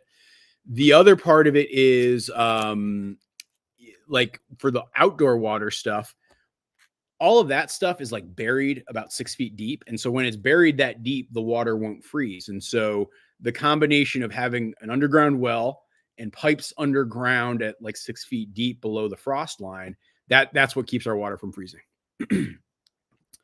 Hey, Milani, good to see you. Oh, okay, yeah, all right, I figured I screwed that up, yeah. Please tell me about the fireflies that we have in the pasture. We have them. Sometimes we have a lot of them. I feel like I haven't seen a lot lately this summer, like relative to other summers. I don't know. Maybe when it gets dark, we can go outside and we'll take a look. But we do have them, but it's been less than usual, has been my experience. Whoa, you are an OG. Samuel Puddle Duck days. That's a long time.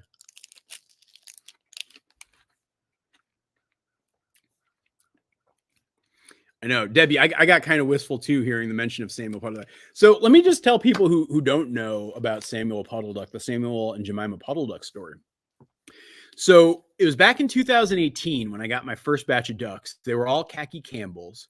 But towards the fall, one of my neighbors who had a couple of ducks, but he didn't want them anymore, asked me if I wanted them. And they were these two jumbo Pekin ducks, Samuel and Jemima. And so I said, yeah, sure. Why not? I've already got, 20 some odd ducks. Adding two more is not more work or any real additional responsibility. And so basically took those ducks in and they were great. They produced some offspring. So they had the next year, actually the local preschool, I gave them eggs. They hatched the eggs out, but then when they're done with the ducklings, they need the ducklings to come back to me. And they had two ducklings. It was Samson, son of Samuel, and Delilah Puddle Duck were the son and daughter. And they were with us for a very long time. Samuel, eventually, I had to put him down because he got so big and so heavy because he was a jumbo Pekin duck that he couldn't walk. And so I had to put him down. Delilah Puddle Duck, this was right before Toby Dog came. She was actually eaten by a bobcat, I believe. And then Samson Puddle Duck became the largest duck we ever had on our farm because he was the offspring of Samuel and Jemima. He was massive. He's the biggest duck I've ever seen. Gigantic. Actually, my first video to get 1 million views was one that featured Samson and just how freaking big he was. And he actually, much like his father, I had to put him down eventually because he couldn't walk anymore. And then Jemima Puddle Duck, she was with us for years. She passed away actually last summer, sadly, just of old age. And she actually did pretty good with the rest of the flock and the quacking. And she was the old woman on the farm. And yeah, I miss her. And yeah, our farm no longer has puddle ducks. I don't think I'll ever get puddle ducks again, or I call them puddle ducks, but they're just jumbo pecans. And the reason is because based on the way I raise birds, they just aren't all that well suited for the system I have. And so they're very nice, very pleasant ducks. And if anybody ever wanted like pet ducks, I would recommend them over something like a khaki Campbell or a runner duck or a Cayuga, or even a Cayuga. But they just don't quite work for us. And so, yeah, we no longer have puddle ducks. What percentage of your groceries do you produce on your farm compared to having to buy? Well, it changes in different times of year. Like say like in September, it's probably like 80% we produce. In March, it's maybe down to like 50%. I would say all of the meat and eggs that we eat come from either ourselves or from our neighbors. Like I'll trade like my buddy Zach, he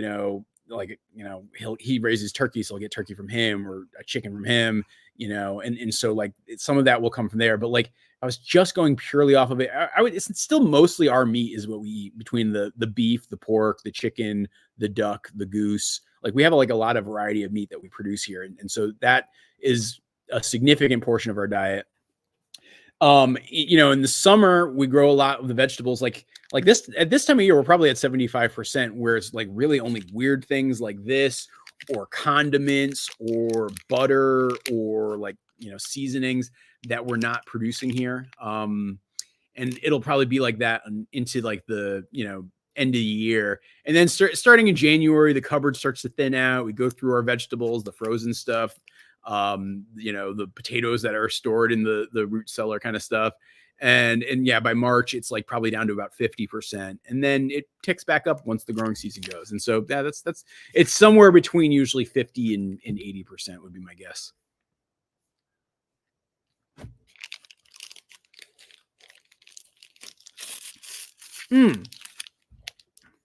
Whoa, I did not know that. Really, Rain, go away? Let's look into this. And I actually want to dig into this one, and I will promote this one again. So, as you know, Alfred and I were talking at the beginning of the live stream. My friend and neighbor Dylan, he lost his life tragically in the flood Wednesday night last week, and he was a young father, a couple little kids, and so it's just a all out tragic situation, and just heartbreaking. And yeah, it looks like his GoFundMe for his family is up over yeah, hold on a second. I'm trying to go bring up the page here for you guys. Wow, that's actually incredible. So yeah, it looks like that's up over $11,000. That's incredible, guys. And shout outs and thank yous to several of you who've donated. Yeah, I mean, I look at the roll call here. Jacob, thank you. Cindy, thank you. Gail, Janet, Kimberly, Laura, Leslie, Akil, Kimberly, Megan.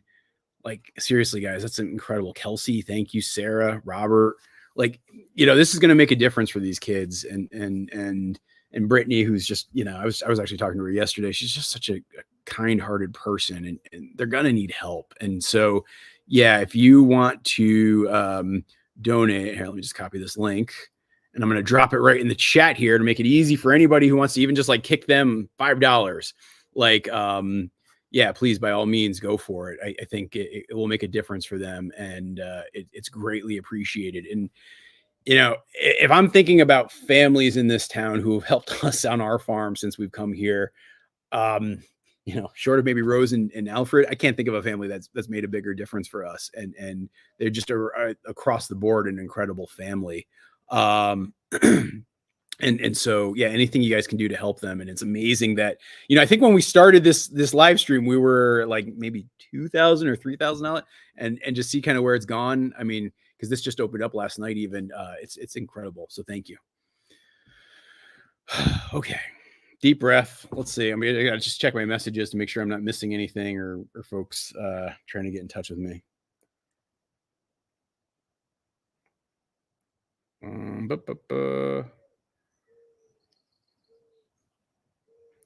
Yeah, I've got like this whole series of like various interactions and accounts with folks, so I'm just trying to keep pace. Oh yeah.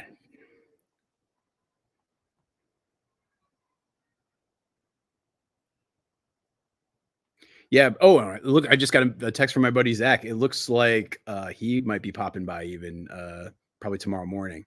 That would be really cool. Yes, very, very cool. All right. Here's a question from Aman Neal. I completely butchered your name. I apologize. Hi, Morgan. Not much updated about current news on your farm, but have you ever considered keeping turkeys? Hope the post-flood weather has not brought more complications in the area. I mean, well, unfortunately, it definitely has brought more complications to the area. In terms of your question about turkeys, here's the thing, and I struggle with this a lot, and I don't know. I've been doing a lot of thinking. And I've been doing a lot of thinking about kind of some of the things for like future farm businesses, but like if I added turkeys, I'm not sure it would actually really help my farm's business in a meaningful way. And by the way, I'm cracking open another one of these.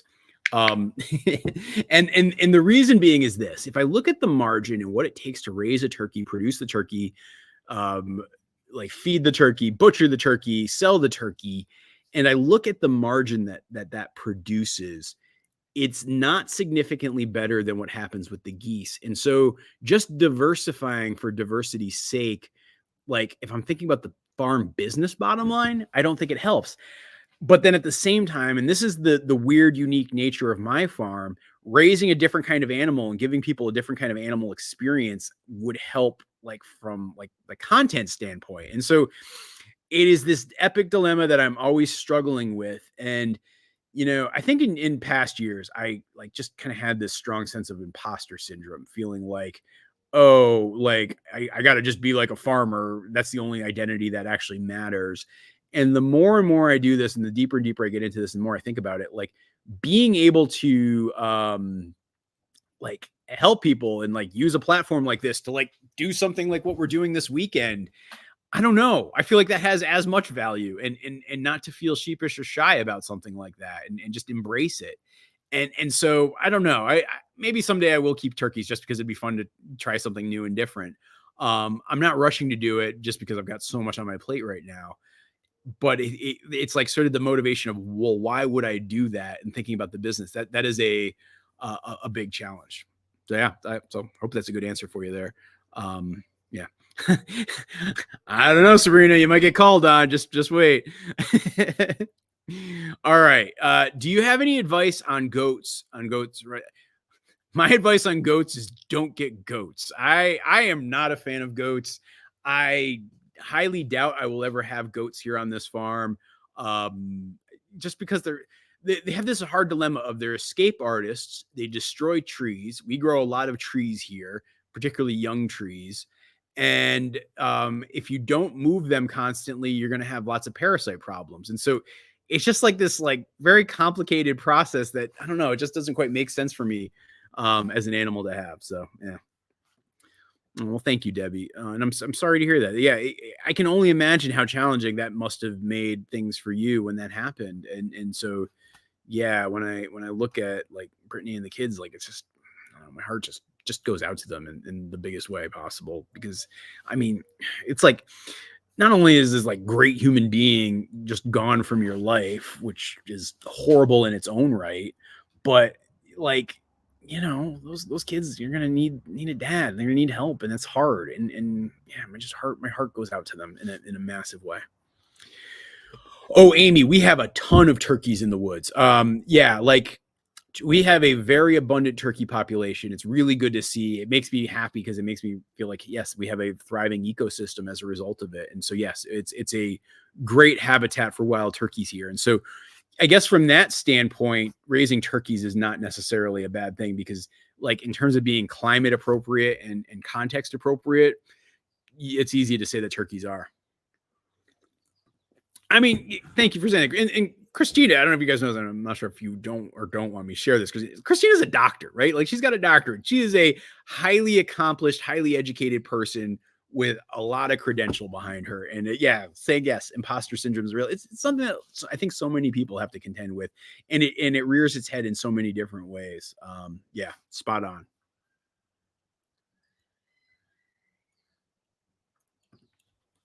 Since all those years that you got into farming, how often do you think back around everything? Oh, all the time. I mean, like, the lessons learned, just, oh gosh. I mean, I probably will at some point write a book about it, but like, there's just a lot of them. And I don't know, I've had so much fun on the whole process of it all. I mean, not like there were obviously certain moments that sucked and were not fun and not good.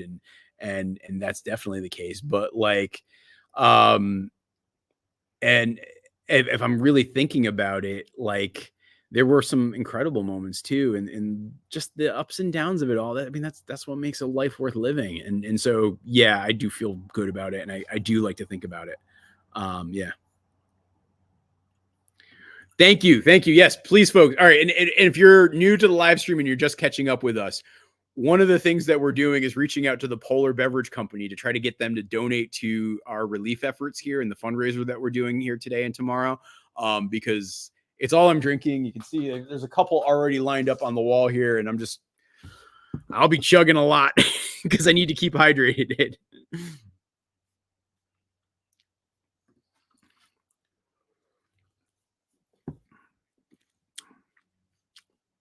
Yeah, actually, Weedham and Reap, Danelle is an awesome human being and a great person if you need goat advice. Yeah, I highly recommend Danelle for sure.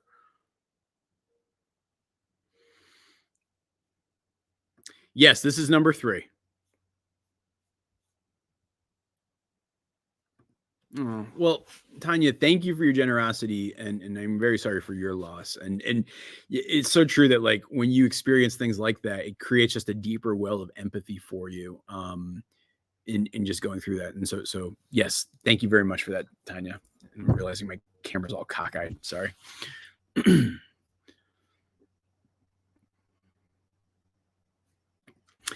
Oh, I feel like not a live stream goes by where I don't get questions about cattle hooves.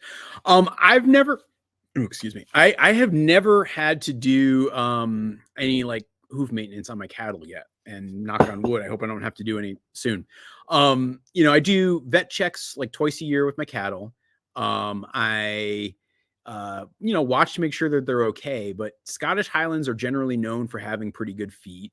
They are walking around a lot. They're always on pasture. They're not going on concrete, which actually has a tendency to grow more hoof, which might be counterintuitive because you'd think it would like grind it down, but it actually doesn't. It like stimulates more growth. And so you're going to oftentimes see like dairy breeds needing like regular and constant hoof trimming, but it's not nearly as prevalent in my situation. So I have not yet. So, but I also think this is kind of like the phenomena of when you see something in a video or somewhere out there, it like puts it at the forefront of your mind. So I think because of folks like Nate and what's the guy in the UK, the GP, or what's his name? I forget. But like you see folks like that who make incredible content and are really great, talented creators. When you see what them documenting themselves as, kind of doing hoof health, you like almost immediately jump to the conclusion, oh, that must be something that needs to be done everywhere. And when it's very much oftentimes context specific.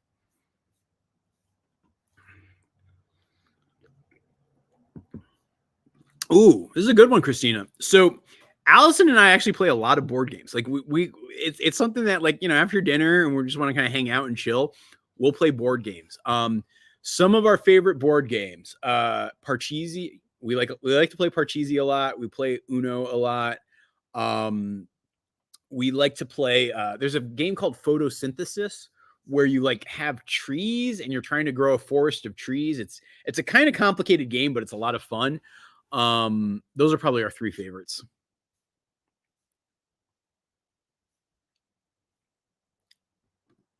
So Paula, when we were having the flooding here on the farm, basically Dylan was out checking on some farms not too far from actually where you're seeing this footage, because like his family has a few farms here, and just he was out kind of checking on things, and there was a flash flood and basically got washed away in it and drowned.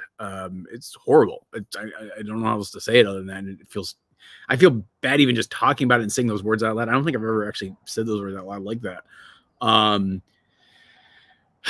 Yeah. So that's what happened. It was just tragic. I don't know. I feel like I'm mumbling now and don't even have my thoughts. So I'm going to move on to the next question. Sorry. Yeah, the Hoof GP. That's who I was thinking of. How much do you need to donate? Okay. Oh man, I might eat these words. I don't think it's going to happen though. So I'm going to, if we get to 200,000 over the span by 1 o'clock tomorrow, Sarah, I will get goats. Okay. If we get to 200,000, I will get goats. Yeah. And it's 200,000 to any of the causes. So again, we have, the GoFundMe's, there's like a collection of about 6 different GoFundMe's that are out there. And then, so there's that. And then there's also, I'm sorry. Then there's also the YouTube fund that you see, guys, if you're watching this on YouTube. So let's see what our total is right now. Okay, we're creeping along. We're getting there. We're getting more momentum. This is really exciting. And yeah, thank you, Aaron, by the way, for that donation that you just made right there to Dylan's fund. That's super, super appreciated.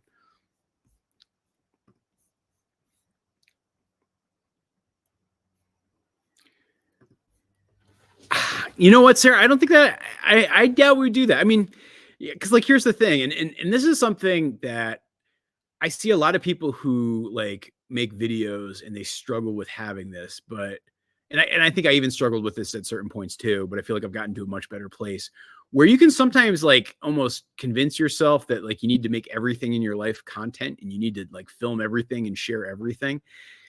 But at like certain times it like almost like it's like the equivalent of like going to a concert and like you're at the concert and you pull out your phone and you start recording the concert versus just kind of being there and experiencing the moment. And so sometimes that's okay. Yet I think generally like if Allison and I are just hanging out and having our time together, like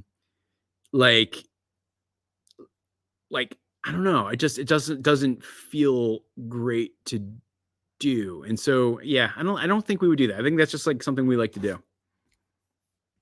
Yeah, we love Parcheesi too. I don't know.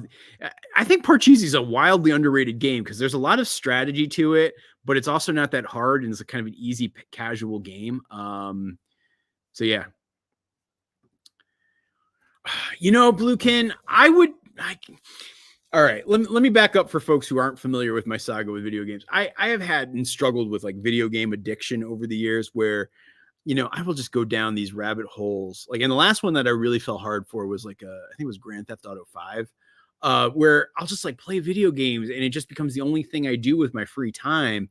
And so I've kind of sworn off video games. I'll sometimes play things here and there. Like I have an old, like video game system emulator where I can play like NHL 94 or something like that, which I don't like get as addicted to or waste as much time with.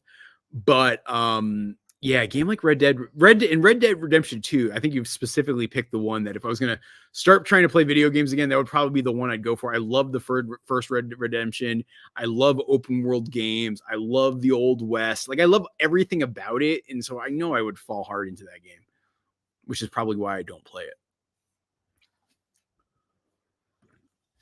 Actually, Alfred's place is, and Rose was just saying this, like their place is fine. Like they're very much up on the top of a hill. So like water's just not really getting into their place. They have, easy access. Like, their driveway got a little washed out. Like I went up there the other day and it was like a little rough riding, but not too bad for like the truck to get up. The road to Alfred's quarry, he's going to have to do some work on to like get it back into shape, but he'll be able to do it.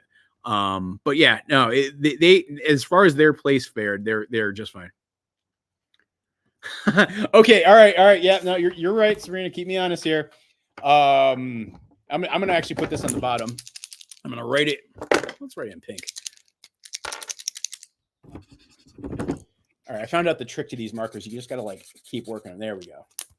Stretch it's the stretch goat instead of stretch goal. Get it? Yeah. Okay, so there you go. You got the stretch goat of 200K.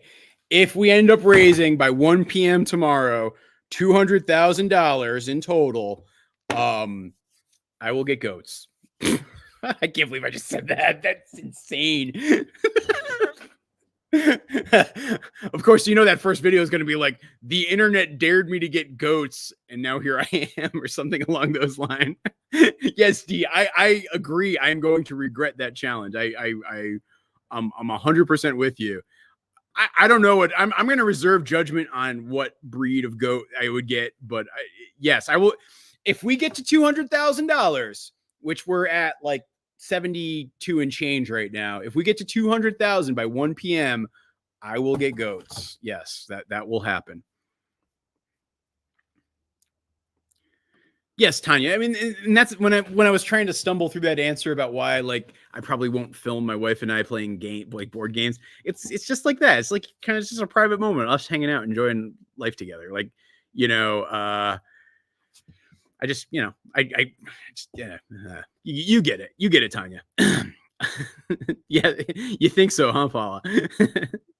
So RJ, the orchard's doing good. I mean, honestly, our trees are. Last year, they had a phenomenal growth year. If I'm looking at most of the trees that I have in the permaculture orchard, they had an outstanding growth year last year. They're having an incredible growth year this year.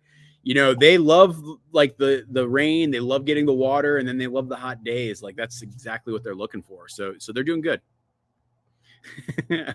David's warning me.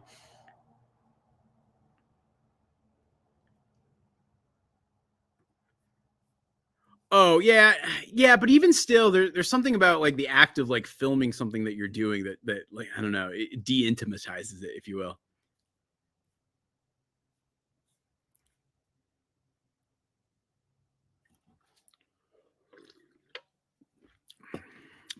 So I don't exactly know. So I'm up to I think 17. Wait, how many cattle do I have now? Let's do the count with me. Let's do this.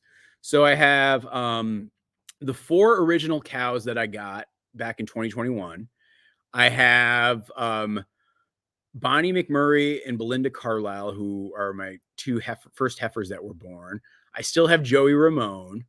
I have Amanda Hugginkiss and Baby B, who I acquired later. Then I also have Astrid, Amelia, and Alice B. Tokless, who I purchased from a farm down the road. Like they're the Charlets, so the original 3 white cows that I got. I've got Macho Man Randy Savage, can't forget him. Ooh, if you look over on TikTok, I was wearing a mustache and had a hat like I was in Red Dead Redemption. Macho Man Randy Savage. Then I have all the Bettys. So I have Betty White and Betty Rubble. And then I have Belle. And then I have Buffy the Vampire Slayer. So it's a total of 17 right now.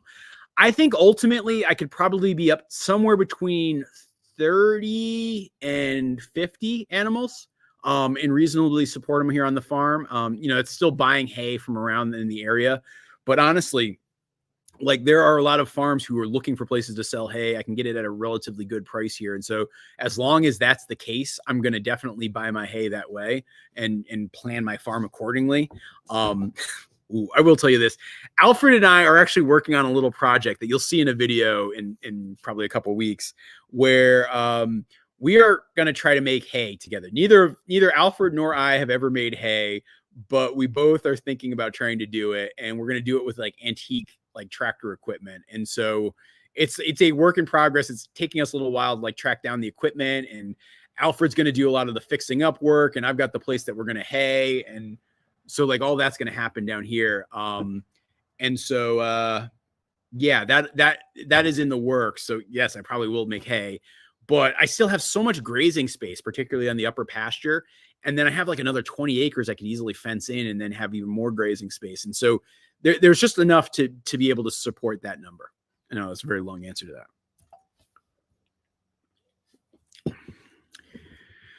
Yeah. So Betsy, I was saying this earlier.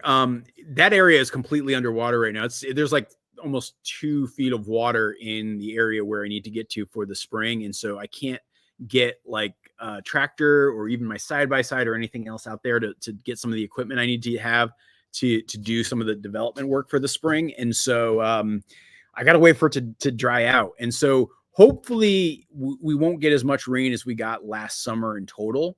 And I'll be able to get out there pretty soon and start that work.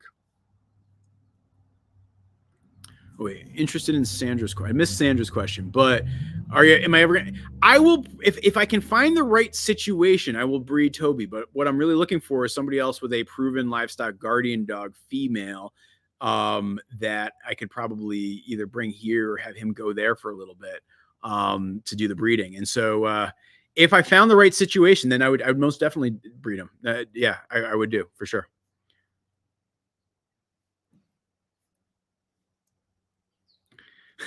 Black fly season horror movie. Yeah.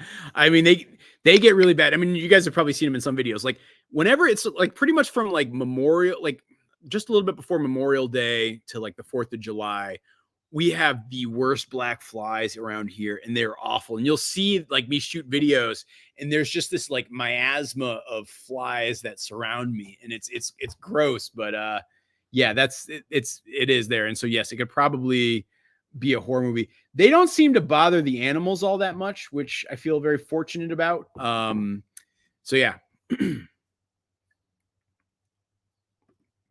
Are we going to see Alfred? How did the commercial you made turn out? And did he get any business? Oh, he's gotten some business for sure. And Alfred, he was here early. Cheryl, I don't know. You might have missed it. You might need to like go back to like earlier parts of the live stream. Alfred was here with me at the very beginning. So he helped me kick off the live stream. He will be probably back at some point in the next 24 hours, or I should say in the next 19 hours. And though, here's the thing, Cheryl, for the first time ever on our channel, Alfred's wife was here hanging out. And so you just missed her. She was here, I don't know, about an hour ago. So yeah, you missed that one.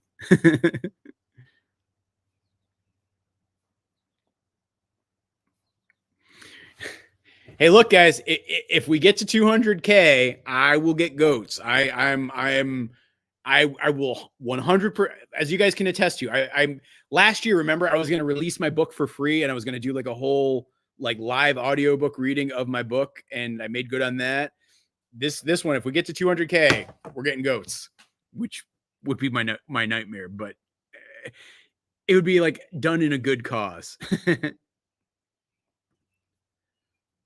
Yeah, I got to go back and look. I don't want to say the wrong number, Sarah. So I kind of have to go peek and I just don't have the time to do that right this second.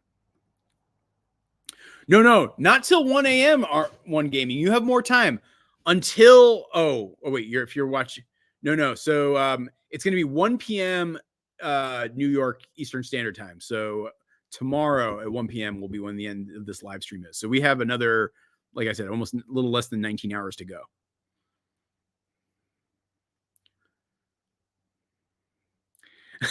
No, I wouldn't do that. All right. So if I got goats because we surpassed the fundraising goal, then I would totally do it. Oh, hey, Becca, I know you're watching on TikTok. If you're interested, I can send you a link, and it's hard to join on TikTok, but I'd love to have you on and chat with you on the other side of the live stream. Yeah, if you're up for it. I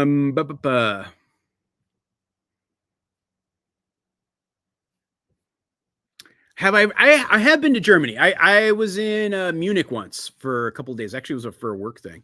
But yes, I have been to Germany. I was goaded into goats for 200K, Christina. If we're able to get $200,000 for the flood relief here in Peacham and Barnet, I will get goats. I will commit to that, and I will have them for a while. I mean, I'm not going to say that I will always have goats until the day I die, but I will say that I will have goats I will make it at least 18 months of goats, guaranteed. I might get so frustrated I let them go, but we'll see. And hang on, I'm sending a link to somebody who I think will be a lot of fun to chat with. So hang on. And so Becca, I'm just oh, there you are. Hey, I'm going to send you a link just to match this up. Hang on one second. It'll come in through your TikTok messages.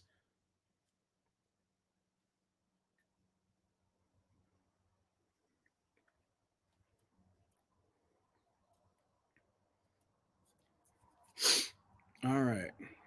I just sent it. Okay. Sorry. Yeah, we're gonna have an interesting guest, guys. This will be a good conversation, and somebody else who can add some perspective about some stuff that's happening here in Vermont. So I'm looking forward to that. No, I don't think we're gonna do that. It hasn't increased. I think we actually have less flies than we do right now. If I'm actually keeping tabs on things, like if I'm just looking at the traps on the cattle, for example, I think we have less flies now than we did, say like, hold on a second. I'm just adjusting my light here. I think we have less flies now than we did a few months ago. Like say like in June compared. Yeah, Rain, you missed her. Yeah, but Alfred's wife was here earlier. It was a lot of fun, actually.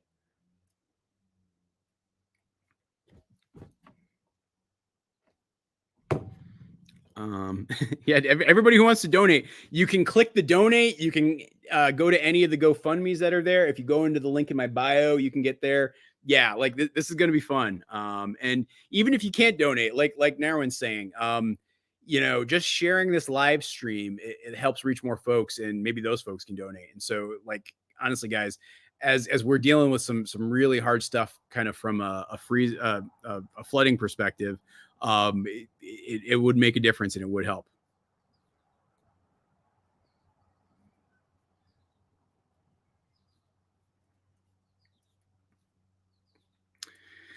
All right. So Karen asks, is it okay to buy baby chicks at a retail store?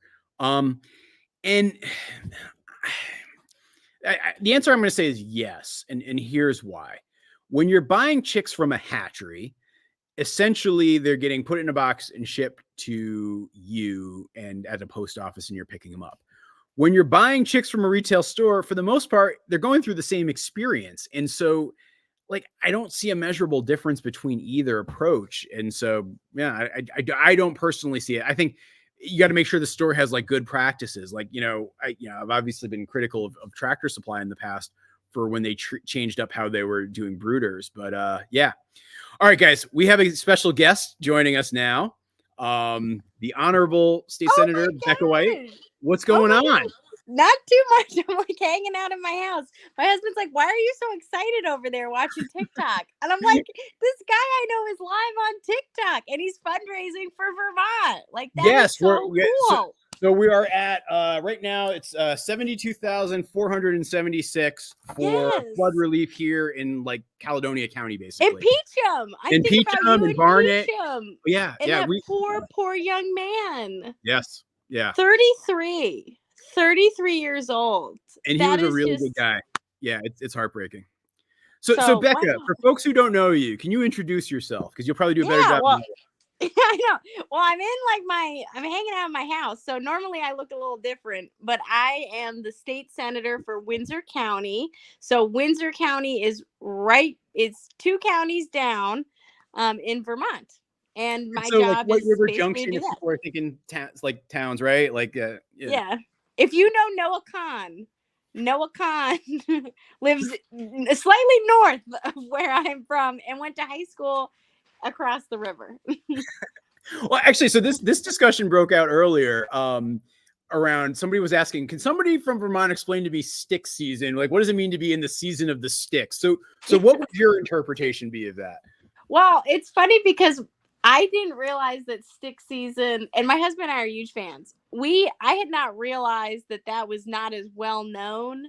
I had kind of thought that was a New England concept and not just a Vermont concept.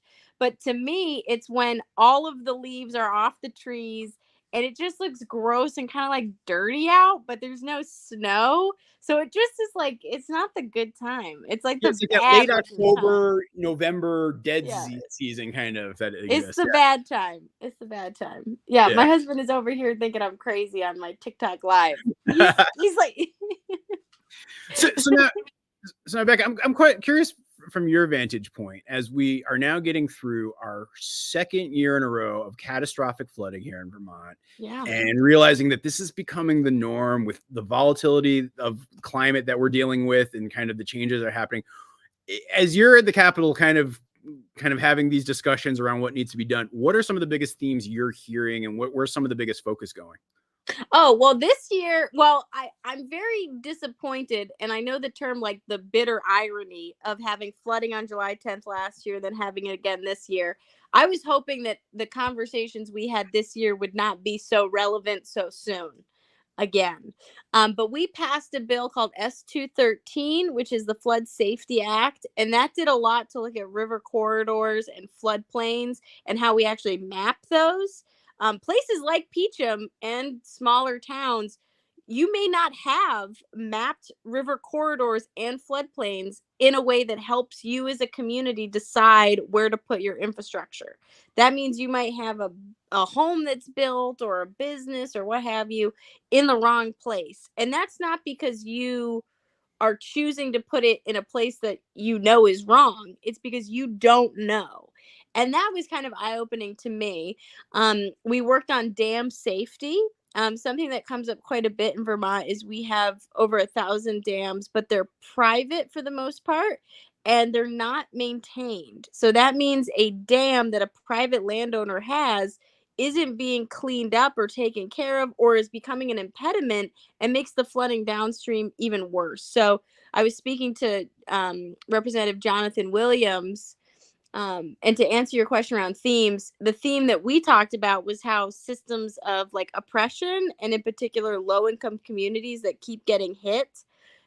He's in Berry City. What he sees is there dams upstream that should have been taken out, and that's why they have all the mud, for example, where they are. So it's these long-standing systematic infrastructure projects that have disadvantaged low-lying, lower-income, cheaper property that we're now starting to see getting hit even more. So that would be the main theme I saw, was trying to pass legislation that supports getting people out of those unsafe housing situations. And making sure that the most vulnerable people are protected. But again, we had 1 year and it's still happening, and it's going to continue. No, I mean, just the other day I was driving through downtown Barrie, and it's like it's not as bad as it was last year, but it's still very bad. Yeah. And I think what's interesting is you are experiencing, and I really appreciate you doing like a live and fundraising, because I'm already starting to see like the media attention that had been happening during the flooding last year. It was sustained for a period of time. I think the national news media and maybe some even local news stayed focused on it in a way that we're already starting to see the attention dissipate. And so my greatest fear is that we're going to start getting so kind of inundated with these situations, especially in Vermont, where we're just going to be too exhausted and not be able to pay attention and focus and respond in the ways that we were. Like, it's almost, you're desensitized to it. Yeah, no, I've seen so much of that. I mean, because this very weekend last year, I was doing a similar fundraiser. Yeah. It was for NOFA Vermont, like in helping farmer flood relief. And what's interesting is, like the media attention, the focus is so different now because it's just fatigue. And then the other thing I feel like I'm seeing is folks who were hit. Like, so there's a family down the road, the McKenzies that we've talked about here today, where their house got flooded last year and now their house got destroyed. And the psychological toll that that can take on somebody, where it's like again and again. And like my friend Zach, who's got a farm, and this is the second year in a row where he's gotten hit hard. And it's like, how do you keep that will and energy to keep going? It's a challenge for folks. Yeah. We had a forum in Chester, and a question was asked about flooding at the forum, because last year Chester was hit. So it was in my district, was not hit this time around. So I'm really thinking about folks in other communities right now. But we had the forum just a week ago, and one of the questions about flooding came up, and someone pointed out, when it rains heavily, I get like anxiety and I get concerned. And that's in places that have experienced flooding or think they will experience flooding. So even if you, so the anxiety is already out there and people are experiencing it. So I can't imagine being in a situation where you're like hearing the water rush by you. There was a quote from a woman who was explaining she could hear like the boulders moving in Marshfield and Plainfield. And like, I can't even imagine like the fear that you would have with a sound like that. It's extremely traumatic. And, oh, that poor guy who he runs the restaurant in Montpelier. Oh yeah, yeah. He got flooded last time. His business got flooded. And then this time it happened again at his home, and he isn't able to apply for certain funds because they're not, because of their immigration status, and they're a business. So it's just like there's all these people that fall through the cracks that you just don't realize that a natural disaster can just take out a livelihood. Which is why, like, you know, like private fundraising efforts and trying to like get resources for people in the community becomes really important, because whether it's that or the speed of FEMA programs and what sort of response you get, or non-coverage for flood insurance for a lot of folks don't have because it's just completely unaffordable. Like each of those issues exists. And so like people hear on the surface, oh, well, they got some flooding, but you know, it'll be okay. It's actually a lot more complex and harder than people realize to navigate that entire system. And people need to call 211 as well. Mm-hmm. I know. Yeah. I don't know if you've mentioned 211 yet. We've like, mentioned it once. Yeah, this is a good plug. Go for it. Because explain why it's so important. Yeah. Is technically, this is how the system works, is if we don't get enough damage reported as a state, we may not qualify to draw down federal funding because of the status of it as a disaster. Like the worse disaster, the more money you get. So lots of times Vermonters will go, oh, it's not that bad, I don't need to tell anybody. And it's like, no, we need you to call 211. We need you to report it. Even if you and your friends can clean out your basement, you still need to tell us, because when we don't count it, it doesn't support us getting financial support from the federal government. So yeah, that's my pitch, is call 211 and tell them. I completely didn't realize it, because like here on our farm, we were pretty lucky. Like I had a greenhouse plastic rip and my pig yard got flooded and some fence posts got washed away that I had to replace. Not a big deal. Like, especially in this relative scale of things, it's nothing.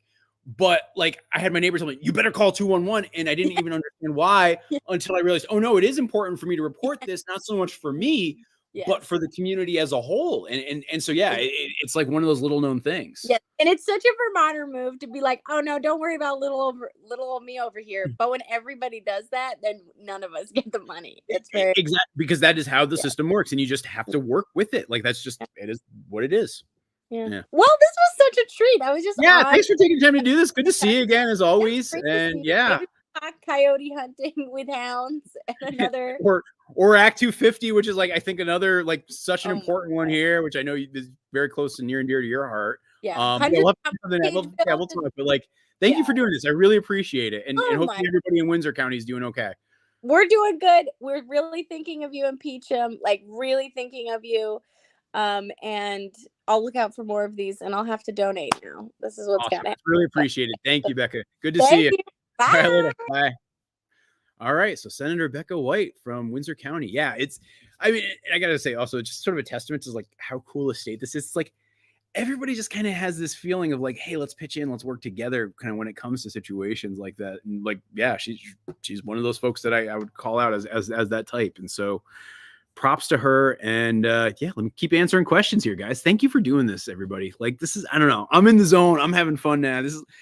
I'll admit, I was like this morning, like I tried to sleep in. I couldn't sleep in. I got up at like my usual 5 a.m., was doing chores. I'm like, oh, I got this thing today. It's going to disrupt my whole usual schedule. And I was kind of like dreading it a little bit, but no, I'm locked in. I'm having fun. This is awesome. And I feel like we're making a difference. So thank you guys. All right. I'm ignoring questions. Let me get to some of them that have popped up. All right. Let's see. What did I say? Okay.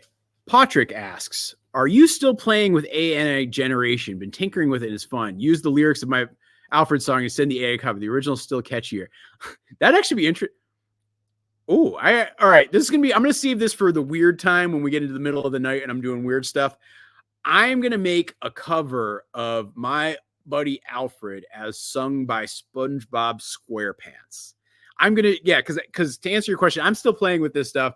I feel like I've learned a lot in the last year around like using AI for content creation and like the good ways and the bad ways and what you should do and what you shouldn't do. And we'll have some fun with that one in a little bit. That's gonna be in the middle of the night though. And if you're in France, like Fod here is, it'll be early morning. Well, and by the way, Fod, I'm really appreciate you hanging out here. Okay, Diane is different Diane. I apologize. Saying another dance with Lil Barncat for 150,000. Yes, 100%. Not even have to think about that. If we get to $150,000 raised by 1 p.m. tomorrow, I will slow dance with Lil Barncat. That's a done deal. Like I'm all for that one. Do you have any favorite YouTube channels, podcasts, plus time to read books or listen to audiobooks? Okay. So the answer is like yes to all of those things. So in terms of books, it's funny. Like I so rarely will crack open and read a book these days, like physically sit down and read a book. But when I'm working on the farm, I'm constantly listening to audiobooks and podcasts. And so I do feel like I'm the most well-read I have been in years. I actually just reread The Tommyknockers by Stephen King, which I hadn't read since I was like a kid. It's still a very good book. But like recent books that I've read, hold on, let me look at my Audible list and I can tell you, like it'll jog my memory for me, and I'll give you some good books to read that I have read recently. Library. So I've been making this 4-hour documentary about the Nearings and the Back to the Land movement. And so I just read The Good Life by Scott and I reread The Good Life by Scott and Helen Nearing. Okay. My friend Natalie Naudis, who, if you actually listen to the Toby Dog audiobook, she did a few of the voices. Like she did the voice of Lil Barncat. And in this new book, she'll probably end up doing the voice of Lil Barncat again, as well as some other characters. She wrote her own first book. It's called Gay the Pray Away.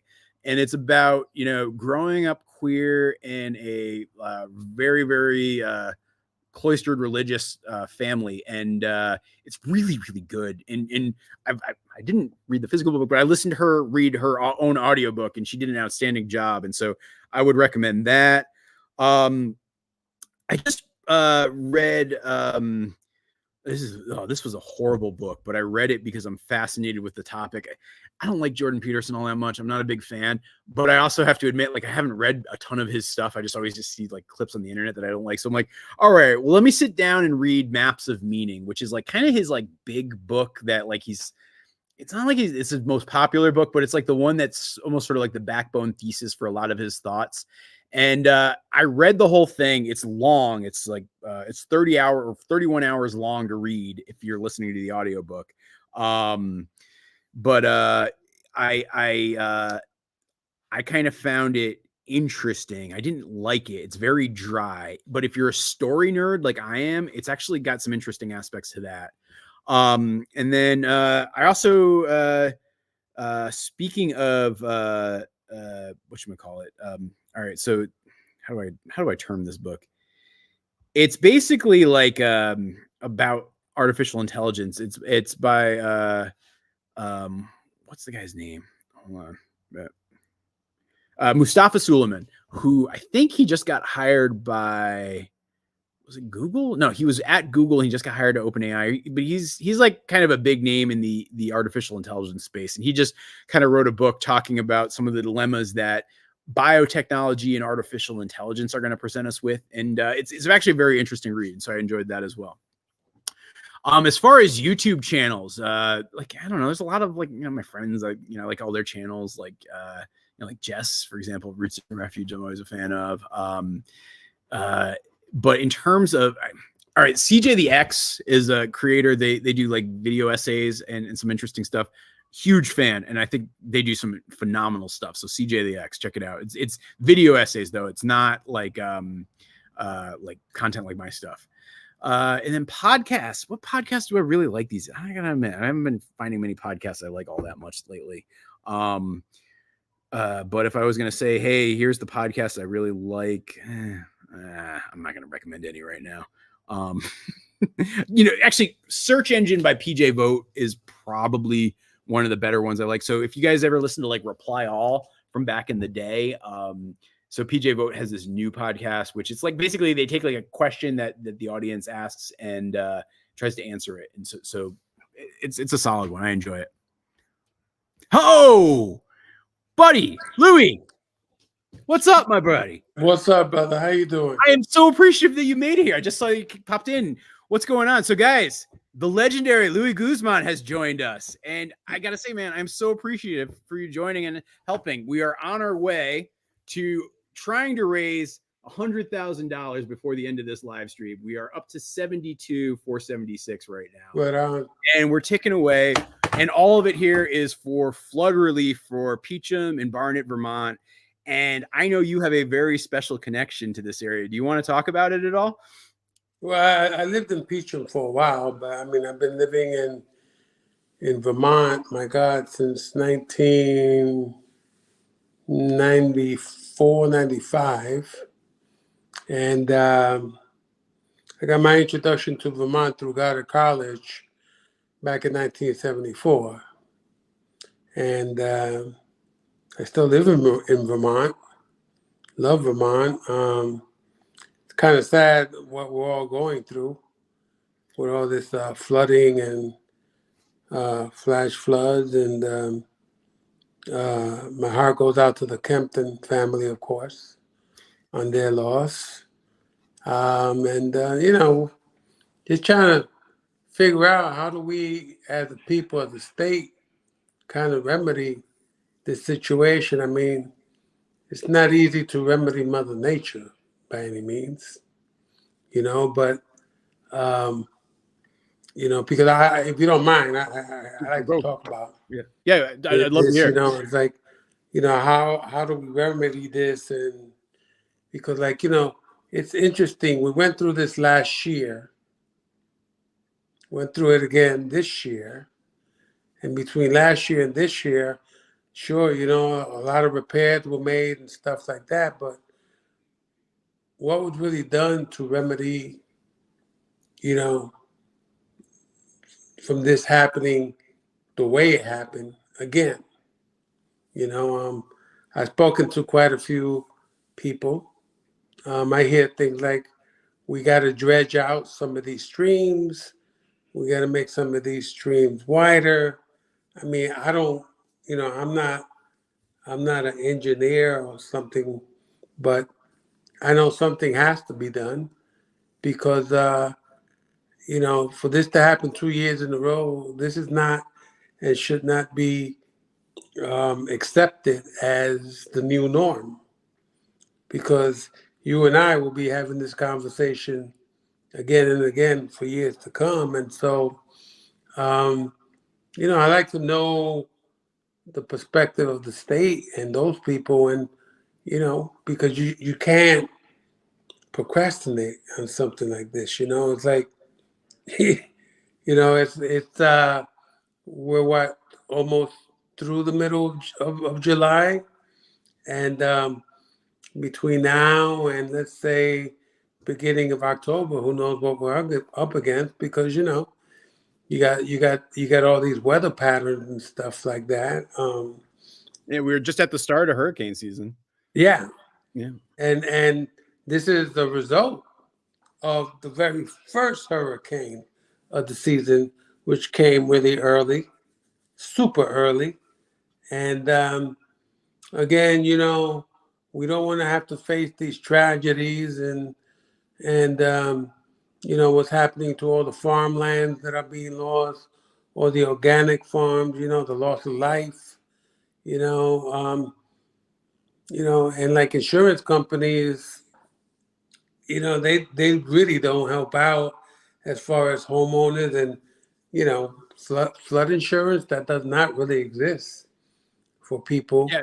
Or it's not just affordable for folks. Yeah. There you go. It's very not affordable. And so, there have to be remedies, and we gotta really come together. And look, the beautiful thing about Vermont, I will say, is that people as a community, they come together, they help each other, and that's how communities move, And as far as the legislature and the governor of these people, they got to move as quick as people within the community, because people show up with their equipment, they show up to volunteer, they show up with food right away, and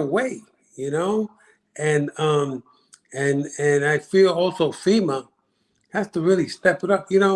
Last year when this happened, I lost my bridge, and the land is still a mess somewhat, but well, I didn't lose my bridge. I mean, it came off its foundation. I had to put back, but I went to FEMA just out of curiosity to say, okay, so listen, this is what happened to me. What's available? They said, well, we could give you a 3% loan. A 3% loan, give you a loan that charge you 3% on it. And it was confusing to me because, wait, don't we fund FEMA? Don't we fund FEMA? And you're going to give me a loan? And on top of that, me funding FEMA charged me 3%. So it's like you're double dipping. I don't know. But anyway, they couldn't help me because my situation did not happen 100 feet from the main road. And, and you call your insurance company and say, hey, man, so I got some water in the house and this out. Well, this is what I heard from my insurance company. If you didn't get a busted pipe in your house, if a tree from outside didn't fall on your house and cause damage, if you didn't have a fire within your house, well, you're not insured for water coming into your house from the outside. So it's like, what's the purpose of having insurance? Right. But at the same time, imagine all the people that heard this, from a friendly voice, well, we're really sorry, but, blah, blah, blah. So, again, I don't know if it's a thing that the universe working against us in a situation like this. But again, what do we do? What do we do as a state? Because like I said, as a community, I know as a community, people show up to help each other. But as far as the state and the state government, guys, you got to move because nature keeps moving. Nature don't stop. Completely. Rain don't stop coming.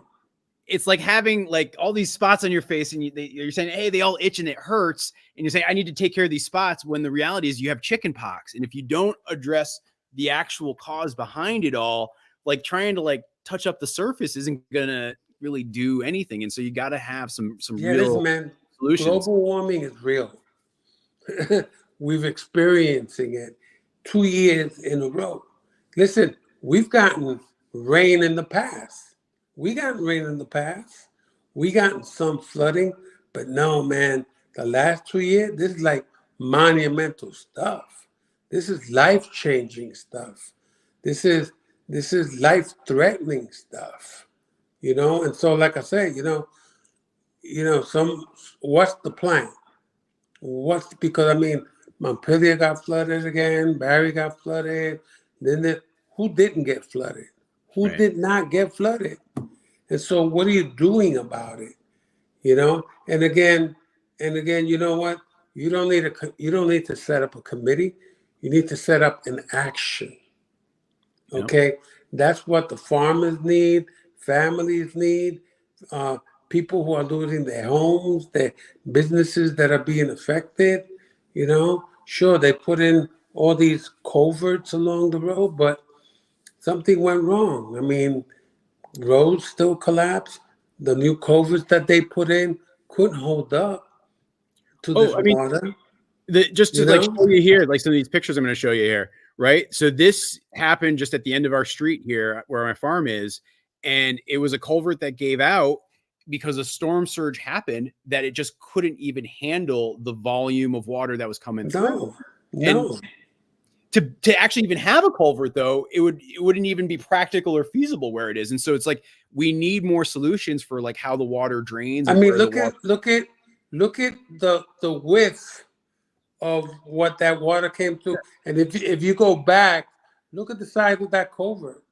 Oh yeah. Look at the size of that. Look at that. Look at that. But look at the width that the water created. That culvert cannot handle that. And I know you know where this is. The amount of this whole area was a river that night. Like this, like this was entirely a river. Like this whole stretch. It was crazy. But you know, if you're looking at this, you know, if anything, if that's an existing stream, or if it was a brook, guess what? They better dig that out 10 feet all the way down, 10, 12 feet, because the next storm is going to happen. But what happens is like you got 2 feet, but the water level is going to be 6 feet. So it's just going to come over. And so, like, okay, again, I must refer to the state and the engineers. What are you guys going to do about this? Mm-hmm. Because we're at the mercy of nature. You know, we're not going to change nature, but we can do something to help remedy what some of these streams are doing. You know, so, you know, and again, it has to, you know, you got all these incredible minds and stuff like, oh, come on, let's get together, get the action going. Get the action going to what just happened, you know, because, you know, it's going to take money, of course. You know, I know, and people know that this state has a good amount of money stashed away for rainy days, you know, and we're talking about a good amount, and that's what. But here's the other part that I don't understand. Okay, we just went through this 2 years in a row. What do we get? We get an incredible tax bill. You know, like every, you know, it's like, wait, hold up. We just got slammed with all this stuff. You know, insurance is not helping us. You know, FEMA loans are at a minimal. But hold it, now we're about to get this huge property tax hike. But what's being remedied? Right. You know, we're being victimized by nature. Now we're going to be victimized by property tax. I mean, am I not getting something right here? Yeah, no, it's two sides don't seem to add up. So like, as you see that, what do you think personally, like kind of what sort of actions could or should be taken? Could have been taken as far as in trying to make a difference, and not even looking backward, but looking forward, maybe like what should be done? Well, you know what? I mean, they got to come up with a plan of action right away. You know, you got to bring in heavy machinery. If some of these streams have to be dredged out, because all that water moves the earth. So where stream used to be 10 feet deep, guess what? It's 3-4 feet deep now. You know, and like I said, all it's going to take is another storm or two. We're going to be in a situation again, if not worse, this time around. Definitely. You know, so come on now. Like this happened, what, 2 weeks ago? And the only thing that I heard that the governor said, oh, so you know what? Forget about all the codes and restrictions. But okay, so forget about all the codes and restrictions, but is the state moving in to help? Yeah. Outside of saying, hey, we're going to remove all kind of codes and restrictions so people can do. Hey, you know what? Everybody doesn't have heavy equipment. people can't go into these streams and dredge it out. You know, the Army Corps of Engineers, where are they? You know, what can we do? Yeah. What can we do? I mean, people, the state, you know, and like I said, I don't have the answer. You know, I like to be part of the discussion, just like you are, you know, but it's like we need real action. I mean, I'm sorry, where's Bernie? You know, where's all the state people that are down in DC? Where are they? Come on, man. Yeah. You know, No, we need help right now. I mean, there's no other way to say it. Yeah. What you're doing is very noble, you know, but you know, and not taking anything away from your effort, but that's just a drop in the bucket. You know, we need like some big drops coming in from the federal and the state level. You know, what's their plan of action? You know, because like I said, the plan is that you can't change nature. You know, but maybe you can help do something about the landscape to lessen the load, because you're not going to stop flooding. You know, you might try to alter it somewhat, something like that, but who knows? You know, otherwise, like I said, man, we're going to have more of these discussions, you know, and it's going to be sad, because next thing you know, it's like the course of all this is people having to pay more taxes. I don't understand that. You know, please explain, why do we have to pay more taxes in this kind of circumstances? Mm-hmm. You know, in terms of, it's like you're asking us to carry the load. Yeah. For this misery. No, Yeah. man. But I gotta ask the legislature, the state, what's your plan right now? Right now. You know, not 3 months. It's now. It's now. You know? Like I said, a year passed by. You saw that video. They put culverts in. You know, I don't take anything away from the people, from the workers that did that. But nature says otherwise. You know, I'm going to give you 6 inches of rain in 6 hours. You can't handle that. Yeah. You know, I completely agree. Like there's like really just fully readdressing our system of how we think about water management, land management, kind of like making sure that there is the capacity for these events, because with climate change, this will happen again. There's no other way you could say that it won't. Like, right. Like I would have guessed it would have been 3 years. I wouldn't think I'd be in this same spot that I was a year ago last year. Yeah. But heck, to the day. I know. To the day. Okay? You can't, you know, I got to tell you something interesting. I heard some people were having to deal with like beaver dams. Mm-hmm. You know, and some state agency said, no, you guys can't touch the beaver dam. Well, the beaver dam was creating all this damage. And when these floods came and that beaver dam let loose, that even created even more flooding. Yeah. You know, I got nothing against beavers, but if they're going to be part of messing up the environment, then you know what? They got to be moved or something. Well, I mean, it's essentially holistic habitat management, right? Because like no animal other than humans has shaped what actually North America's geography looks like than the beaver, because of what they do with waterways. And so there's good places for that to happen, but you also have to be thoughtful about where it happens. And yeah, I think that's right. Yeah. Yeah, because I mean, if you do aerial shot and you follow some of these streams and you see where some of these dams are, and you go downstream and you say, oh my God, that has the potential to create something really bad downstream, then you got to do something about it. And again, you got to move fast right away, you know?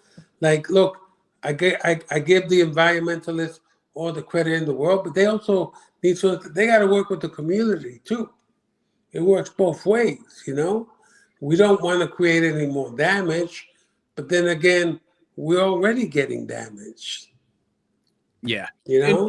And I think the more so much of this gets politicized, right, it actually makes it harder to have conversations, because I'll argue that there's like aspects of each piece that need to be blended together. It's like you can't deny climate change, but you also can't say you can't touch anything, because you need to do something somewhere in the middle and like find a Yeah, common. man, because like I said, man, people are losing their homes, farmland is being lost, it affects our economy.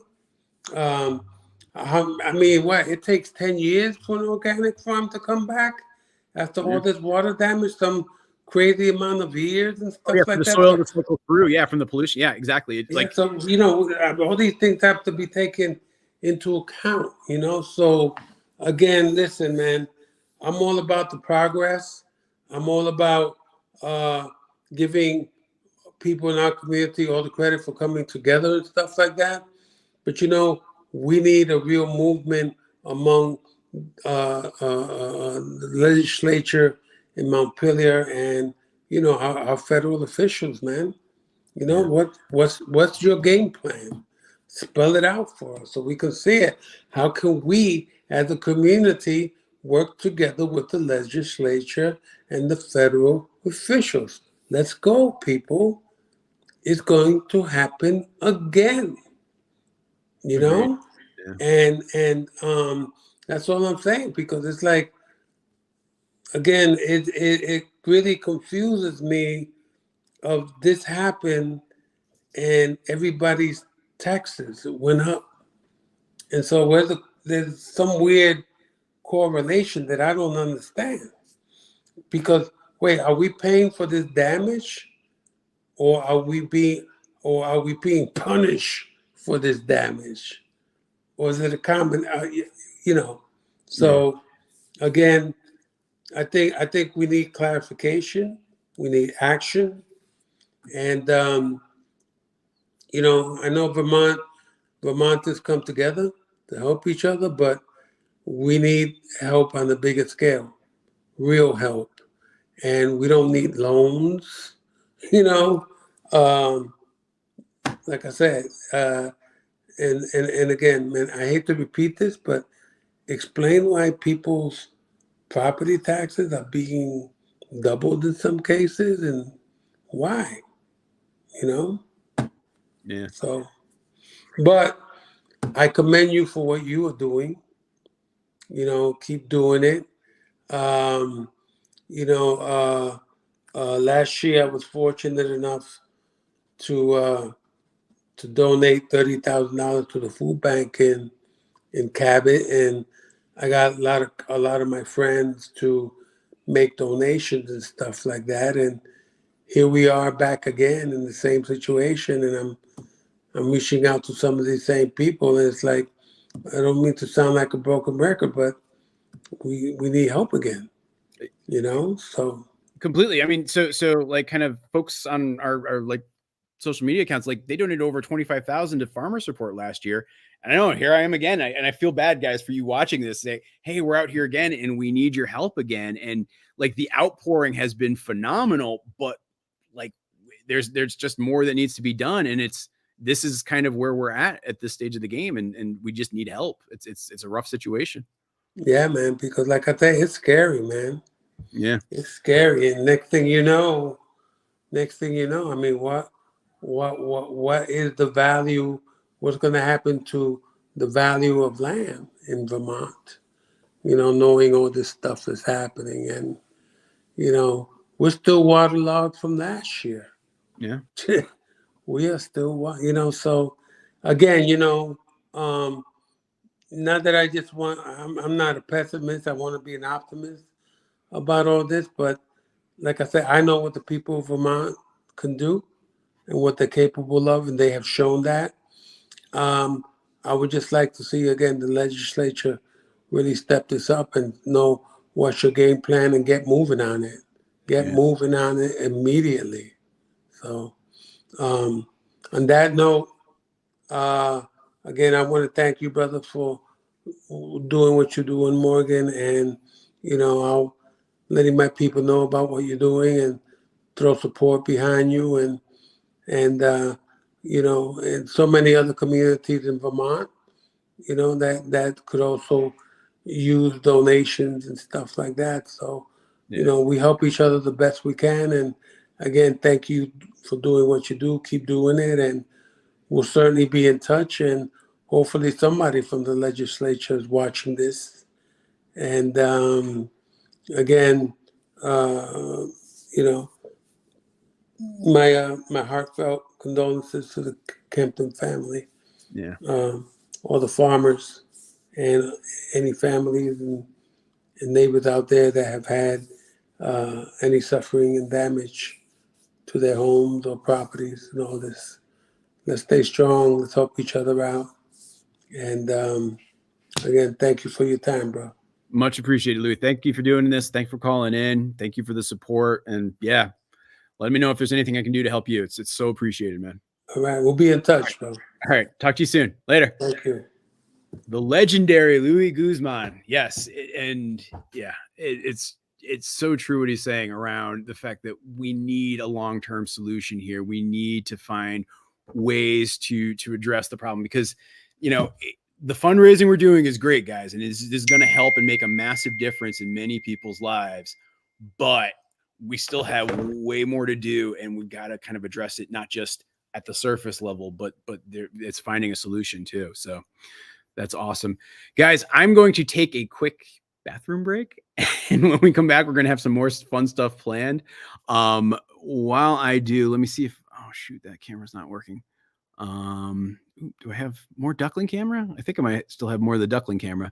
Let me see if I can dial that up. Can we get the feed? Oh, yeah. Hey, there's Jerk Duck. She's doing her thing. So hang out with the ducks. I will be back in just a little bit. I will make sure you have. All right. You got some duck noises. I'll see you guys in just a little bit.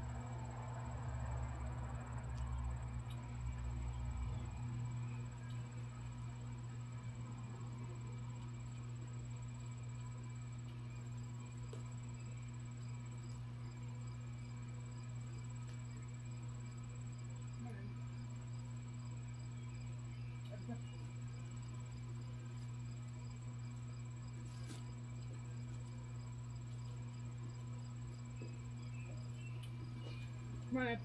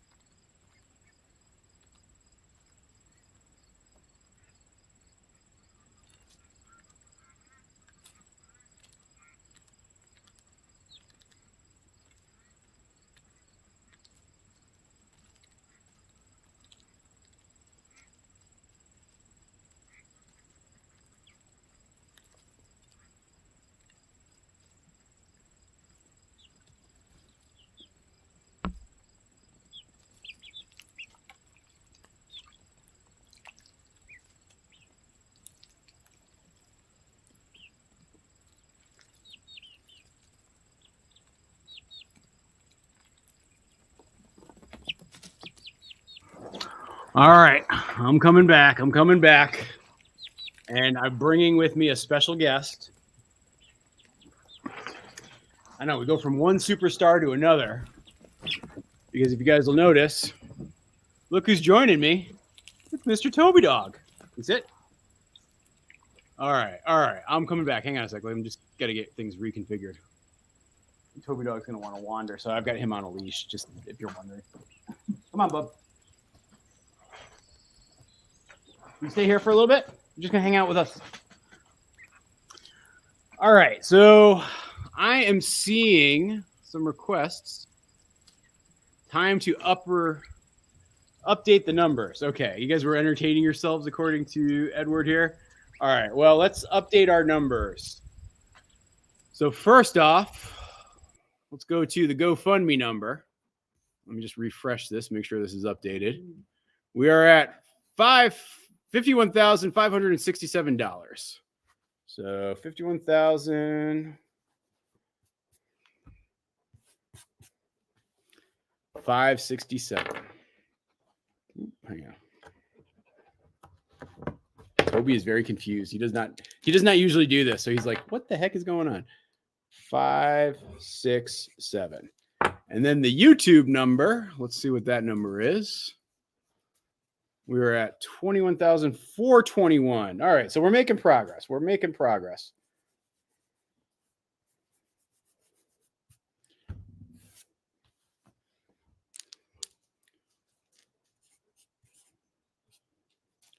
Okay, and so then that means our grand total is hold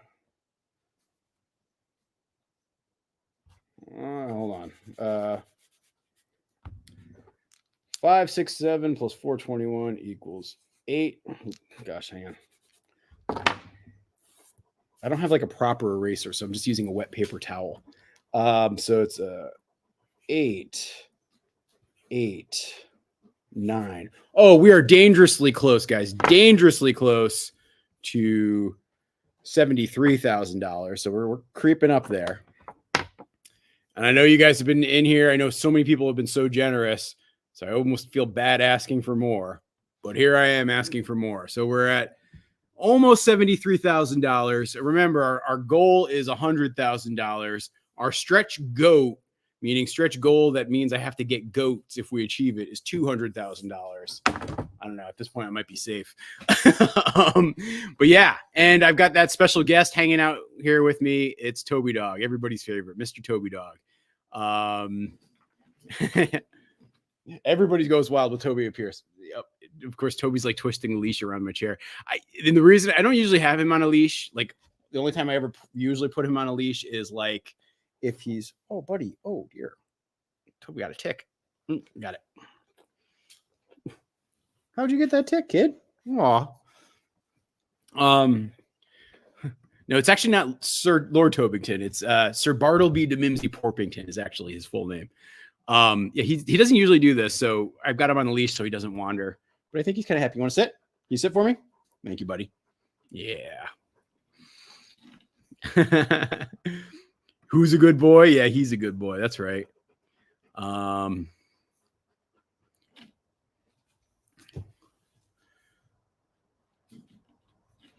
Yeah, I don't know why, Zanetta. I don't know why the chickens are so afraid of the ducks.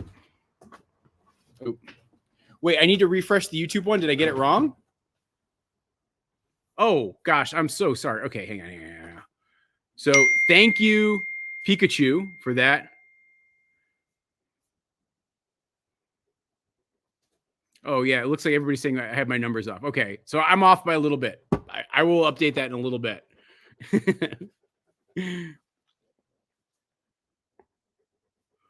Oh, yeah. All right, hang on. Sorry. I'm getting caught in all the tabs I have. And my friend, so my friend Jess, who's going to be joining in a little bit, she was just like, wait, was that Louis Guzman?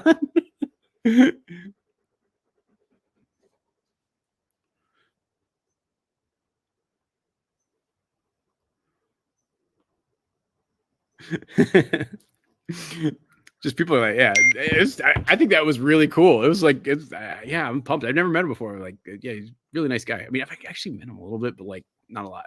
So it was very cool that he was willing to do that and kind of support this. So the question that Kim has is, who was Toby Dog named after? He wasn't named after anybody, but Allison and I both like this idea of having weirdly, overly fancy names for our pets. And so that's why he's, Sir Bartleby de Mimsy Porpington, and like Toby felt like a funny nickname for Bartleby. Just like Abby is actually, Abby Dog's full name is Lady Abington, Duchess of Caledonia County. Toby Dog is actually Sir Bartleby de Mimsy Porpington, Earl of Caledonia County. So yeah. Okay, Nancy, here's an honest admission on this question.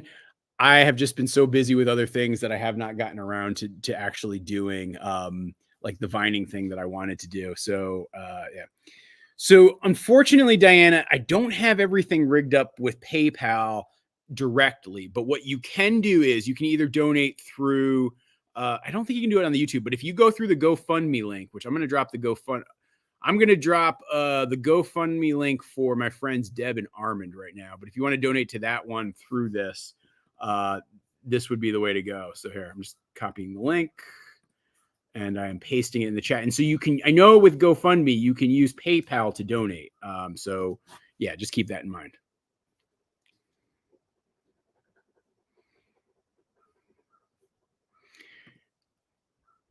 You know what? You're right, but you're wrong. Like, I don't know. Abby's the bossier one, but he's still the backbone of the farm. No doubt about it.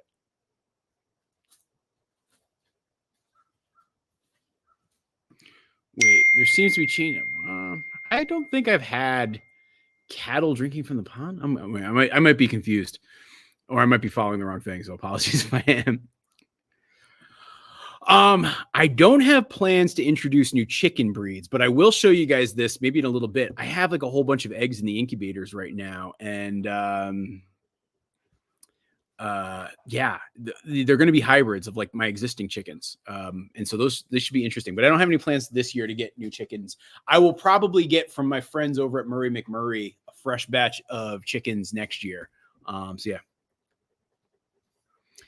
So yeah, Terry, I do replace, trees every year. I actually didn't get around to it last year, but I pretty much for the last 5 years, I have been replacing trees when they die. I have more that I have to replace, and it's part of the process.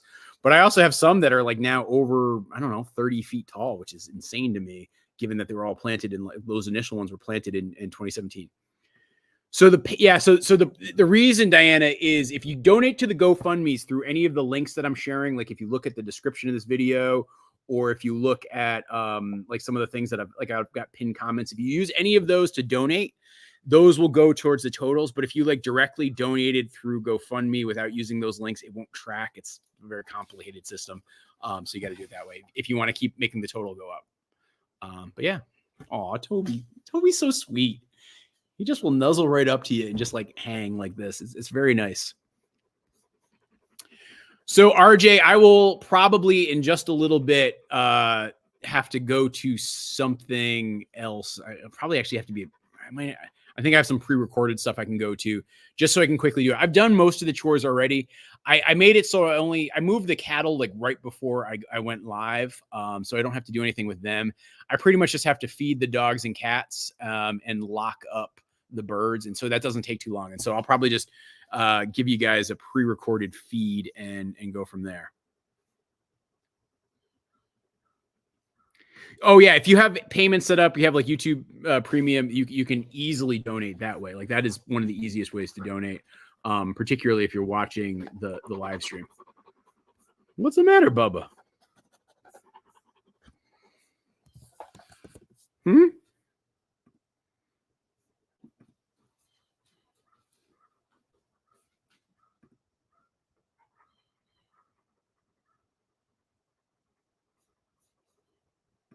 Oh, hey, thank you, Anonymous, for that donation. That's very, very kind of you. No, Toby Dog nor Abby Dog play fetch, but I also haven't tried to train him to it. You actually you don't want to teach your livestock guardian dogs certain like traditional dog games. Like I'll play tug with them, but I do not play fetch with them because some people will say that it actually encourages like their prey drive more. And so, yeah. Yeah, no, I thought Anonymous's donation is pretty funny. It gave me a chuckle too. All right. Teresa Fletcher is asking, how is Jimi Hendrix? This is not a good answer, but it's an honest answer. I don't know. I don't want to go into the details of it, much like I've said this in other videos, but that whole situation is it's not a great one. It's not something I'm happy about, but I also don't want to talk about it publicly. And so I'm just going to basically go with the no comment or I don't know as the answer to your question, Teresa. Or I don't know exactly. I know generally, but I don't want to speak to them generally. Toby's face is magic. I hope so. It'll help my longevity. And yes, he is a very handsome goofball. And I'll give him some scritches just for the quilted kitten fosters. There you go, kid. Yeah. He's such a good boy. Love this dog so much. Look, Trash, at the rate we're going, I don't think I'm going to have goats, so I'm not sweating it right now. And if we ended up getting goats, then so be it. Watch it. Yeah, I know. I'm kind of in a. All right, so let me explain. All right. You're wondering why I'm hunched over like this. So what's going on is,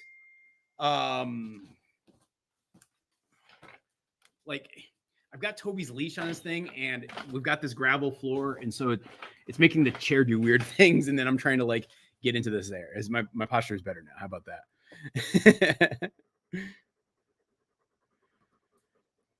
Yeah, Chicken the Duck finally got some friends. That's what you're seeing earlier. Yeah, you know what? I might not have publicly released this. I think it's actually in the video that I put out on Monday. Yeah, so the last calf that we had born, the little light brown heifer, or buff colored heifer, if you will, her name is going to be Buffy the Vampire Slayer. And so, yes, that is her name. Yeah.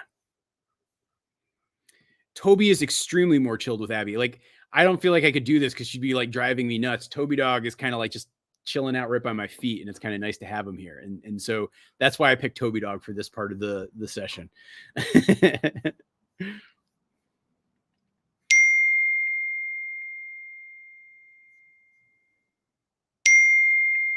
I'm wearing headphones and it is so loud. I don't wait. I'm missing. Oh, I might not be understanding.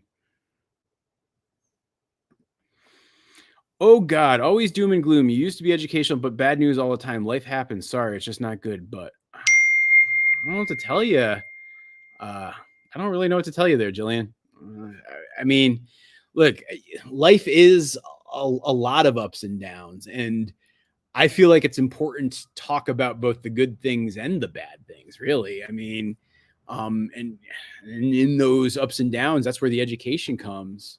Wait, am I too loud? Oh, I know what's happening. I'm getting text messages from friends and sending the notifications. Let me see if I can stop that. Hopefully that's better. Sorry about that, guys. It's like too loud. I apologize. Oh yeah, because it's probably like right by my microphone. Apologies. Small donations will add up to goats. Yeah, sorry about that. I was getting text messages because I had my message app open really quickly. I've turned it off. Hopefully it shouldn't happen again. Yeah, I mean, that's kind of how I see it too, Nancy. Like, yeah, it's like, yeah, I mean, I don't know. You guys tell me. Like, I try to just be balanced, like showing both sides of it, because I actually wouldn't feel good if I only showed the good as well. Like, you know, one of the things, like I keep talking about this 4-hour video I'm working on, and I've been working on for almost like 2 months now. You know, one of the main points I'm trying to make with it is like, you know, people get this unrealistic expectation. And when that happens, like if you're not honest about what the downsides are to things, I feel like you're leading people astray and doing them harm. And so I talk about the bad sometimes just to like make sure people are getting like a balanced view of the world. And so I know like some folks come because they really want like negative, but I feel like you need to have at least a certain bit of it. And oh, by the way, for you guys on TikTok, at like Primal Health Guy, I see your question there. If you want to donate, the link is right in my bio. Unfortunately, I couldn't get the system set up for a lot of other things. And also, by the way, on either Facebook or YouTube, you'll see more of the videos. Like, so like when Louis Guzman just called in, you'll see it all here. Sorry, guys. I got TikTok going too down here. This is like, there's a whole thing going on here. And yes, Clayton, I get way too many. I get overwhelmed with how much communication happens, like between texts and like DMs and comment. Like I sometimes have to just sort of almost tune it out. And yeah. Well, I appreciate you saying that, Last Man Win. Toby dog, what you doing? Toby just started licking my foot. It's a little weirdo. All right, I think I turned off the text alerts, guys, because I closed the whole app. So how far up are we in Vermont? So we are in Peacham, Vermont. So I don't know, it's about 50 miles south of the border, about 10 minutes from New Hampshire. So like if you look at Vermont, you know how there's that part that kind of starts to jut out when you look at the north side? We're just at the base of that part that juts out. So yeah. Hey, Scandic, thank you for hanging out tonight. I will be here probably when you wake up in the morning. So hope to see you then.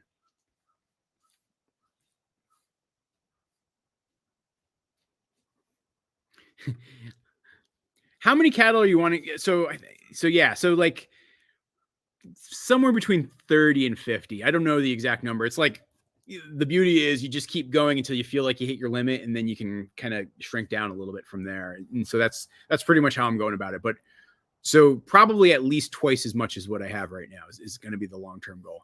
I want to get to a point where I can kind of like catch up with the grazing. And so like I can time the grass with everything else. Okay. Tanya Schwartz asked this question earlier, and I was in the middle of some conversations and I didn't want to get to it then. But I actually really do want to talk about this right now because it actually really does connect pretty closely to the Kempton family, who, you know, you even heard Louis talking about, right? So they are this incredible family here in town. And yeah, you know, it's a multi-generation farm, been going since like, I think 1962 or something. Just incredible people, incredible hearts. I love those people. Seriously, like genuine love that I have for them. And, you know, this tragedy where, you know, Dylan, who was one of their sons, it just passed away and was killed in the flood.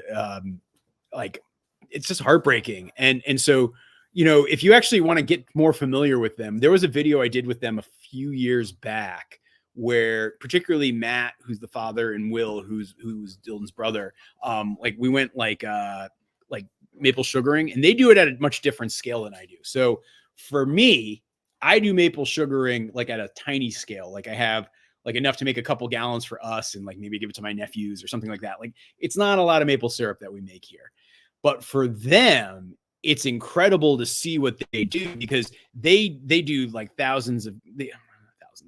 They do a significantly greater quantity, and they have an amazing operation that they've been doing for decades. And I'm going to do chores. And while I do chores, I'm going to share with you guys a little video that features the Kempton family. And if you want to donate to them, I'm going to leave this up here. This is the link that you're seeing. Hang on a sec. Get that up there.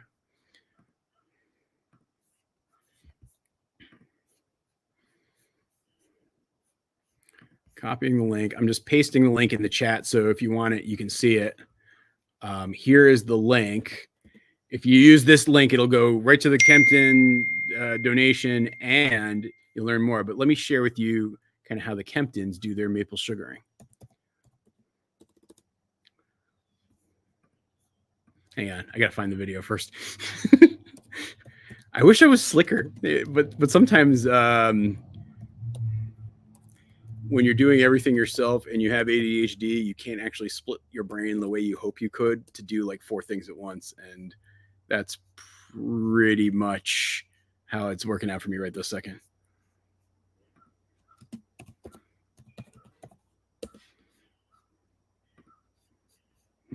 There we go. I'm dialing this. This is just giving me enough time to go do animal chores. I will be back just shortly. Hang on. I got to put up a note too.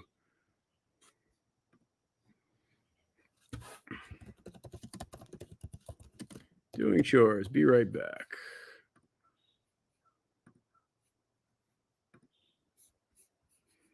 And hold on.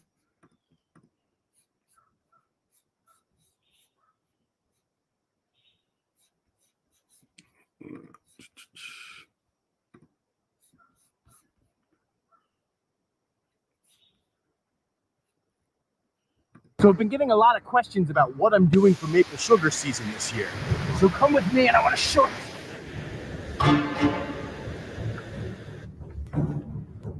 Actually, before I show you the main thing I wanted to show you, I should probably show you something over here first. Okay, I don't know if you guys can see this, but these are maple sugar lines. So for the folks who are not initiated into the cult of maple, let me explain a couple things. So maple syrup, like the real stuff, not the corn syrup that's dyed brown. This is Butterworth. Yeah. How come we taste so yummy? But the real deal maple syrup actually is tree juice. What happens is people will collect the sap of a maple tree, particularly a sugar maple tree, and they'll take that sap and they'll boil it down. And as they boil it down to such a point that it becomes that sweet, sticky goodness, that's when you have the maple syrup. Here in the great state of Vermont, maple sugaring is absolutely a way of life. On my farm, which you can see the border of and the corner of it right up there, we have surprisingly few maple trees. I don't know what it was. I think somebody probably did a timber harvest and went a little crazy, but we don't have a ton of mature maple trees to do a lot of maple sugaring. Over the last several years, I've done an annual ritual of tapping my trees and boiling it down.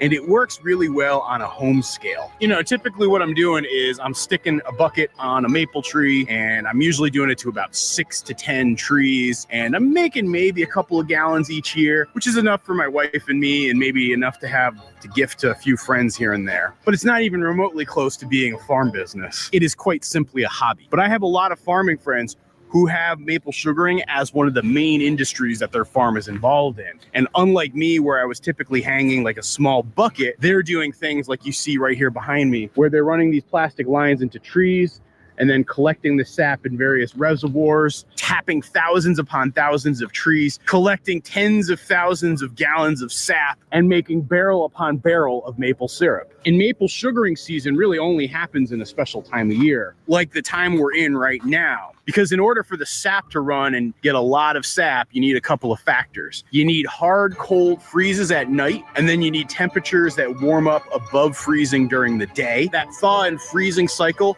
is what helps drive the sap up the tree. Also, having the moisture come from having a snowpack on the ground really helps the production as well. The more snow on the ground, the more water in the trees, the more sap to collect. And so right now, folks, we are in prime time maple sugaring season. Today, I'm heading over to the Kempton farm. The Kemptons are my neighbors, and they own several farms here in Peacham, Vermont. They've been doing maple sugaring for a long time. And today, I'm helping my buddy Will Kempton out with some sap lines that he has in the woods.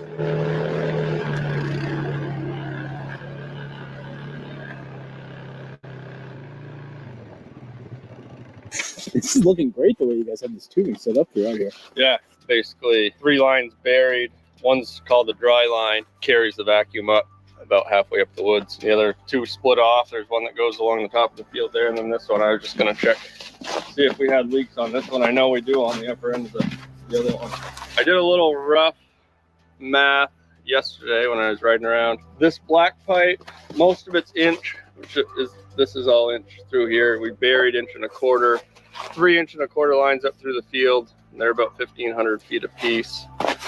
And then I think we have about 8,000 to 9,000 feet of this inch black line through the woods. And then the 5/16 blue line, I think we have right around 250,000 feet of that. Wow.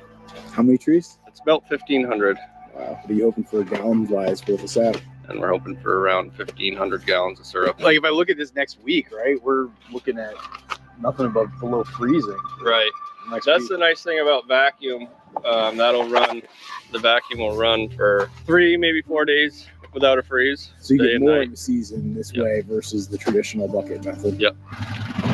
The Kemptons had traditionally used the bucket method, but they switched over to tubing over the course of the past year. We went back and forth quite a lot on whether we were going to bury it or try and run it down around the field or what we were going to do with it, but we ended up burying the 3 lines. Basically, we got these marked so we know which one is which down at the bottom. This one's the dry line. You can see it comes up 1.25 inches and then drops down an inch. And we just have these for anything in the future. So all these lines end up going into that spot, and it's buried underground, and it leads all the way down to the sugar house. It's very cool to see an ancient tradition that's been handed down from generation to generation evolve and advance, and in a way make this more economically viable as an agricultural operation versus, say, the traditional methods. Once the sap is collected, it's time to boil it and turn it into maple syrup in the sugar shack. This sugar shack is also very old, but it has received some recent technological upgrades. How much wood do you think you're going to go through today? Probably a couple cords. What time did you get started today? About 9. Yeah. It's a filter press. Comes off the syrup comes off here and goes into that little pump. It gets forced through some membranes. Gets filtered and then pumping into that barrel over there. It's way better than the way I do it with cinder blocks and some pans, and then finish it inside the house. We only had this 2 years. Prior to that, we had just a couple of big gravity units. Yeah. But this is just about plugged, so I'm gonna have to change it. It's about normal, I guess.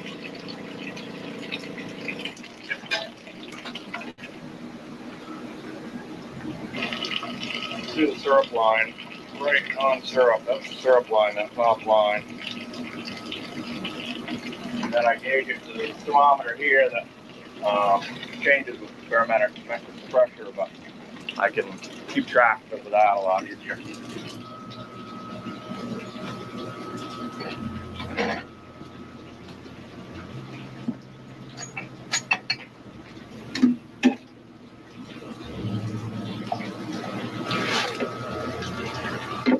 That's niter, it's a byproduct of the syrup that builds up in these in here.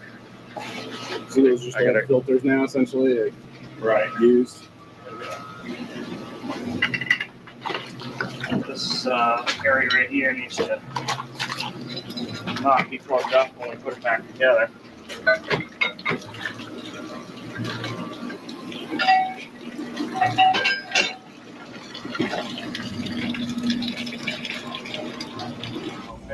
Stuff in, walk way through. Try to get it to the right temperature.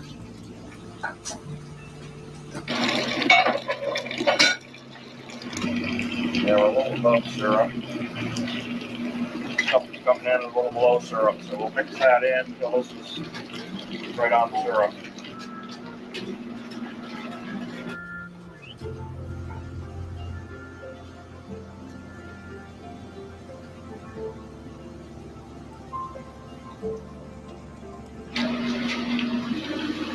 They're actually ground up seashells. Oh, really? They get trapped in the filter, and it's necessary for the filtering process. So that's what becomes that, like, that's the waxy substance, essentially. Or it's a little bit of it. Yeah. Yeah, a little bit of it. Yeah. But when you filter it, gravity, so you don't use this stuff, what you'll end up with is a thick layer of niter, which looks just like that stuff. So yes, I'm sure this stuff is some of what's there, but that's the filtering.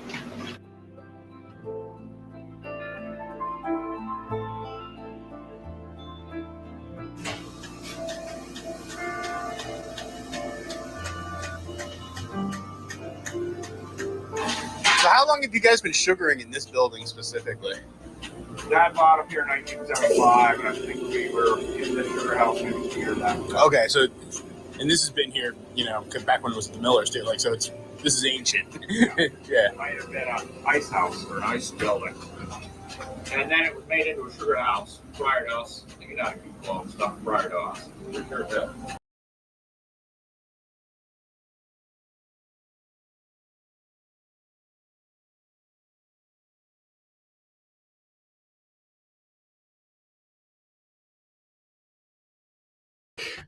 Forgot my mic to unmute my mic. So there you go. That is making maple syrup with the Kempton family. And as I said earlier, they're just phenomenal people. I think they don't do they might do mail order if you write to them, but they have a farm stand here in town, and like you can get stuff, including their syrup and sugar there. But yeah, just amazing family. My heart really goes out to them at this point in time. And yeah, anything you can do to help the Dylan Kempton Fund, greatly appreciated. And yeah, guys, we're getting ready for the next wave. I've just cracked yet another. This right here is my favorite flavor of polar seltzer. It is the orange vanilla variety. It is outstanding. It is wonderful. And it's my last one that I had in the fridge, so I'm savoring it. Wait, am I still muted? I know I was initially muted, but I know it's always hard with the lag on the chat. But I think I'm unmuted now. So guys, yeah, we have some plans tonight. I've got a couple more friends who are going to be calling in. We have not gotten Polar to make a donation. And so if you guys haven't heard and haven't done anything, here's what I would say. One of the things we're trying to do is get Polar to help us reach our goal. And yes, Polar has been the only beverage I've been drinking this entire live stream. We've been going 6.5 hours. I have probably about another 17.5 hours to go. And yeah, what I would suggest is if you guys go to the Polar website, which I will share this tab instead. So if you look here, this is the Polar website. And if you scroll to the bottom of the Polar website and you go customer care and click on that button, that will bring up this form. And what I would strongly encourage you to do is write them and tell them that they should be sponsoring this live stream and donating to flood relief here in Peacham, Vermont, and that they can check in with me specifically at Goldshaw Farm and how to do it. I've also already written to them to try to get them to do it. I hadn't heard anything back as of the end of the day, Friday. But I'm hoping that if we lobby them enough, maybe they will help out. I mean, they are a New England company, and they make definitely my favorite non-alcoholic, non-coffee beverage. And so, yeah, let's see if we can get Polar to donate. And so the more you guys can at them on Facebook and Twitter and wherever else on social media, maybe the more we can try to get them to help out. Because that'd be kind of funny. I don't know. I got to admit. So I feel like my personality has this dimension that sometimes gets me into trouble where I sometimes just have fun stirring the pot and probably have a little bit too much fun stirring the pot. And usually that's the type of thing that gets me into trouble. I think longtime viewers of this YouTube channel really is probably going to cause they can point to several issues that behavior has created over the years. I'm trying to improve myself. I'm trying to do better. And I feel like this type of poop stirring is only doing good for everybody. And so, yes, please write the Polar Beverage Company and ask them why they're not sponsoring Goldshaw Farm and why they're not donating to support flood relief here in Peacham, Vermont. And yeah, oh, wow. Yeah. Sabrina, that would be very greatly appreciated. So yeah, thank you for doing that, Edward. Yeah, that's the spirit in good-natured way. Taste Fairy, please don't get unkind. But yeah, hit them up on social media. We got to have a conversation with Polar and ask them why aren't they helping out with the flood relief? I mean, I probably, yeah, no, seriously, Polar.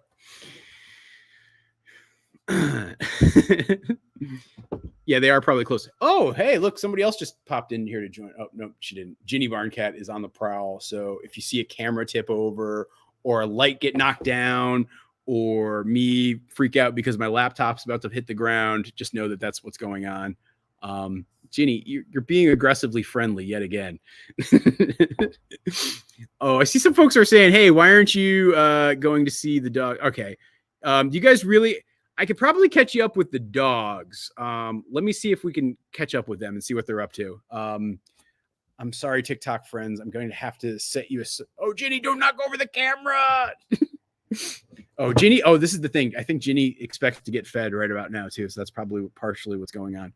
But hang on. Let me get my, sorry, TikTok friends. I will be back. I'm gonna have to turn off the TikTok stream. And I will take my phone here and we can go visit with the dogs and see they're doing. They're probably just finishing their suppers. So come with me, my friends.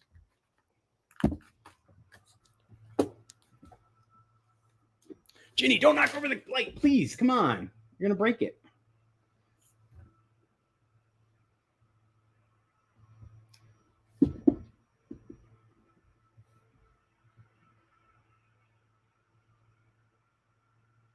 Hang on, I'm getting the camera going on my phone. It takes a minute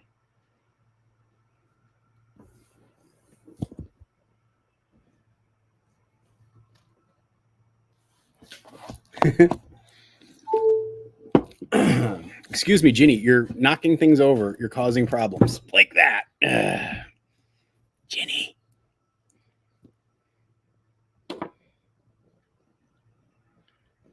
Okay, here we are. Let's turn that off. Let's mute this. Whoa. Ginny, please stop.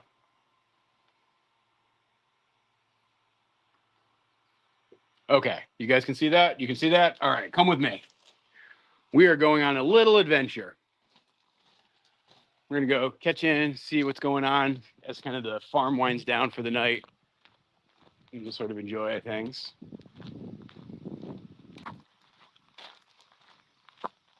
Oh, the first critter you're going to see is Mr. Toby Dog. And he is currently...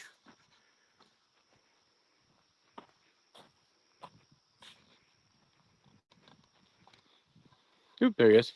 Hey, Bubba. So Toby is basically hanging out in his most commonly found spot, which is right there by the gate. How you doing, pal? How you doing? Did you eat all your food? Look how grateful he is. He always gets the zoomies right after he's eaten. Where are you going? My Wi-Fi doesn't go that far. Where's Abby Dog? Hold on, I'm gonna leave you guys here because if I don't, I will lose Wi-Fi and then everything goes crazy. Abby Dog, what you doing, Ab?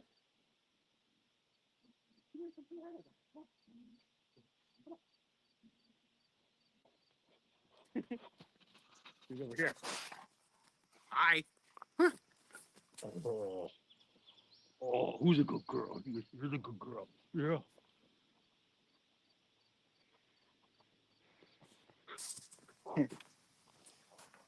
Yeah, this is always like one of my favorite times at night around the farm when things are just kind of winding down. It's just very chill and serene. Like, I don't know. I think upper pasture in the morning is like really great, but then lower pasture at night or dusk is also pretty great. All right, so Toby Dog just went back to the hoop coop. Abby Dog is looking for attention.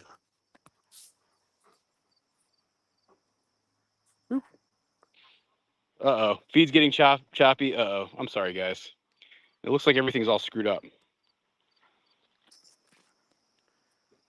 What happened to the camera?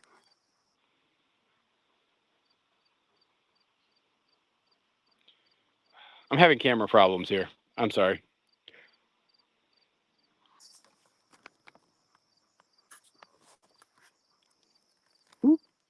Okay, Abby, I'll see you in a little bit. Come on. Hey, stay. Please stay.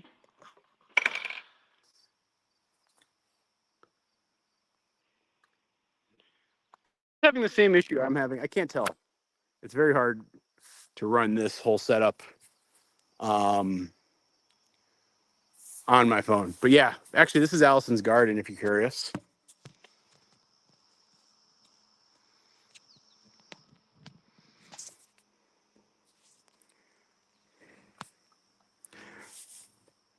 I wish I was there to pet dogs with my little sister. Oh, that's really cute, Ricards. Okay, it's better now. Okay, that's good. But yeah, so this is Allison's garden. Like I said, we'll get some donations. Allison's going to join the live stream tomorrow morning at some point. We're going to figure that out. She might even make an appearance tonight. She said she just got me dinner and she's heading back here. So I might get surprised with some food. Because right now I've been living off of like beef jerky and seltzer for the last couple of hours and I am getting kind of hungry. But it's hard to want to leave here and like, stop and go eat something. Thus is the dilemma of doing the 24-hour live stream all by yourself. But look who we got here. Ginny Barncat wondering, where's our food? Where's my food? Where's my food?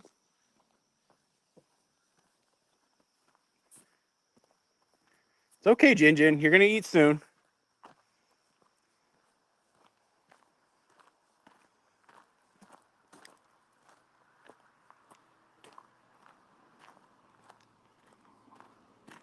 All right, we'll go back we're going back into the barn. I'll feed the barn cats in a couple minutes here. Yeah, this is basically where I'm hanging out. We'll go upstairs a little bit. But as you can see, like this is like what Command Central looks like. It's, I don't know. Just some sawhorses and boards and laptops and lights. Not much to it. But there, let's get back to this camera.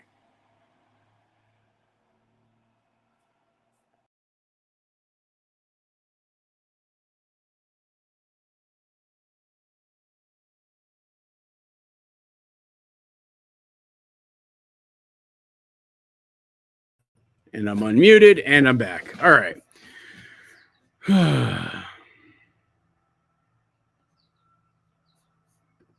Oh, thanks, Colette. That's very, very kind of you to say. Yeah, Ginny's bumping the camera all the time. I'll go for whatever. Honestly, if you did that, I would be so appreciative. That'd be awesome. Oh, hey, thank you, Noreen. I'm sorry. I was so focused on doing some other things here. I missed that. But thank you very much for that, Noreen. That's awesome of you. And yeah, wow, we're up to $21,421. That is great. Yeah, JDH, I've been trying really hard to keep the new barn cleaner, like not let it be horrible. Like I've been doing better. I'll probably go up to my office at some point during this live stream, and you'll like when I'm doing the editing portion. That's the best place for me to edit. You'll see that it's kind of chaos and a mess up there right now. So just know that there's a little vulnerability in me sharing that at this point because I feel so bad. Because yeah, I feel like I've been doing a very good job keeping the barn tidy this summer. But yeah, my office has turned into chaos. It's because I'm not in there nearly as much as I usually would in the winter. So the answer is yes, but it's really complicated. So part of the problem is I have Starlink. And I have the Starlink, the like hubs, and I spent a bunch of money on that, and it was kind of complicated. and so I probably actually going to commission like a friend of mine or maybe my brother-in-law to like help me redesign everything because it's also screwed up, and I want to do the best thing. All right, Charlie Balch has a couple of questions. I'm curious what they are. It's good to see you, Charlie. You've been around for years. I recognize you, just so you know. I think it's funny. Like some folks, maybe assume I don't, but like some of you guys, I know you're OGs. Like, and Charlie's one of them. I need an overstuff. It'd be nice, but I don't know. It doesn't really fit. Like, I don't usually have chairs down here in the barn because it's a barn, and yeah, I have a camp chair. Maybe I'll switch to that. Maybe that's. Let's try it. Let's see. Is the camp chair more comfortable? It's lower. That's the trade-off.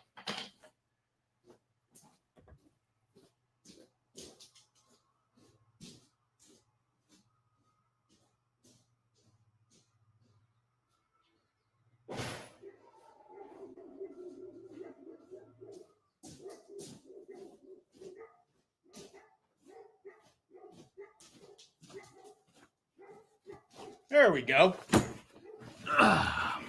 Let's try this one out. Whoa. Oh, you guys are too nice. Thank you. Some friends just brought me some food. That's very, very kind of them. Apparently they must be watching. Oh, wow. Let's see what it is. Whoa, not just food, but my favorite food. That's amazing. Thank you to them. Thank you, Paul and Olivia. At some point, I'll probably have them come on too. So yeah, my friends Paul and Olivia. I'll just tell this story now so you guys have the context. So my friends Paul and Olivia are here in Vermont. They're right now traveling across the country, and they are wonderful. Traveling across the country, and they're like visiting farms. They actually have a YouTube channel. It's called Breaking New Roots. And I convinced them to come up here for something that I don't want to announce yet. But I said, oh yeah, you guys should be up in Vermont for like late July, early August. And they were like, yeah, that sounds fun. And so they came here. They booked a campsite for their RV or camper, I should say, camper trailer. And basically they like got here just as the flooding was happening, and their campsite was completely flooded. They couldn't even get their trailer in. It was like they almost damaged it. It was like really, really stressful. And so rather than try to find a new place because there's like nothing available right now, they're actually camping out here at the farm. So it's kind of cool, like having like neighbors in a different way right now. And they're here in Peacham in a very interesting time. And so Paul and Olivia, thank you guys for this. I really appreciate it.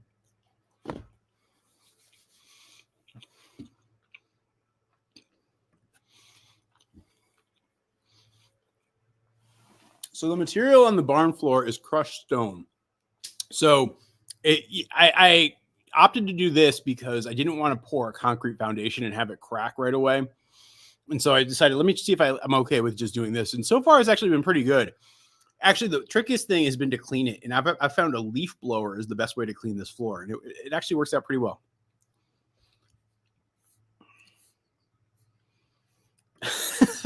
You know, I agree with you. Can you write that in a letter to my wife, please? Because I kind of drive her crazy with my chaos occasionally. Okay, Charlie is asking, would a ram pump help with the water? I mean, not really. Like, because water pressure is not really my problem. I actually have like a cheap $100 garden pump from I think I got it from Harbor Freight. And I use that to get the water all the way from the bottom of the hill, all the way to the back of the top of the hill. A ramp pump might do it, but there's a lot of more things that could go wrong. And if something goes wrong with a ramp pump, it can like just make your whole water system stop. And then you have to like reset it and rework it. And basically that has me saying, well, this is a simple, relatively cheap solution. I'm not having issues with it. It works for me. Like I could try to go the ram pump model, but it looks really cool, and it's a very cool principle because you're essentially able to like pump water without electricity or anything. But there are some complexities to it because I've tried to build them over the years. When it comes to getting the water from the spring, now if that's what you're referring to with the ram pump, I actually don't even need to do it because it's actually uphill from where the part of the farm that I want to get it to is. And so as long as I get like a siphon going and get the pressure going, it'll have a continuous flow, especially because there's no upward pressure. It's all gravity. It'll all be gravity fed. And so in that instance, it's not necessary either, but it is a very interesting concept. Yes. And as Narwin's saying, please, and Narwin, because I've been saying your name all night. Can you please just tell me how to say it? Like, give me the pronunciation, because I feel bad if I keep butchering it. I think that's probably right. Why you don't put that in a barn.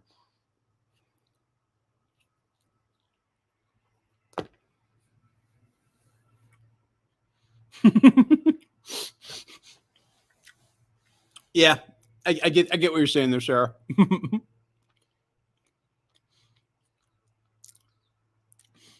Yeah. That's incredible. Hazel's all the way on the other side of the world. And that blows my mind how this like works, where it's like you can have people on other sides of the world hanging out. And yeah, I mean, honestly, if you asked me to like name a dream meal, like a polar orange vanilla seltzer and some pizza, that's pretty great in my opinion.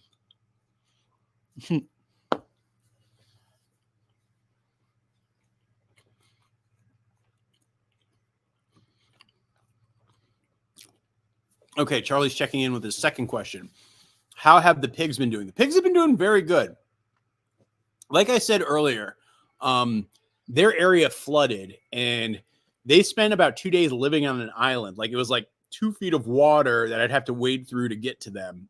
And it was kind of tricky, but they didn't go anywhere, which was like, I was a little bit nervous because the fence all had washed out. But once I'd finished helping neighbors for a couple of days, I think it was the Saturday after the flood, I actually just took a morning and like completely rebuilt the pig fence on one side and fixed everything. And so that's how we got everything back into place.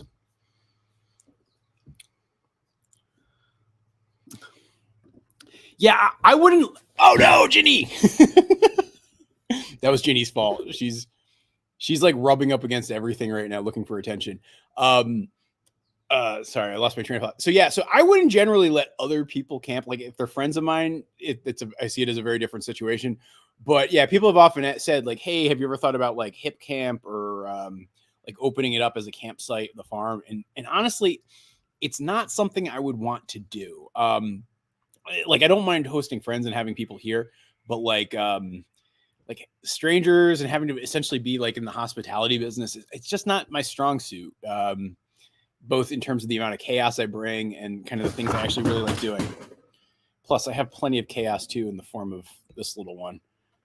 Ginny's she's just like, she wants me to feed her. I'm pretty sure that's what's going on here.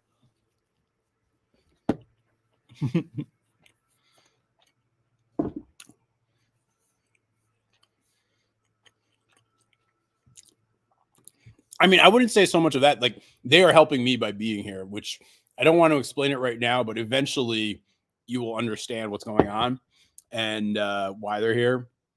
But they're doing something very important for me, and I really appreciate it. All right, Ginny, I'm going to toss you off here. You got to go.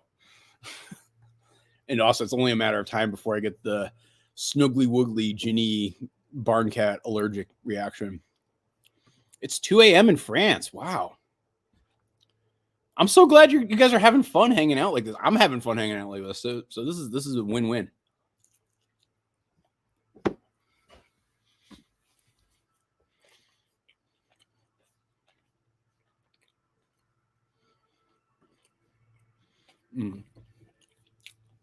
Now, this is a very good question, Edward.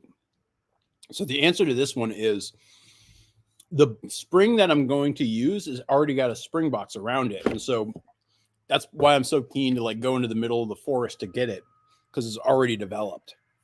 And so what I would do is just basically siphon water out of that on an ongoing basis is how I want it to work. All right, guys, I'm going to take like, oh, shoot. Hang on a sec.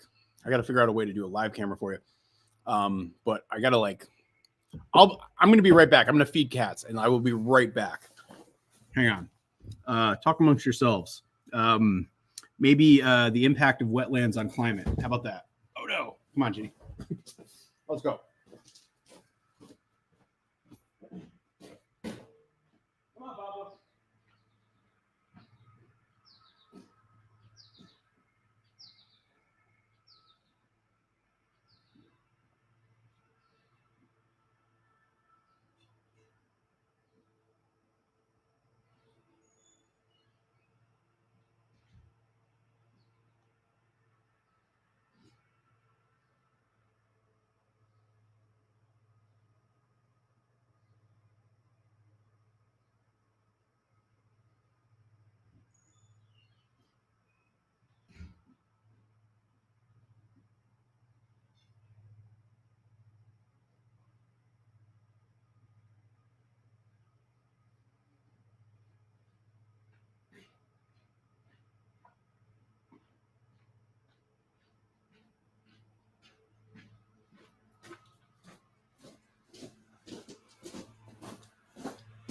There is nothing more unrelenting than a hungry barn cat. Okay, I'm back. Sorry, guys.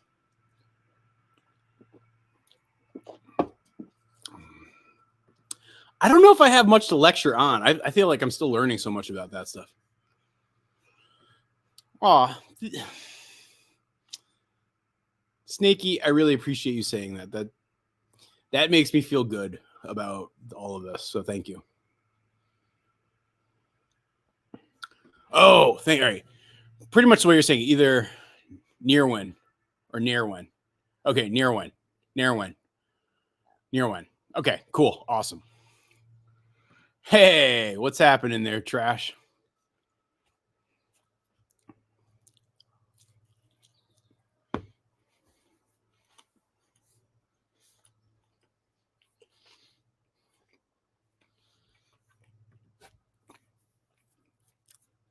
I totally agree. Yeah, audiobooks, because I am dyslexic too, and they make a huge difference. And yeah, I love them.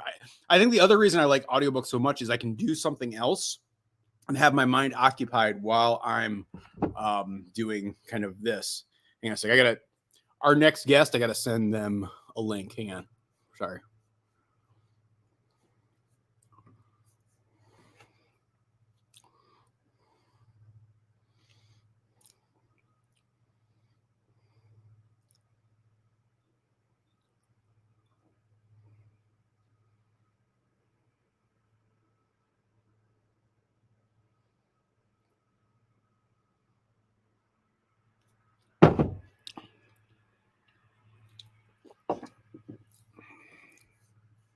Okay. Well, hey, you're having your breakfast. I'm having my supper. There we go, mobster. And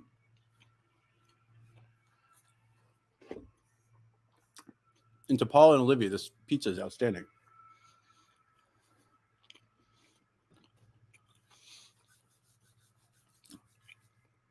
I don't think I'm going to be in here all 24 hours because when I do like the editing portion and I do like the call it like director's commentary for videos, I'm going to do that up in my office. But for the most part, it'll be out here. This space is kind of perfect for it. Like usually my truck is parked right in the spot that I'm sitting in right now.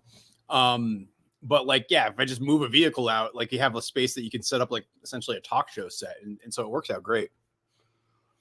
That would be awesome if we get 10 people to donate in the next few minutes. Oh, hey, Anonymous, thank you for that donation. Very much appreciated. Oh, and hey, 13 Moons Over Mayhem. Good to see you, Lynette. How you doing? Pablo's good. Pablo's around. He's here.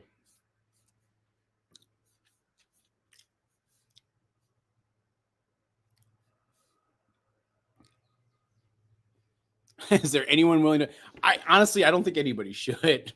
I don't know. There is a risk that I might pass out at one point, and you might be stuck watching like dogs sitting at the front gate waiting for something to come.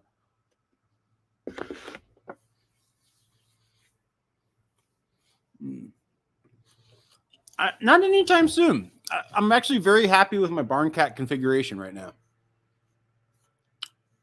Actually, what I'm not happy about is my camera keeps fuzzing in and out. Hang on a sec. I want to try to fix something.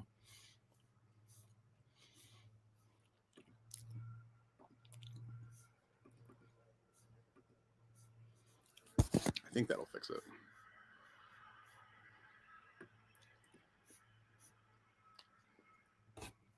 Oh, I think part of it is it's getting darker in here, so I gotta add more light.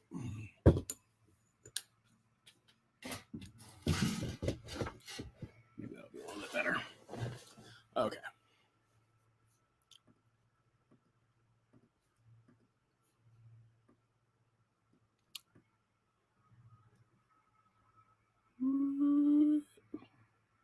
There we go. I think that's better.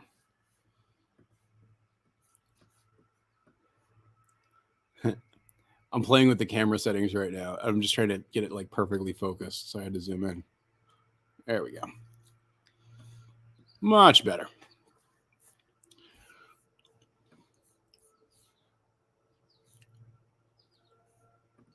Can you name the unnamed? No. So I am trash. The way this works is the cattle get names based on their generation. Actually, the heifers get names based on their generation. So like animals, like cows or heifers that first come to the farm, they get A names.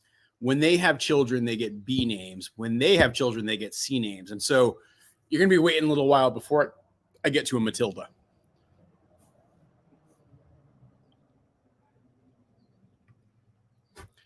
So Allison is currently she went out with some friends. They were hanging out, having some dinner. She should be coming back actually pretty soon. She just texted me actually.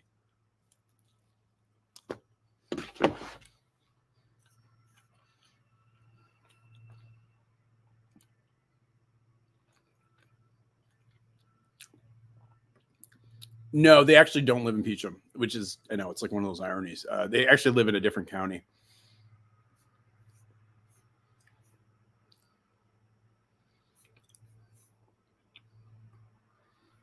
No, you actually really shouldn't feed cats pizza, because onions and garlic, which are in the sauce, obviously, are toxic. They don't really do well with carbs, or they should have a very limited amount of carbs. And yeah, that's why. I'm so behind on the chat. I got to jump ahead a little bit because I can see it. Oh, Ginny is the most chaotic of all three cats that we have by far. Like, Lil is very chill. Like, she's the most chill of the cats. Pablo is the most mercurial, and Ginny is the most chaotic. Like, not even a question. Like, you know how I joke that Abby is chaotic good? Ginny is chaotic neutral here on the farm.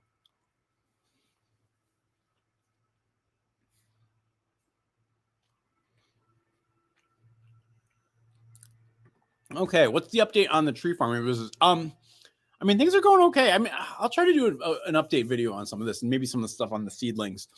You know, I've got a few hundred seedlings going right now. Basically, I grow them until they go dormant in the fall, and then once they go dormant, I like pull them out of the beds, and that'll end up being what I sell. I'm trying to experiment with selling some older, more mature trees at a higher price point, but I don't know. I'm still a little bit nervous about that because I'm afraid I'm going to kill them when I pull them out of the ground. Uh-oh, guess who's back?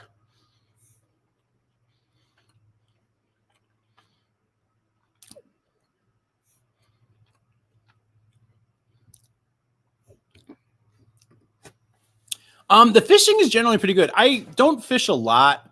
I just don't have the time for it. It's the same thing. It's almost the same thing with hunting. I try to do more hunting than I do fishing, but I don't know. There are activities that take a lot of time. Like, you gotta, if you're not really putting the time in, both in terms of preparation and practice, as well as putting in the time in terms of just being out there, you're not going to be all that successful, which is why I'm not all that successful at either of those.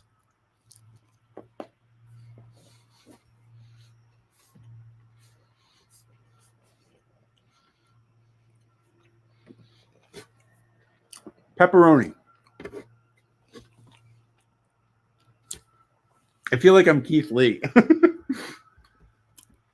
I will give this, it's got a good zesty sauce, nice crust. Cheese is very flavorful.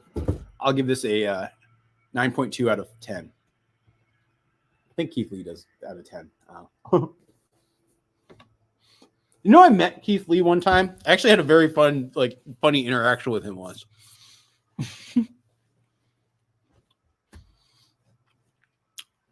So I don't know how many of you guys know who he is, but like, Keith Lee is like a massively famous and very talented food reviewer. He used to be like an MMA guy, but now he mostly just does like food reviews, particularly like on TikTok. But just a really, really nice, kind person too. Like, let me emphasize all of this. And so it was not this past summer, but like 2 years ago at VidCon. Like, he and I were staying at the same hotel, and the hotel that we're staying at is like, it's a little ways away from where the actual VidCon is.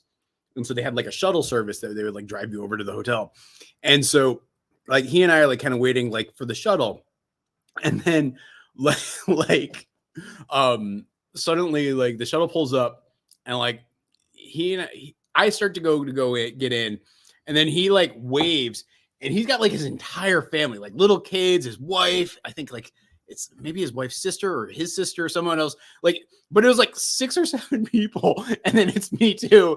And so I just like, I kind of cram in there. I felt very like bad because I was like, oh, I didn't realize that they were looking to have the whole car. And I think I kind of like jumped ahead and like got in on it with them. It felt very awkward, but it was like this kind of fun ride, like cruising through Anaheim with Keith Lee and his family.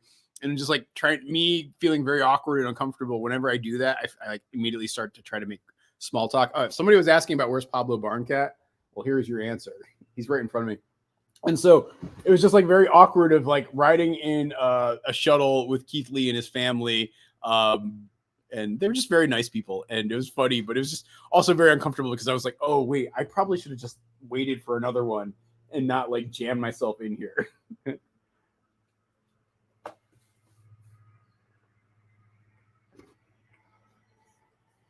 All right, Pablo, you're making it impossible to read the chat. Yes, I mean, so we're still trying to work on it. It's a little tricky because getting here is not easy, and I can't get there with the dogs. Like bringing the dogs to Canada is so complicated. Plus, my dogs don't like to travel. Plus, her coming here with the equipment is hard. So we're still trying to work it out. But I hope it does happen someday. She just does such incredible content. She's also just a really good person, and so I really would love to do that. Pablo, I'm kicking you off, man. Come on. Ow. I can't read the chat with you standing right there. Yeah, so beavers are a very complex thing, and I'm extremely pro beaver, but you need to manage the beavers where they are and put them in the right spots. And I feel like somebody said this in the chat. It might have been you, actually, Casey. But somebody said in the chat earlier, maybe the problem is we don't have enough beavers. And some people might say that sounds crazy, but if you actually unpack it and think about the impact that a beaver has on the landscape and an ecosystem, there's, I think, a lot of merit in that statement, in that when you think about beavers, essentially as they create these streams, they're creating more wetlands. And I think a big part of the problem we're facing right now is we have not enough wetlands.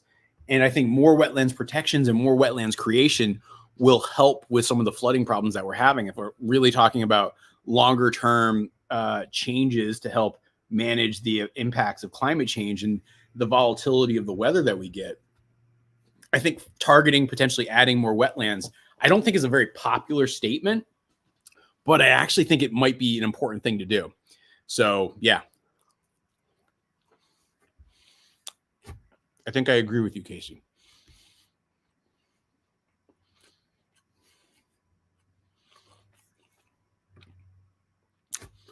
Just a little bit, probably, I don't know, 15, 20 minutes, maybe somewhere like that. I don't have an exact time, but she'll be joining pretty soon. Part of this is like my opportunity to kind of stall and just answer questions and eat my dinner, which just has been fabulous. Hit the spot. Thank you, Paul and Olivia.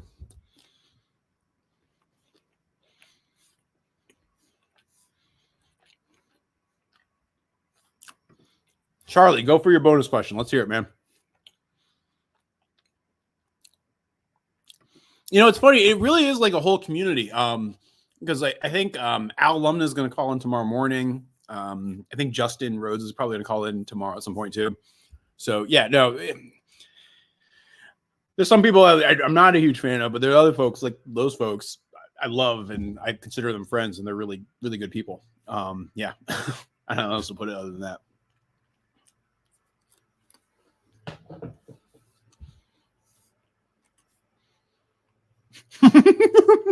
It's very well said, Janice.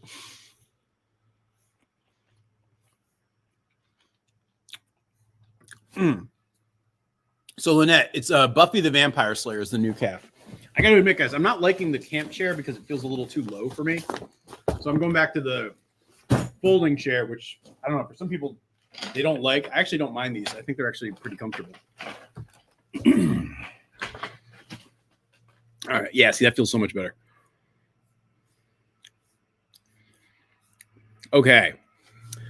AI as in breeding. How will you get it done if you can't get them through the squeeze? Okay, so Charlie, the answer is I have on order right now a new squeeze and shoot setup. And so I'm changing that so that becomes easier to do. And that would be how I do the AI. So that is the answer. Because I think you're spot on in saying that, like, if I can't get them through, how the heck am I going to do AI? You're right. And so that's part of my longer term plan. It's also just the setup I have right now. So, and for folks who are confused what we're talking about. So whenever I'm like trying to work with my cattle or I have the vet to check on the cattle, you got to run them through like a chute and then put them into a squeeze so that like you basically confine them so they can't move around, and you can like, you know, give them a shot or, you know, check a temperature or do a sonogram or ultrasound. I should say not sonogram, or do an ultrasound or like inseminate them or do any of those things. You got to have this like contraption that squeezes them. The one that I have, like, it can work for Scottish Highland cattle, but it makes your job so much harder. And so I'm working on getting something that's better for cattle with horns. So that is in process. The squeeze chute is secured to the ground. The thing I need to do too, as I'm doing this new setup, is actually securing the panels better to the ground. Because right now I just kind of have them like loosely floated and connected to some T-posts. And that's a big part of my problem. Like when Belinda Carlisle escaped earlier this year, it was because she like just basically put her head underneath one of the panels, flipped it up and slipped underneath it. It was insane and all my fault. It's only 2 p.m. for Liz. Aloha.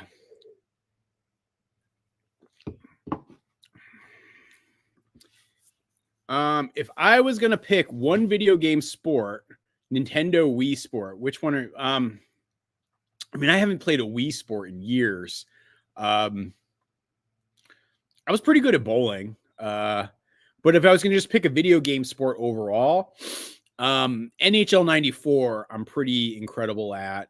A lot of different Madden games, like not modern Madden. I'd probably get stomped if I tried to play one now. But like if you go to like Madden 2004 or 2002 or even like late 90s Madden games, I was pretty outstanding in those. But actually the game that I am best, like I would say I might be one of the best players in the world at this video game. Like, and I know that's a bold statement, but there was a game for the Nintendo back in the day called Baseball Stars. It was a Japanese game, and it had a weird feature where you could like create a league and create your own teams. And I would play it constantly as a kid. And even to this day, I'm incredible at it. And I can beat most people, like pretty much any.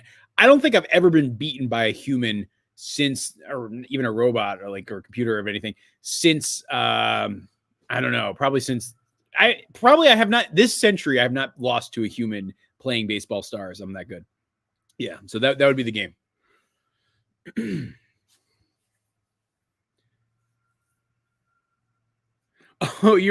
Karen was curious about this stuff. I mean, it's not really a secret. Here, we'll do a zoom in tour here. Hold on. Because I can do that with this camera. You don't want to zoom in on me. So you've got some polar seltzers lined up on the wall there. That's the extension cord that's feeding everything here. That's my chair. That's my arm. That's my hand. Back there, you got the tractor. Just being a tractor. Oh, that's that thing that's leaning up against that post there. That's a smart fence. There's some chains on the ground right here by the tractor. And then like actually that back corner has like a lot of my fencing stuff stashed away. Yeah. So there you go. That's everything you can see in this shot. Oh, actually, wait. Actually, this might be interesting for people. Here, we'll zoom in again, and you got some wires and cables and plugs and a jar of gripples, and yeah, that's what I got.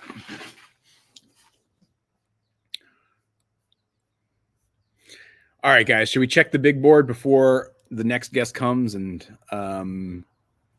yeah, let's do that. So we are presently, if I'm looking at our goals here, our goal is 100K.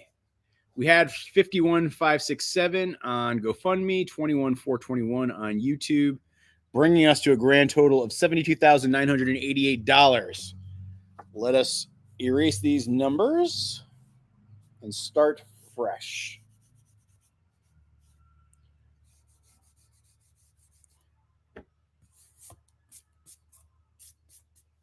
Okay, let's see what we got.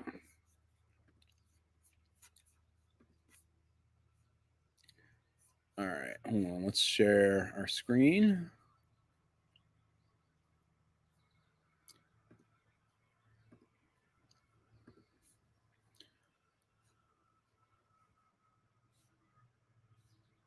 Okay. Yeah. Got to bring up the GoFundMe stuff. Hang on a second. I'm sorry, guys. I got ahead of myself.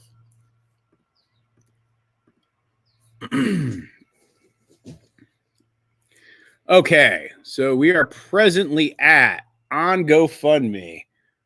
Let's see what our number is. Present, share screen. $52,152. That is pretty darn astounding.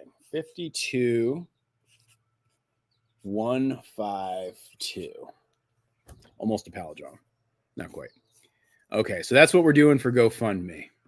Now, if I look at our YouTube total, we are at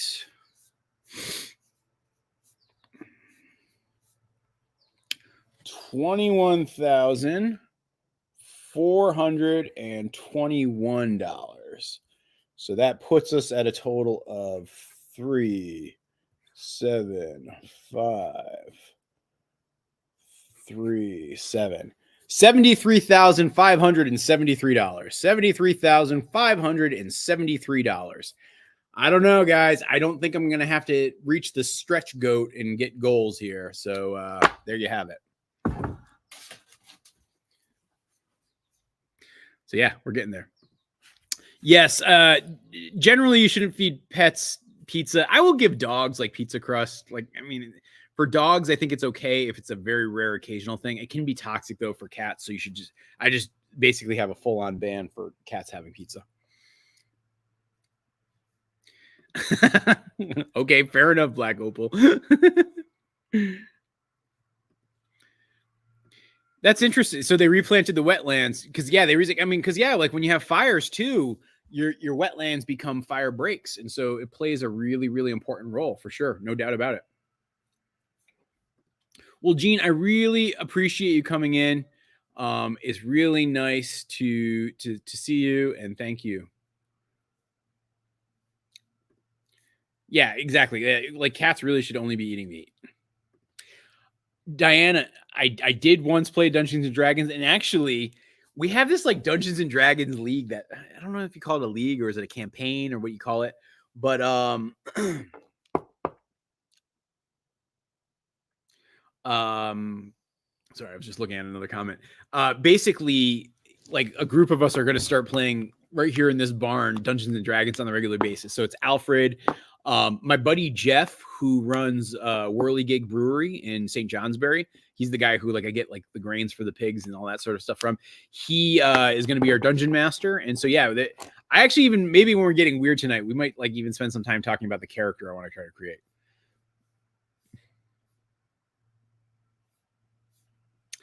You know, I don't sell weird chicken hatching eggs because I didn't think there'd be an appetite for it. I don't know. I mean, Lynette, if you want some, just shoot me a message and I would just totally hook you up for all of your amazingness over the years. Yeah. I don't think it was that brave, Lisa, because like basically if like the cats were the ones who were going to eat the pizza and they would follow me almost immediately. All right. I'm jumping ahead a little bit because I know I'm still way behind. Yes, I am fully reconfiguring the cat. That's actually something I was working on even as recently as last week. I got to admit, I haven't done much farm work other than like the basic maintaining chores over the last week ever since the floods, because I've been busy helping folks in the neighborhood, helping friends, doing stuff all related to this versus like the farm projects I typically have planned for the summer. And so I need to get back to it is the real answer. All right. I am going to take a very, very, very quick bathroom break and wash my hands because they're all greasy from pizza. I will be right back. And when I come back, we will have my friend Jess from Roots and Refuge Farm joining as well. So stay tuned for that. And wait, hold on. I got to get rid of this comment first. Banner, bathroom break. Be right back. I'll be right back.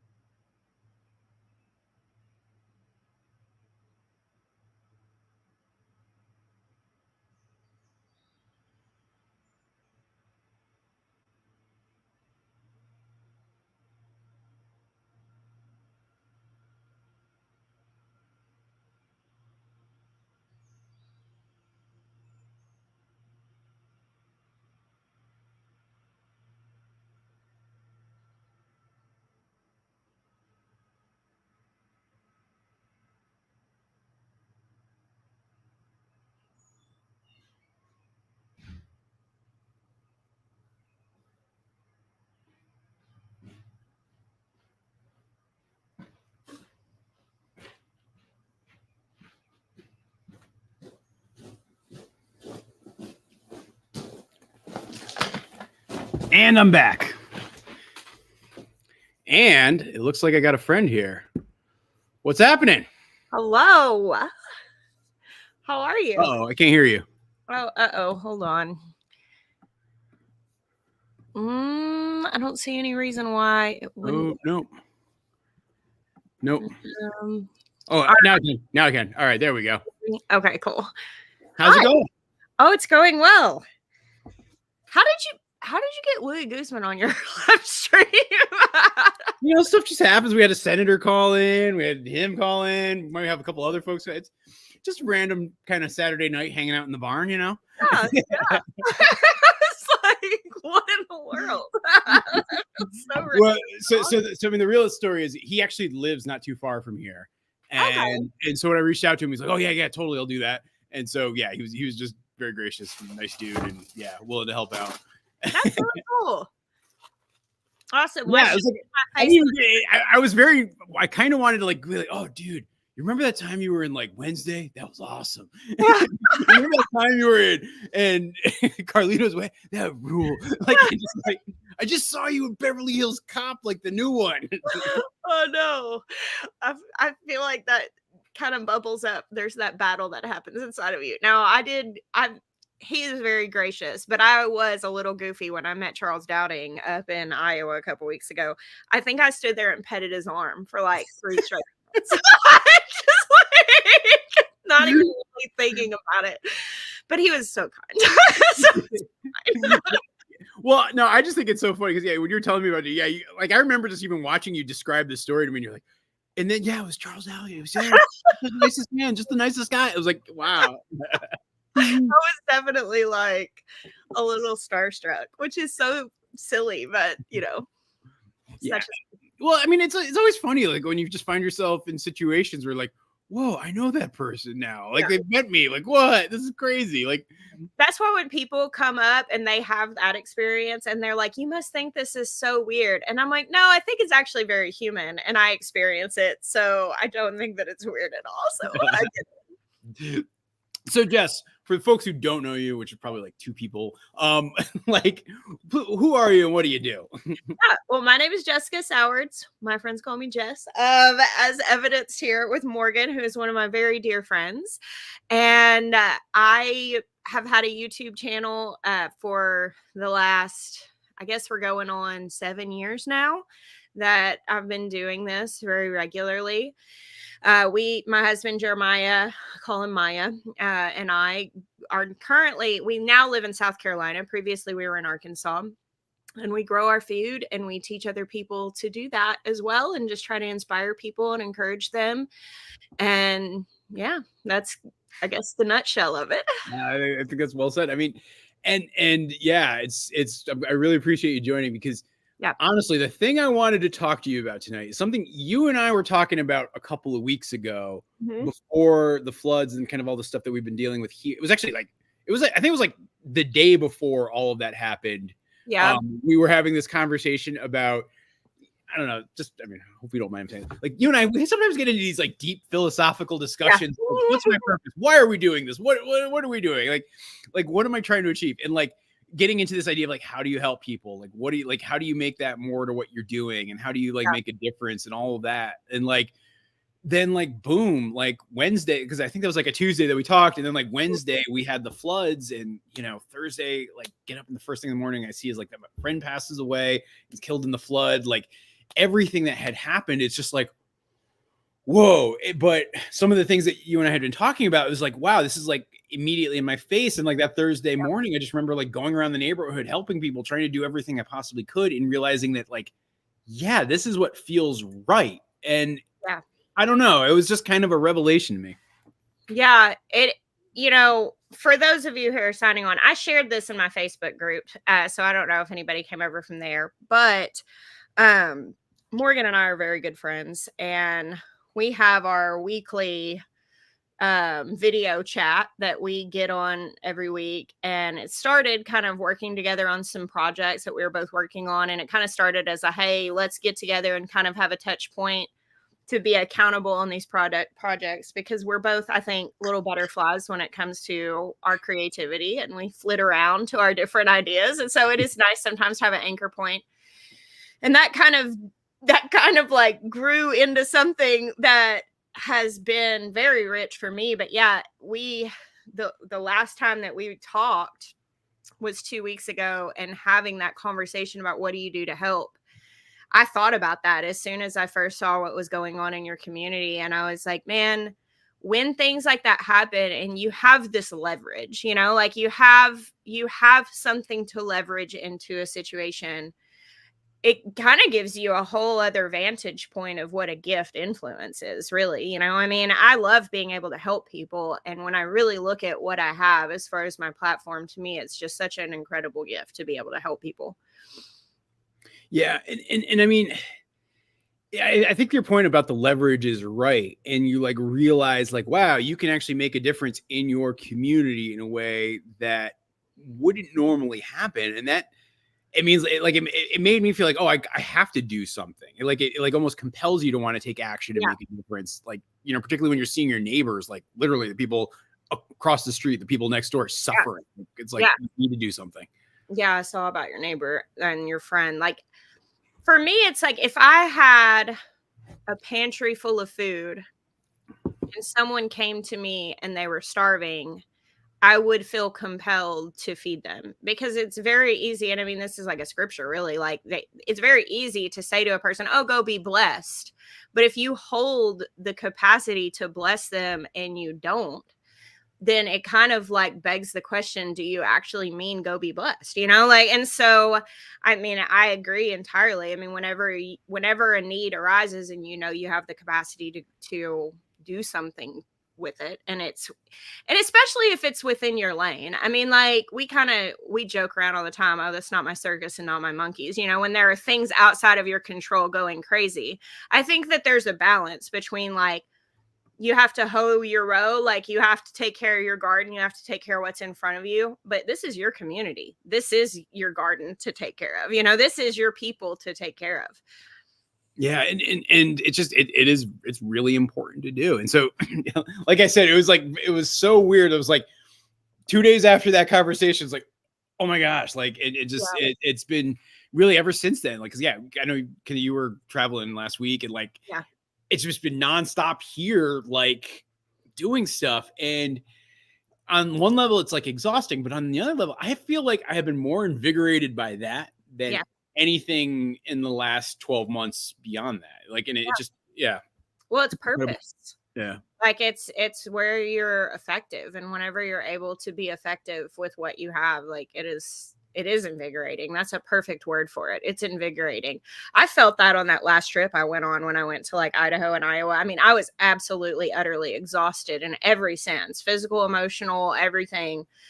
But at the same time, I'm like, I just experienced a purpose that's just on my life, and it's invigorating. Yeah. That's so good. So what have you been doing this summer? Like what have been some of the big things you've been up to? This summer, I keep joking. The longest day of my life just keeps getting longer. Like after that Idaho trip, and then we came home and family and all of that, I was like, the last 2 weeks has been the longest day of my life, because it all just started to blur together, and now it's extended. So the summer started, I guess you could say, upon the graduation of my oldest son. The boy that made me a mom graduated high school, which is a massive milestone. And we went into the summer, which is, of course, when you have a farm, there's a lot going on with that. I mean, like all the food's coming in, we're growing, all this stuff. And then I went on a cross-country road trip with my daughter, Malia. So Malia, I got through marriage. She's my stepdaughter, but I call her my daughter. And I moved her out from Vegas, where her mom and stepdad were stationed. They moved. And so she's moving to South Carolina with us. So I moved her. That was a week-long trip. And I was home for about a week and a half. And then I went up to Idaho for Melissa K. Norris's homesteading event to speak. And then from there, red-eyed over to Iowa for McMurray Hatchery's event. And then we came home, and Maya's family came in for a week, and we had a wedding and a birthday party, which was great. And we just got done with a camping trip this last week with our kids. And so for now we're home. And so I'm just like in the garden and doing the normal stuff. One thing I have settled on this summer, because I've not done a ton of canning. Normally I'm preserving a ton of food, but I'm kind of finding that I may change the way I homestead, because South Carolina, you can grow food year round. And I'm finding since I moved here that I do a lot of the same motions to can that I used to. And I don't end up using this stuff as much. And so like this summer, I'm kind of like the pressure's off as far as trying to preserve a ton of food. I think we may kind of move into just eating a little more seasonally and just growing a lot year round, because I can do that. So Look, I mean, yeah, you've got the high tunnels now. You've got like so much of that infrastructure that, yeah, you can do the easy 4-season growing. Yeah. So I'm that kind of thinking about that, because basically I'm starting to plan next summer. And I'm being invited to events. And I've been, honestly, I mean, you and I have talked about this in depth, but like, I've said no to so many things because I'm like, no, I don't want to go. I don't want to go.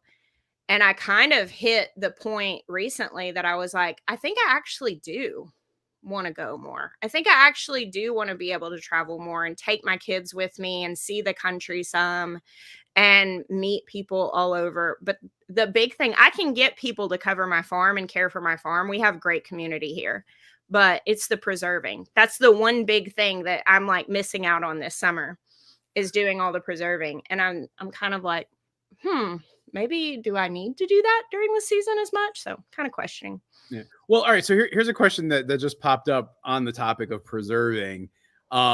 Freeze dryer, because I've actually been thinking about this too, because we have such an intense short growing season that, like, yeah, unlike you, like once we're past September, it's very hard to pull stuff off. Mm-hmm. Is a freeze dryer worth it? That's a great question. So I've had a very serious answer on this. I had my opinion. My friend Vonnie actually shared her experience, which made me second guess my opinion. So I'm going to explain the full thing. I'm growing food and feeding 5 or 6 kids, depending on who all's at my house. I have 5 sons, and 2 are full grown man size, and the others are coming up on it quick. And that it means that we eat a lot of food. Like, for people who have never had a big family like that, they just cannot fathom the amount of food that we go through. Our family, with, of course we have dairy cows and all that stuff, just milk that is consumed by drinking or pouring on something like cereal or in things like that, we probably consume about like 7 to 8 gallons of milk a week. Like that's just a little like to understand the amount of food. Like when I cook dinner, I pull 3 pounds of meat out. Sometimes when I'm cooking chicken, I'll make 2. That makes sure everybody gets full. And yeah, there'll be some leftovers and stuff, but like one's not going to cut it. And so we eat a lot of food. So I remember when I first got my freeze dryer, I was like, I have the large one from Harvest Right. My viewers bought it for me. I love it, but I freeze dried broth. I didn't pre-freeze it. I've learned some tricks since then, but I didn't pre-freeze it. And you can freeze dry 5 quarts of broth at one time in the large. Well, to make a pot of soup to feed my family, I had to use over half of that load. I mean, it's between 2 and 3 quarts that I had to use. Well, it took 2.5 days. It took several dollars worth of electricity. And I'm like, this is dumb. Like, this is not feasible. So what I had found the freeze dryer most usable for is like, I'll freeze dry a bunch of onions or sliced up jalapenos or garlic. I'll make garlic powders. And there are things like if you freeze dry a load of basil, it takes like 12 hours. It doesn't take as long. But then you have these herbs that when you throw them in the pan, it's like using them fresh. And now they're already chopped up and ready to go. So I use mine more for like quality and convenience of ingredients rather than any sort of backbone staple, because it just does not make sense for the amount we're consuming when you consider the amount of electricity it uses. I like my freeze dryer a lot. I think they're really fun. But when people come down to like, I'm trying to preserve my whole garden for my large family, do I need a freeze dryer? I'm like, need is a strong word. Now, my friend Vonnie is a single woman that lives alone, and she uses her freeze dryer. She cooks big amounts of food and then freeze dries all the leftovers, and she's got ready-made meals for herself, many meals, you know. And so for a couple or for a single person, I think that it would probably be more practical. If you're a hiker or a camper and you would use a lot of freeze-dried food instead of buying it, it would probably be more practical. In my case, I think it's a fantastic tool, but it would not be anywhere near on the highest of my priority list as far as functionality for a $3,000 purchase. You know, I mean, like, that's a big purchase. So well, and that's been the barrier to me for like wanting to pull the trigger, because it's like we do actually a lot of freezing, because what I find is it's like, you know, things like tomato paste, where we'll just, you know, make them down all into, not sauce, because I like to make my sauce fresh, but like I'll, you know, take that, you know, process the tomatoes, cook it down as much as I can so it's a nice thick paste, freeze that into like basically sandwich bags, and you have like easy to make, like almost instant sauces ready to go. Yeah. And like that works well. I'm like, oh, would I be better off if I turn that into a, like, you know, freeze dried thing? I don't know. Like, and then it's very expensive and it takes a lot of time, and like, I don't know. Yeah. They take a lot of energy. I think that's something that I haven't seen it talked about a lot. Like, they really do take a lot of energy. It was a little shocking to me when I first got mine. Of course, when I got it in Arkansas, and the power we purchased in Arkansas was a lot more expensive than South Carolina. We're in a co-op here and it's not as expensive, but I think my electricity bill went up like over $150 the first month I got my freeze dryer, and I was using it nonstop. And that's pretty dang pricey, like, as far as preservation goes. So I've just gotten a lot wiser in how I use it. So, like, for instance, now if I were I probably wouldn't freeze dry a batch of broth, but just because I can process 9 quarts in my canner in 90 minutes. But like, if I would freeze it first in a deep freezer and then put it in, which would cut down on the processing time pretty significantly. So, I mean, you just learn, but I like it. I definitely use it. And I think that they're cool to have if it's within your budget. But if it's not within your budget, don't feel like you're missing out on something that's really holding you back, because I don't think that's the case. Yeah. I mean, humans have lived centuries without a freeze dryer. Yeah. For sure. So yeah, I think there is a lesson there. So what else is going on with you? What have you been working on lately? I had a baby shower for a friend of mine today. And I mean, honestly, we have been in the thick of like close relationship. Like, I don't know if maintenance is the right word, but like investing in close relationships. I feel like this summer I've spent so much time with my kids, which is great. I mean, that's what I want to do. And we have a couple more things planned throughout the rest of the summer. And then we're moving Jackson into his dorm in about a month. So right now we're just kind of in the middle of like momming and dadding, you know, like I feel like there's not anything super significant as far as homestead stuff. Well, it's funny though, but like hearing you describe that, you're almost like apologizing that that's like where the focus is. But the reality is that's probably the more sustainable, long lasting stuff when you 100%. build those things. Like, 100%. You know, you're not going to be on your deathbed wishing you canned more tomatoes. Exactly. I mean, truly, Jackson graduating high school in May, it was very sobering to me. Because I mean, it goes by so fast, and Ben is 9 years younger than Jackson. And so it was like this, oh my gosh, in 9 years, my last baby is going to be at this point. And that means I'm going through it 3 more times until then, you know, like it is wild. I mean, it definitely makes you want to like be in the moment. I've had some really sweet memories with my kids this summer and things. Yesterday, a girl came through, her name is Elise, and she drove here from Colorado, came to our coffee shop on Thursday, and my friend Daniel played a little restaurant show last night. And we went and got dinner there because we just got back from our camping trip, and she was there. So I ended up sitting at the table with her and talking, just eating dinner there and talking with her for a while. Anyway, she shared this thing that someone had said to her that I was like, this is so good. She said, ask people, or ask your children or ask your friends, what do you want to remember about this? What a great question, right? Like, what do you want to remember about this season? What do you want to remember about this trip? Like, That's so good. Yeah, well, it's funny because like I'm actually just even thinking like the last couple of weeks have been so much of like for me like not so much family relationships but community relationships, and like people have known for years now, but it's like it all has felt like it's gotten like one level deeper, if not more, just because like when you're in the trenches doing stuff, it's just a different way to connect with people. And so as I think now, and I was actually writing this as I was journaling like yesterday, like it's like that's the thing I'm going to probably remember the most. Like there's the sadness, there's the chaos, there's that, but like standing in a creek, handing somebody's possessions out of their house from one person to the next, and like, you know, that experience, like that's what's going to really stick back there when I think about this 20 years ago, more than anything else. Yes. I mean, truly, I shared a video this week, and I don't think you and I have even caught up about this stuff. I can't remember 2 weeks ago when we talked last what all had happened of this sequence of events. I told you, like, this last month has been the longest day of my life. Like, I don't even know what day it is. Like, I set 4 alarms so I wouldn't stand you up tonight. Like, I swear. It's so funny because you were texting me. I'm like, wow, Jess is like really on it tonight. Yeah. So,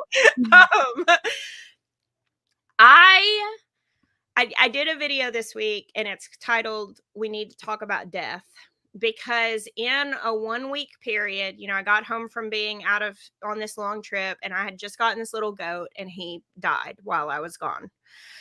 And I have no idea what happened. I think probably just did not bounce back from transporting, you know, or, you know, new place. I don't know. I wasn't here. And so it's hard for me to say. There wasn't anything wrong with him when I was gone. But I mean, I could make all kinds of theories. I got bit by a snake, you know, I don't know. And then we had to make the decision to cull my first dairy cow, Hope. And it was kind of a fast decision. I think we made the right one. I lined out all the information in that video. But then right after that, a tornado came off of Hurricane Beryl, you know, like just in the storms that came off of that. And my cousin, he's actually my cousin's son. His fiance was killed in this. It was just a tragic thing. I mean, like, and it was this thing that it was like such heavy things to deal with in a week, but that put all of it into complete perspective, you know?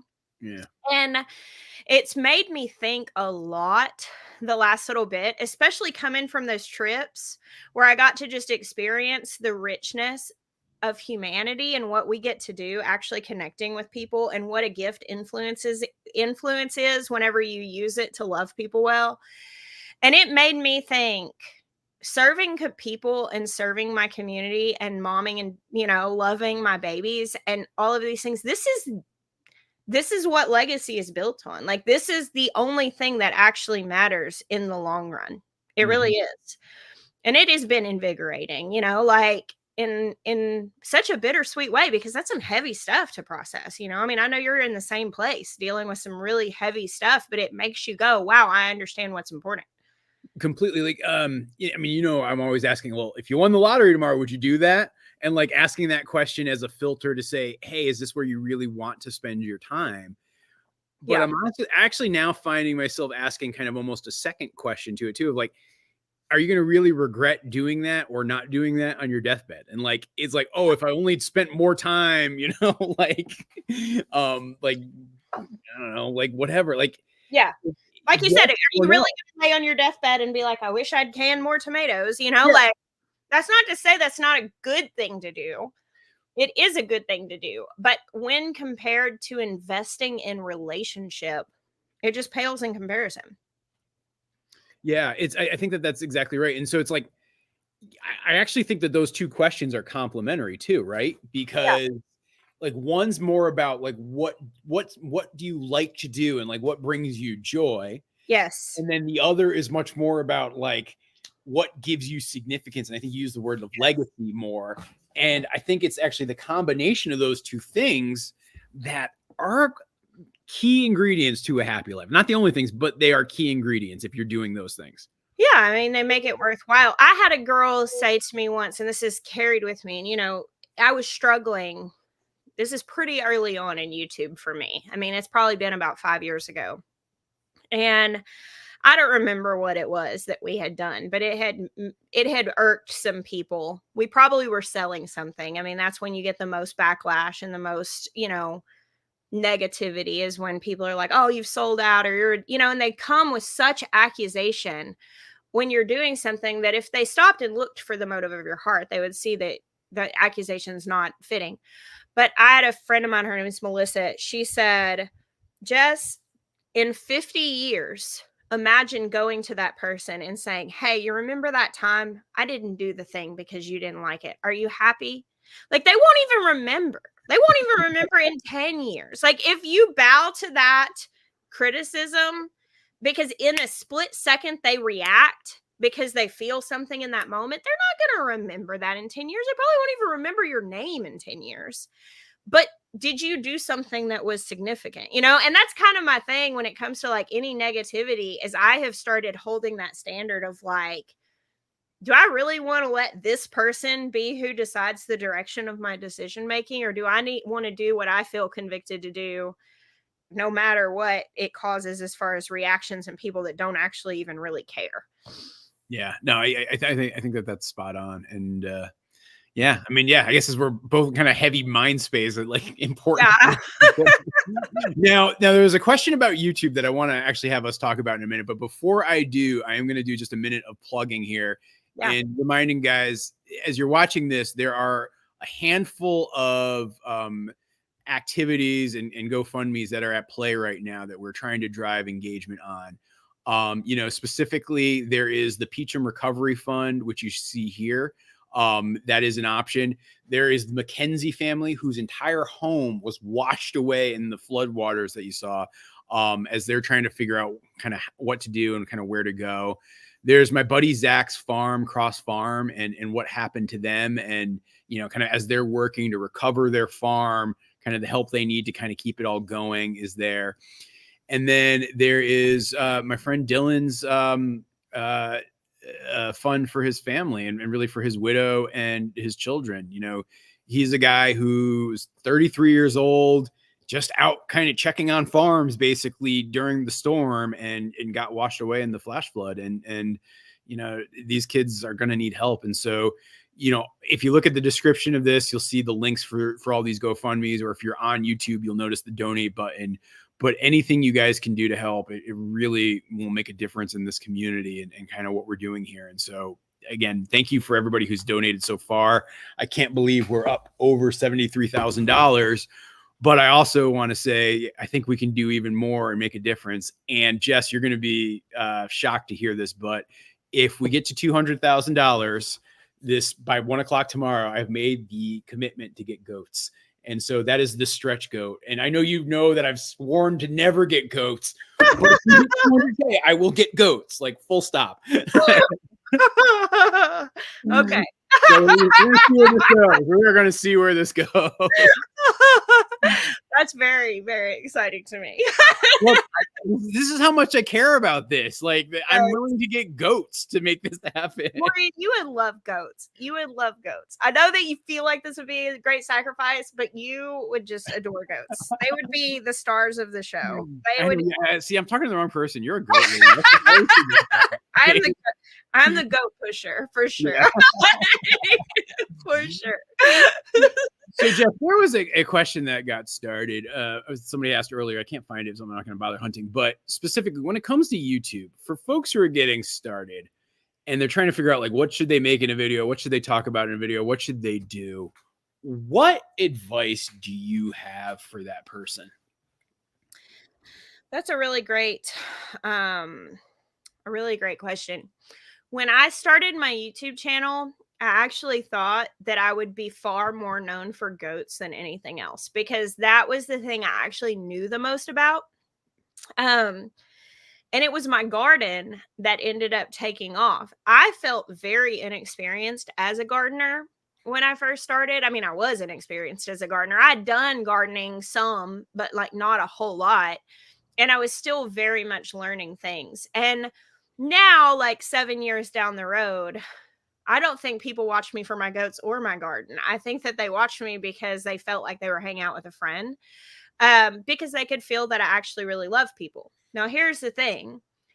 when I talk to people and I'm like, hey, have you thought about doing YouTube? And they're like, I'm not an expert in anything. And I'm like, that's not what people are looking for. Some people, let me retract that. Some people are looking for an expert. Some people are looking for a friend. Some people are looking for entertainment. Some people are looking for wholesome entertainment. Some people aren't. They're just looking for entertainment, even if it's not wholesome. Like, you are for somebody, but you are not for everybody. And if you will make your peace with who you actually are and bring that to the table authentically, your people will find you. Like that. I mean, I really do believe that that's true. I think that our culture is fed up with fake. We have enough of it. We have it in abundance. I mean, just like in the world we live in, we come across inauthenticity like regularly.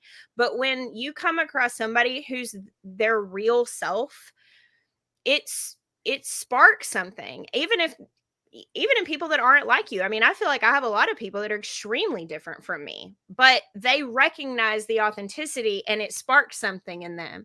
And so what you should make videos about what makes you feel alive, like share about what you're passionate about, share your real thoughts on it, your real heart on it. And understand, I think a lot of people hide because they're afraid of the negative reactions. I mean, I get negative reactions pretty regularly, but it's really not about me. It's if somebody's bringing negativity and ugliness to you, it's really about them, not you. So like, share who you really are. Share what really makes you feel alive. Because I mean, the world needs more people who are feeling alive. That's what I would say. I think that's great advice. And I mean, almost kind of sort of in addition to what you're saying, like that lottery question that I was asking earlier, like, what is that thing that you would do and talk about if like it wasn't an object? Because I feel like if you look out there in the world of like advice on like how to make videos and how to do things, like, and you look at like kind of like some of the folks who make that type of content, the thing that they're always talking about, they're always focused on like, oh, these are the things that this is how you find something popular.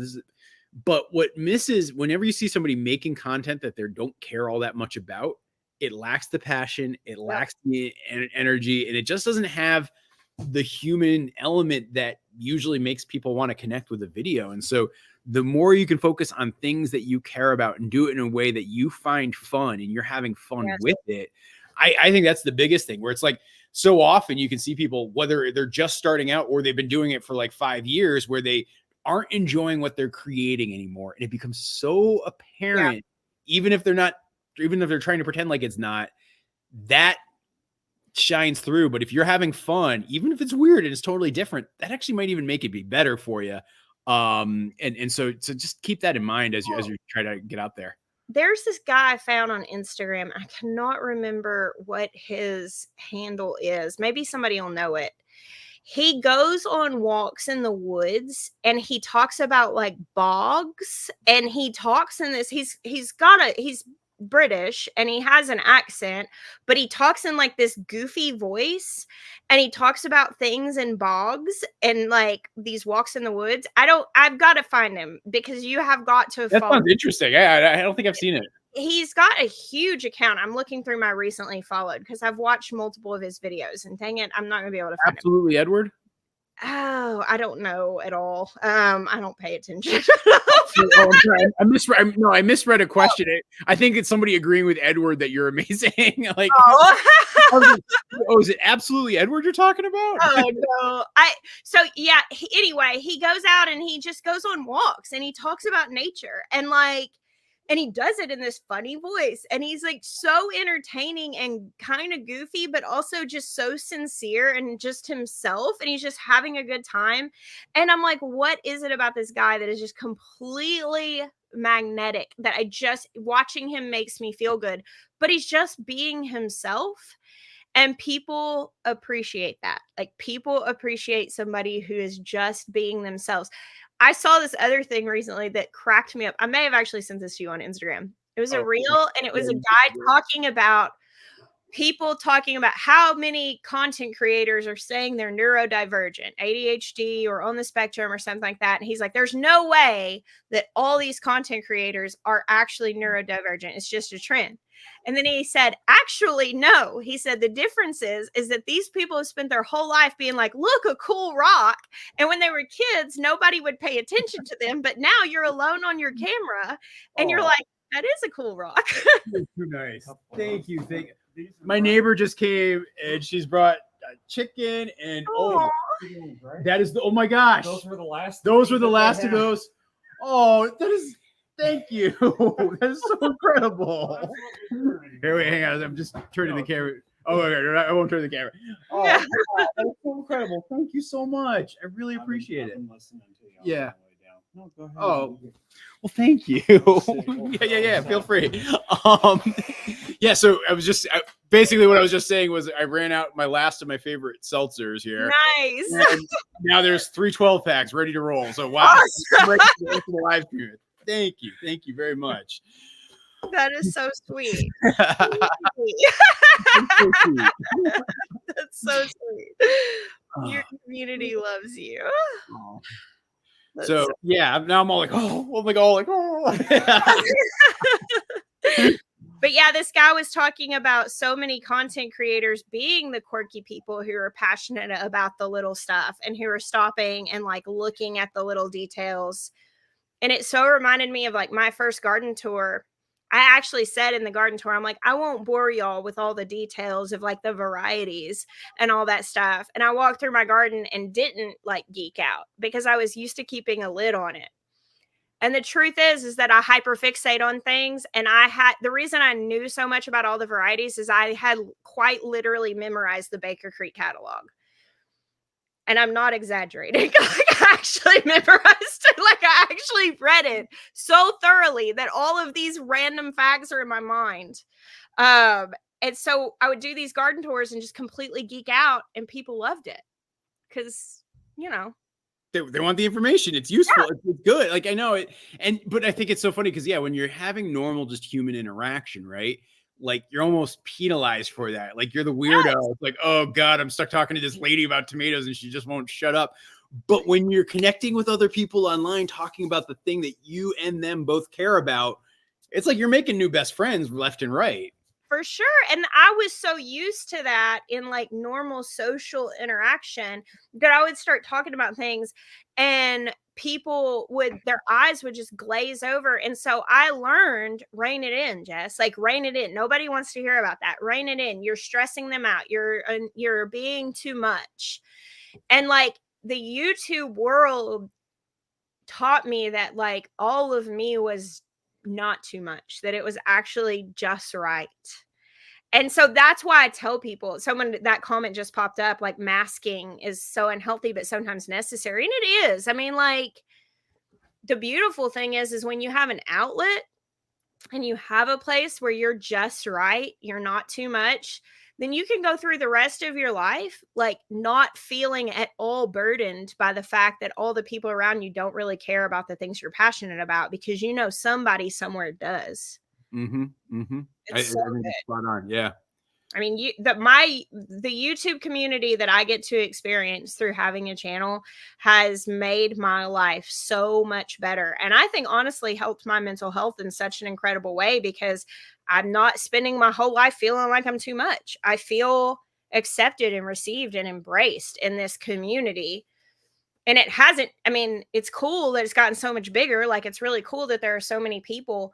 But like literally the first 1,000 subscribers that were there going, tell us about it, that feeling clicked into place and it hasn't left since then. Yeah, no, I think that's really well said. And that's, yeah. So for the person who asked that is some outstanding advice right there. But yeah, so I think that about covers it. I want to let you go, Jess, but Lynette is asking a very important question here around, what are you stitching? So this is a project I've been working on and off for the last like handful of months, several months. I think I started this back in sometime in the winter.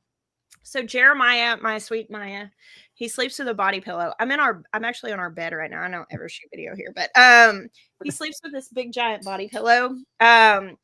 because he has a disability and his leg is not quite right, and it helps him a lot to sleep with a body pillow circulation. Anyway, I'm making him a pillowcase for his body pillow. A Because- crocheted pillowcase. Wow. Yeah, so that's what this is. It's like a really long body pillowcase. So this is just one side of it. And so I'll stitch it together with the other side and then put it on body pillow. But I've been kind of like returning to this because I can't do a big project like this in one fell swoop. I don't have the attention span for it. So I have to do like a skein of yarn and then come back and do another one later. Yeah. And by the way, I just want to give a couple quick shout outs. Thank you to Mary Ellen for that very generous donation. Thank you to Jack over at the Mindful Homestead for that very generous donation. And I thought I saw another. Yeah, Anonymous. Thank you. Thank you so much. Because again, this would not be possible. Like the recovery, the efforts. I mean, you can speak to it, right? Like it's just been incredible to see what's happening, but we need resources. And so the generosity you guys are showing tonight is just awesome. And thank you. I can't see it on here, but I don't know. My mother's name is Mary Ellen. I'm kind of wondering if that was her. Hold on, wait. Let me see if maybe here, or if there might be another Mary Ellen. It was Mary Ellen. Hold on, I can find her. Yeah, that's Pablo Barncat will eat anything. Sorry. I felt bad about the pizza. Mary Ellen with a W. That's probably my mom. Her last name is a W. So yeah. Hi, Mom. That's awesome. Well, Jess, I really appreciate you coming in and hanging out. We'll talk again soon. And glad to hear things are kind of settling down maybe a little bit. But I know you've had a tough couple of weeks. And yeah. Today has been a very restful day. And I'm looking forward to just having a restful week. So I think it'll be good. Yeah. And if you guys are looking for Jess, you can check her out at either Roots and Refuge Farm or the Farmer's Table. One's like homesteading and gardening. One is cooking. So they're both outstanding watches if you're looking for something. Awesome. All right. Love you. Thank you very much for Bye. All right. So that was Jess. That was fun. Yeah. She's an awesome person and great. And guys, I'm going to take a quick break because it looks like there's a problem with the Facebook feed, and I'm going to take a minute to try to fix it. So while I do that, I'm going to give you guys a feed of, oh shoot, the camera's not working either. I'm going to just have to go on mute for a minute, but hang on a sec. I will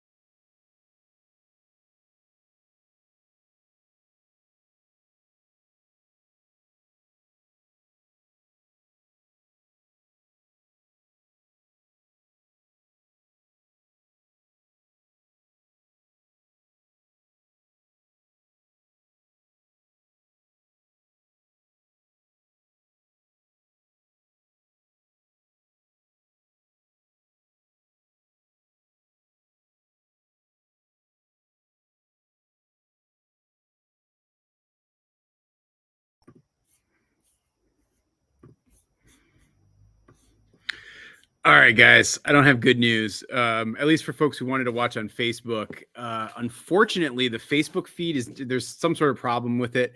I was gonna have to reset the feed anyway at 1 a.m. And so I'll probably try to get it going again when it's back on. So for right now, we might be down the Facebook audience. So apologies for that. But yeah, sorry. So what's going on? Yeah, I don't know. I had so much fun having Jess on. She's just such a good friend. I could just talk to her for hours. And hopefully you guys enjoyed that. And yeah, so we'll go back to some more questions before maybe I head inside and things get weird. We'll probably, like I said, tonight, some of the things I'm planning are we're going to be doing some editing, and you guys can watch me edit because I know people always have questions about that. I'll also be doing some work around wait, I was falling asleep and can't find it now. Wait, what was the name of the talking crow? Oh, you're wondering about the talking crow, eh? Well, I know the talking crow has both a TikTok and YouTube account, all under the name of Monroe the Crow. So it's Monroe DA Crow. And yeah, it's this little crow that seems to fly around all over the place. I don't know what to tell you guys about that one. Monroe the Crow. Wow. Farm to Fork is in Vietnam. That's pretty cool. Wow. I can't it blows my mind. Like I love it when you guys check in and you're like, hey, I'm out here in Vietnam, or I'm in New Zealand, or wherever. It's really cool. Oh, Facebook only allows, wait. Oh, Robert just checked in with some really interesting information. So they only allow 8 hours for each stream. That is so annoying, because how are you supposed to do this? So I was going to have to change reels at 1 a.m. I think I am still just going to do it then. And I don't know. Yeah. Would you come up to Australia for a meetup and conference? I might. I've always wanted to go to Australia. I will tell you this. Allison and I are going to a foreign country later this summer. And it's not Scotland. But yeah, Australia is definitely on my list. Not this year though. It's also not Australia that we're going. Yeah. Oh. Crow. Yeah, Monroe the Crow. Crow. See, I think I typed it right? Wait, YouTube only saves 8 hours of recordings too? Okay. I thought it was 12 hours with YouTube. Okay, wait. Then all right, here's what we're going to do. We're going to do a quick reset.